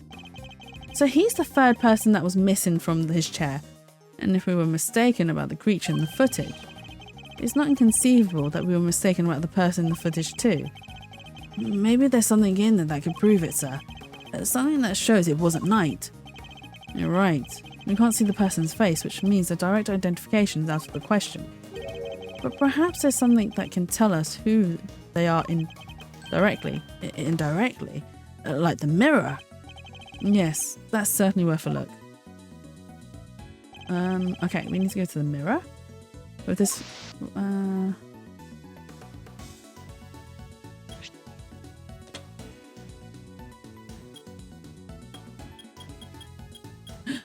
we see who it is? Okay, we can't play the footage whilst we're zoomed in. No, oh, no, that's not what I wanted. Whoops. I must be seeing things. What I need to figure out is who this person really is. Perhaps something else is in the footage. Yes, I pushed the wrong button. My bad. Ooh. Okay, let's play. Oh, here. We rewind. Can we see the face? It's a guard, isn't it? The figure is reflected in the mirror here too. Is that a hat? Say, doesn't that look like the hats the guards wear, sir? Oh, jeez, is that what I think it is? Have there been any reports upon the animals attacking the guard recently? Not that I've heard of. So this might not be a guard at all, but somebody dressed as one. Perhaps this might shed a little light on the matter of the hat. Yes, because someone lost their uniform. Where? Here. Take that! So no guards have reported being attacked by an animal as far as we know. But we did hear about a guard's spare uniform being stolen. Could the person in the security footage perhaps be someone disguised as a guard? Someone attempting to escape without being noticed? A guard disguise? I guess it might work. Wait, weren't we just talking about someone? We're indeed someone who seems to have successfully made his escape. We'd assumed that it was night in the security footage. Well, it was his cell. It's hardly a crazy theory. Perhaps, but now that we know about the hole under the bed, it's no longer the only possibility. Whoever had access to the tunnel could very well be the one caught on camera. And who was that, Mr. Edgeworth? Would you care to tell the court who you believe this person to be? The person in the security footage is... Oh, it's the boxer. There we go. He probably wasn't expecting Knight to be in the cell, which is probably why he murdered him by accident? I believe I know who our guard in disguise is. It is none other than Rocco Carcerato, the prisoner who recently escaped from this facility. I'm confident it's him because he was assigned a polar bear cub as his companion. But the bear in that video is all black, indeed. And we have evidence that explains why. The evidence that explains the polar bear's dark fur is...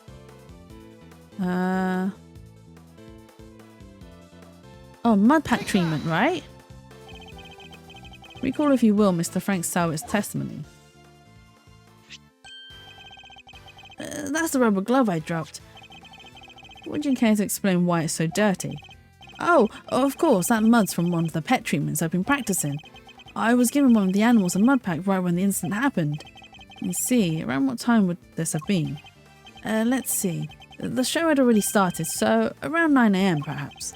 The thing is, the more mud I applied, the more in the zone I got, and the darker the animal's fur became. There's no trance quite like the trance one enters when one slathers an animal with thick, black mud. While the circus performance was underway, he was given one of the animals a mud pack treatment. And that animal could have been, indeed, a polar bear. Overruled? Mr. Edgware, your latest assertion simply introduces yet another contradiction. The footage from the security camera. I fully understand, Your Honour, and your doubts were entirely justified. Mr. Sowitt mentioned applying the mud pack while the circus performance was underway. And this does indeed introduce a new contradiction concerning the security footage. It does? Yes, let's put it this way. When would you expect the footage to have been recorded, Kay? If it was taken right after he applied the mud pack treatment, it should have been around 9 AM. In which case, something isn't right about the footage. Really? And what's that? It'd be the timestamp, right? That's the only thing I can think of. What new contradiction? Oh, it's 6 AM? Take that! We don't even need to... Mr. Sowitt said he administered the treatment at around 9 AM, in which case the security footage should also show a time of around 9. However, the timestamp says 6:42 AM. On the day of the murder, the prisoners all went out to the yard to watch the circus. All except 3. Mr. Canis remained in his cell in maximum security. Mr. Sowitt, who was administering a mud pack treatment in the workshop, and Rocco Carcerato had been awaiting the precise moment to put his escape plan into action. I believe he entrusted the bear to Mr. Sowitt before entering the tunnel.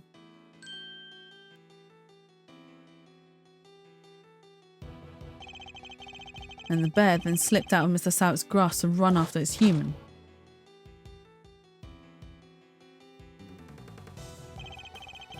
Mr. Sowitt would then left the workshop to pursue the bear, at which point he saw Mr. Canis's dog retrieving the murder weapon from Knight's body. It all fits perfectly except for the security footage, which should have been recorded from around 9 AM. However, the timestamp is 3 hours off. But why would the timestamp be wrong? Detective, I would like you to have the security camera examined right away, please.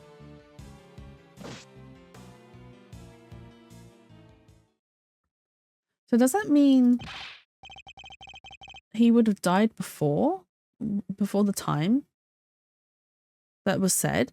I'm back, sir. I just talked to the guards and... It seems like the time codes can slip on those cameras if they lose power. What? They're pretty old, sir. Guess the clock stops when the power's off.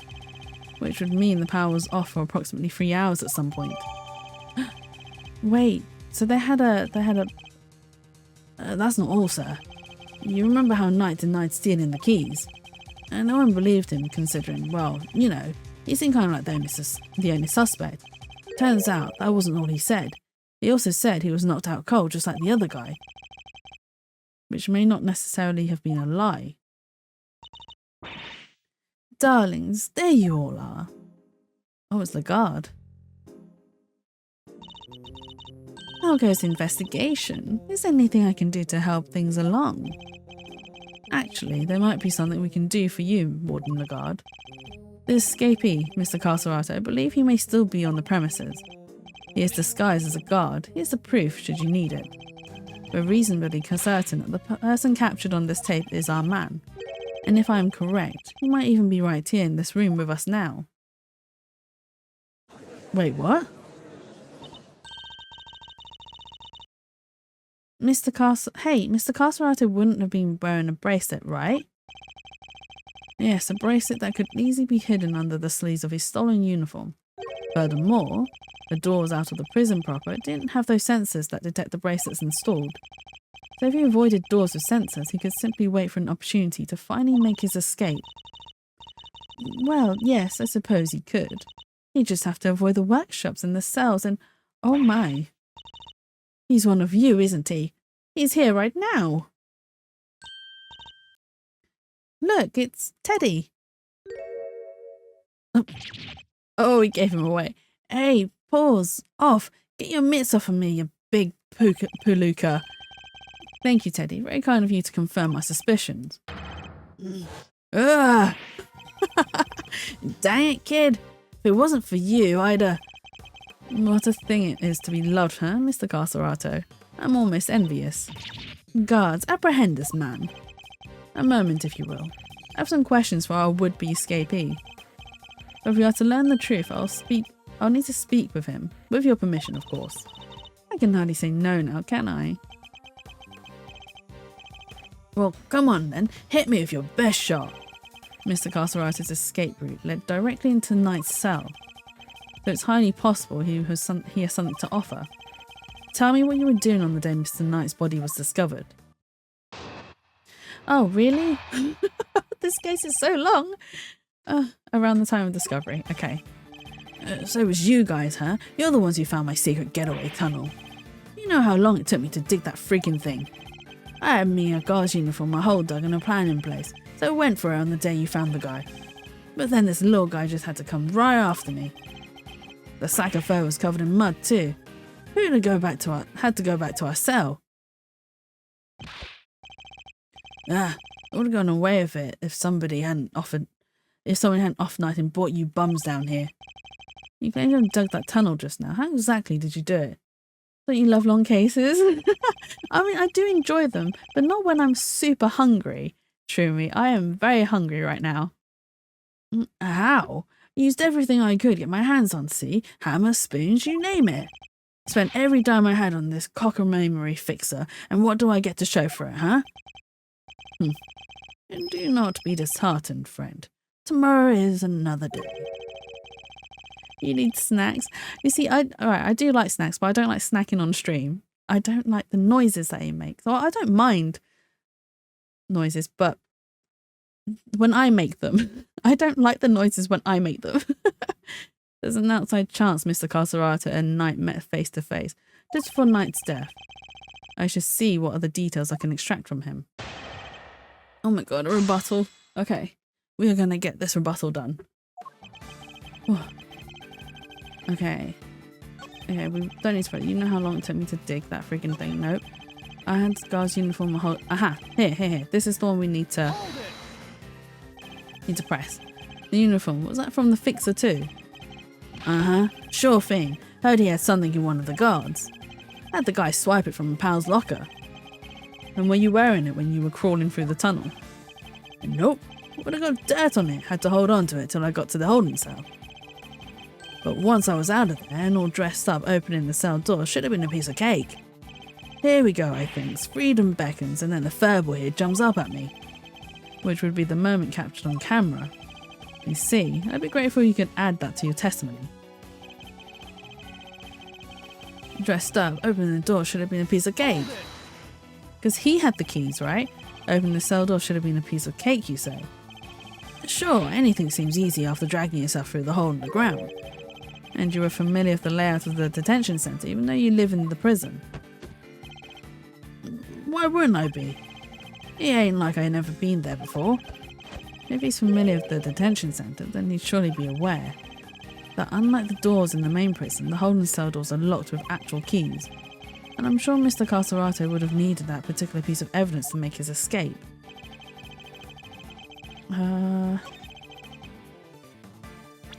Okay. I'll present the keys because he needs the keys. So he's the one that stole them. Not Knight. You claim that leaving the holding cell would have been a piece of cake, as you put it. Yeah, you got a problem with that, because we can make it a problem if you catch my drift. Even once you had reached Knight's cell, you still had another door to contend with. How exactly did you plan on opening it?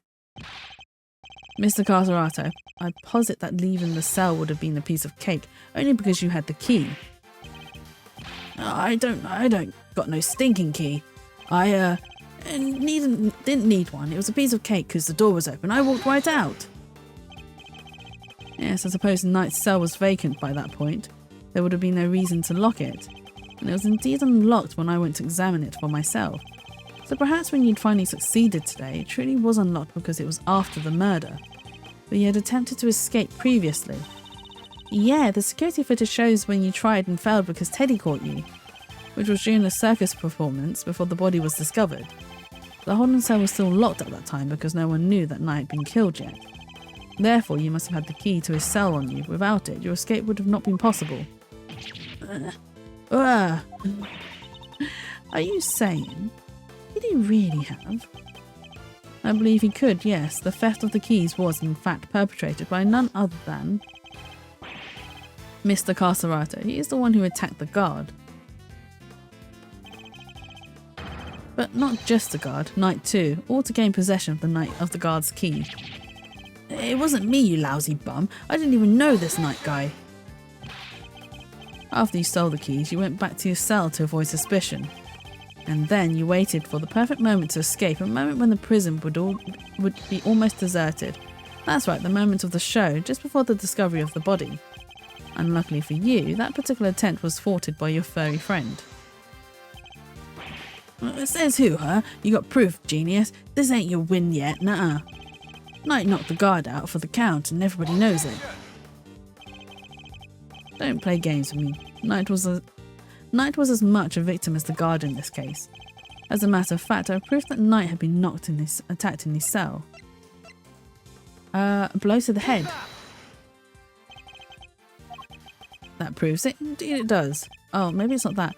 Yes, I think I see it. Very victimy indeed. I presented the wrong evidence. Mr. Edgeworth, this piece of evidence is utterly meaningless. Really? Yeah, that's what I meant to say. I was so sure it was the murder, the photo. If only she weren't there. I have to try and recall the evidence we found on Knight's cell. There is something in there that suggests what must have really happened between the two of them. Oh, the blood on the floor, right. I guess you're nothing after all. The blood on the floor, This.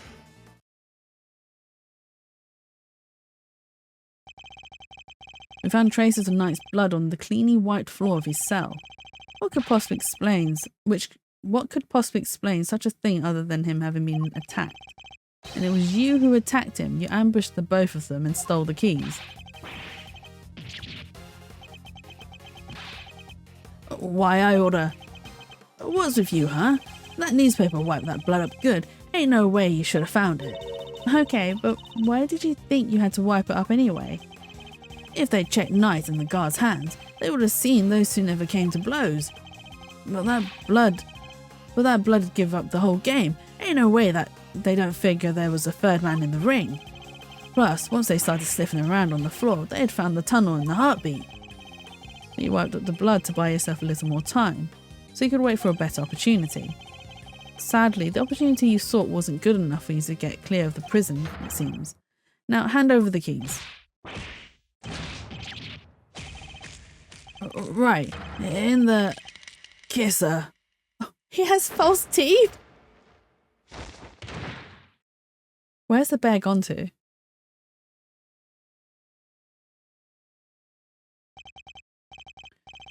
KO'd by a lousy, stinking bum. Fine, you want keys? Here. Hope you choke on them. Sounds like an insult that I would give. Hope you choke on them. Okay, that's updated. Overruled? Wait a moment. If Mr. Carterato here had the keys... Indeed, Your Honour. Your theory relies on Knight having used the keys he allegedly stole to escape his cell. That was the only way he would have been able to enter Mr. Saint's cage and be moved to the workshop. Unfortunately for you, we now know that that theory cannot possibly be true. No! I guess this changes things up a bit, yeah? Not the only person who could have moved Knight's body. He's the one person who knew about that tunnel. No, you gotta be freaking. Mr. Caserato, you're under arrest. Come quietly now, pal. Wait, you got the wrong guy. I didn't do nothing.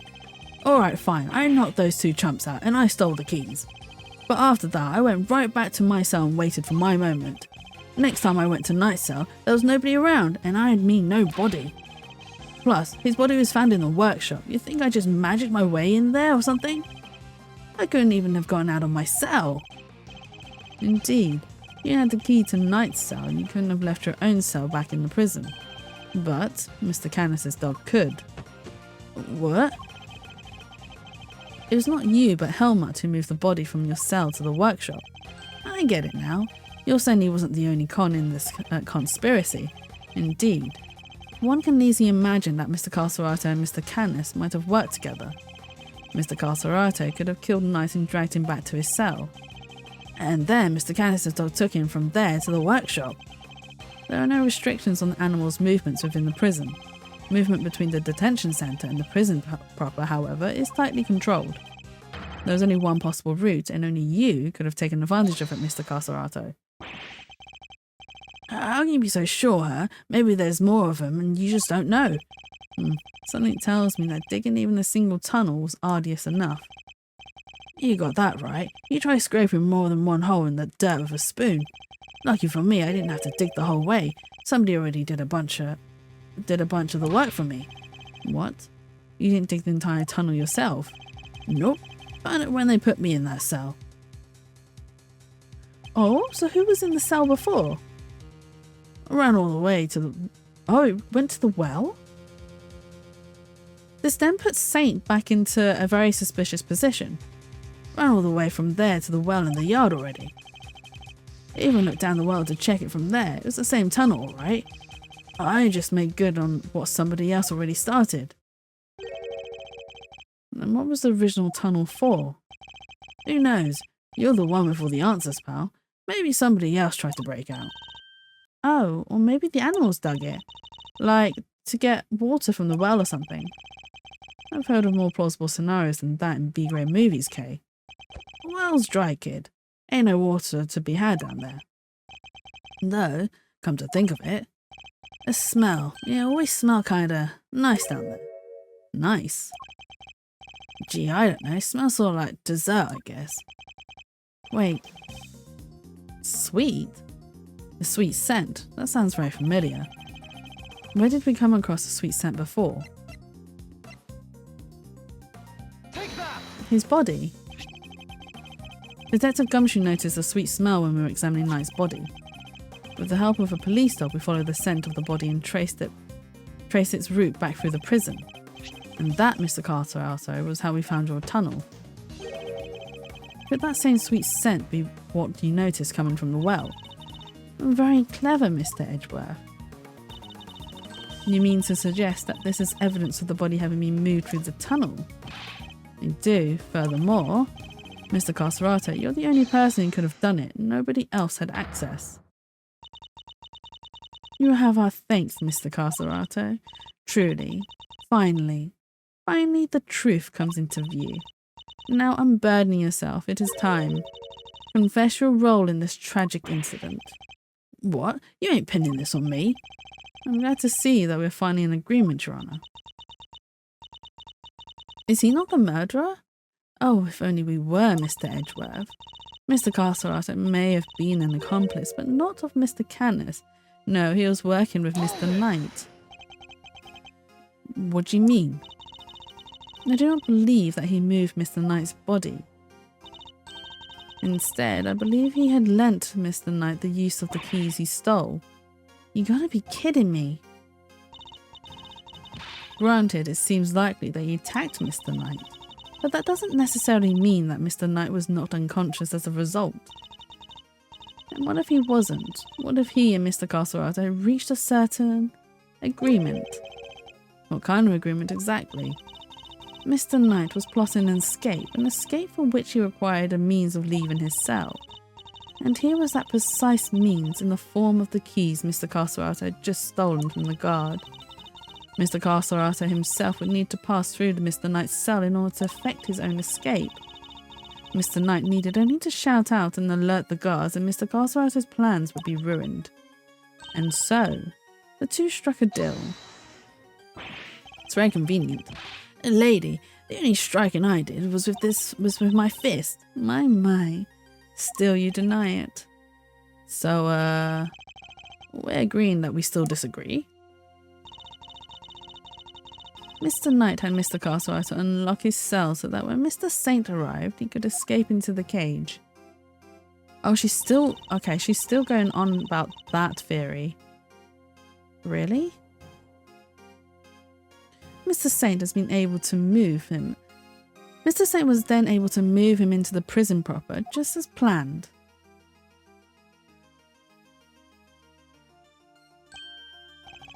Aha! And then he took Mr. Knight into the workshop and did the dirty deed. Were neither of you listening? The scent on Knight's body proves that it was taken through the tunnel. It was moved from his cell to the... Perhaps if you would let me finish, Mr. Edgeworth. I am not denying that Mr. Knight's body was moved through the tunnel. Then what are you driving at? Is that a trick question? As you say, Mr. Edgeworth, the sweet scent shows the route the body took. However, it did not enter the tunnel from Mr. Knight's cell. Huh? Then how did it get down there? There is another possibility, one you seem to have overlooked. The well in the yard. Could a body not have entered the tunnel from there? The well in the yard? Oh yeah, that thing. But there's a cover on it. There's no way. Mr. Saint did not take the cage to the workshop. He took it outside. And there he killed Mr. Knight and threw his body down the well.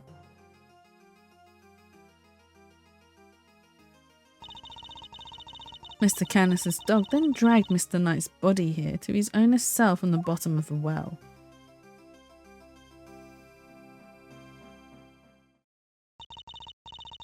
On that note, I'd ask you to recall something.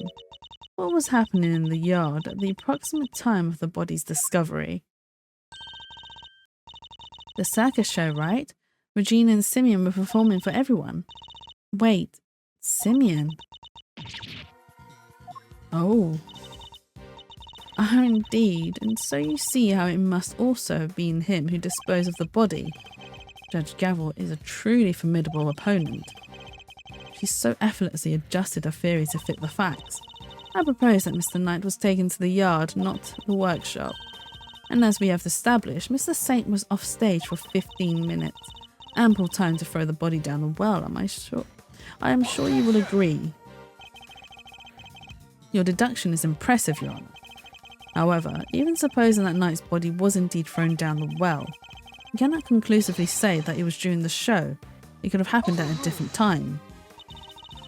My sympathies, Mr. Edgeworth, but it simply cannot have. What? Mr. Carcerata was using the tunnel at around the time the show began. Mr. Carcerata, did you happen to trip over a corpse while you were down there? No. Place was clean. If the body had been at the bottom of the well before the show began, Mr. Carcerata would have seen it. However, he saw no such thing. Oh, this is a very long case, which makes it somewhat difficult to support your theory. Furthermore, Mr. Knight's body was discovered in the workshop after the show. In summary, the body must have been thrown down the well and moved to the workshop at some point during the show. Tell me, who else could have done that but Mr. Saint? What do we do, Mr. Edgeworth?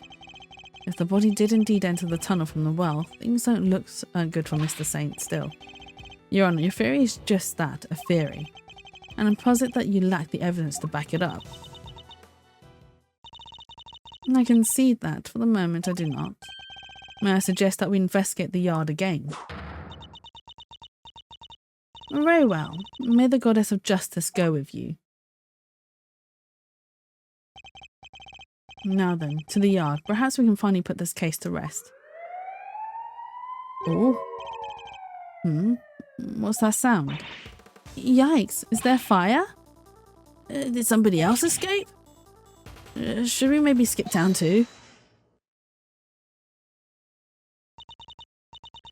Darlings, please, there's nothing to be alarmed about.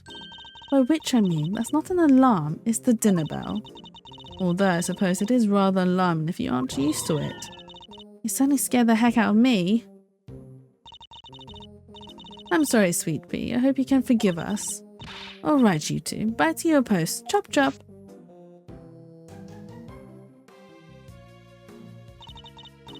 And as for you, Rocco Casserato, it's time you went back to your room. Fine. I get the picture. Come on, Teddy. We're out of here. Warden Lagarde, we'd like to take one more look around the yard now. Oh, darlings, don't you have homes of your own to go to? Visiting hours are over, I'm afraid. Tomorrow, No, it's imperative that we investigated right away. I think we've had quite enough excitement for one day, don't you? Murderers, escapees, so eventful. It's time our guest went home to Betty Buys, isn't it? Yes, it is. Come on now, darling. Don't make me bore you with all that. I am the warden. This is an order nonsense.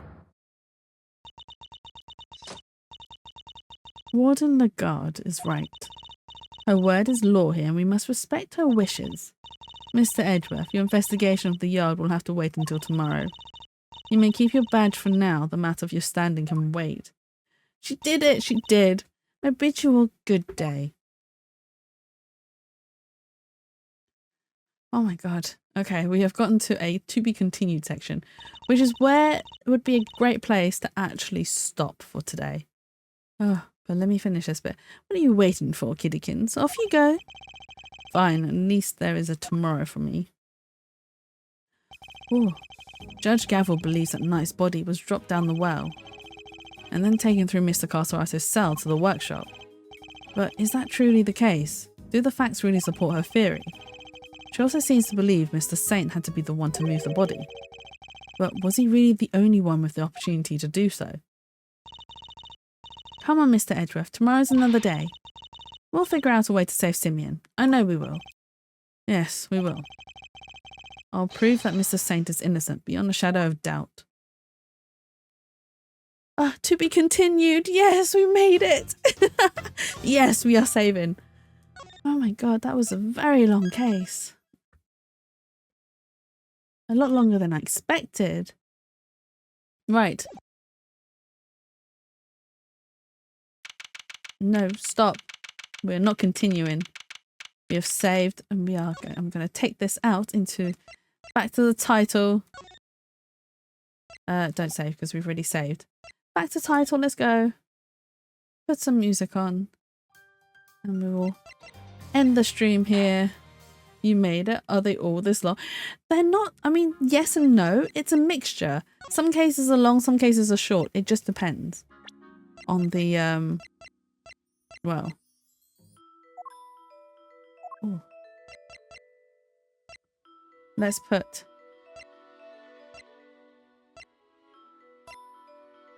Still Samurai. Right. Thank you so much for joining me today. I very much appreciate you all because you guys are amazing. Thank you so much for sticking around for so long. Today's stream was extra long. Now, let me see if I can find someone to send you guys off to. Zingy! I'm going to send you guys off to Zingy. It's not often that I get to raid him. So let's go. Let's go see Zingy. He is currently playing Pokemon, which is fun, fun, fun. Right. Zingy. Start raid. Okay. Thank you for streaming. No, thank you for staying. Thank you so much. Right. So I hope you guys have a lovely and wonderful rest of your days. We are raiding Zingy. If you are sub, please use raid 1. If you are not sub, please use raid 2. I will be back on Tuesday. Probably with some more, not probably, we are actually going to continue with Doki Doki Literature Club because we got about halfway. I need to know what happens. I need to see the turn of the game. So we will continue with more Doki Doki Literature Club. But yes, thank you again so much for joining me. You guys have been amazing. I hope you enjoy the rest of your evening, the rest of your weekend, and I will see you guys again on Tuesday. But yeah, bye bye for now.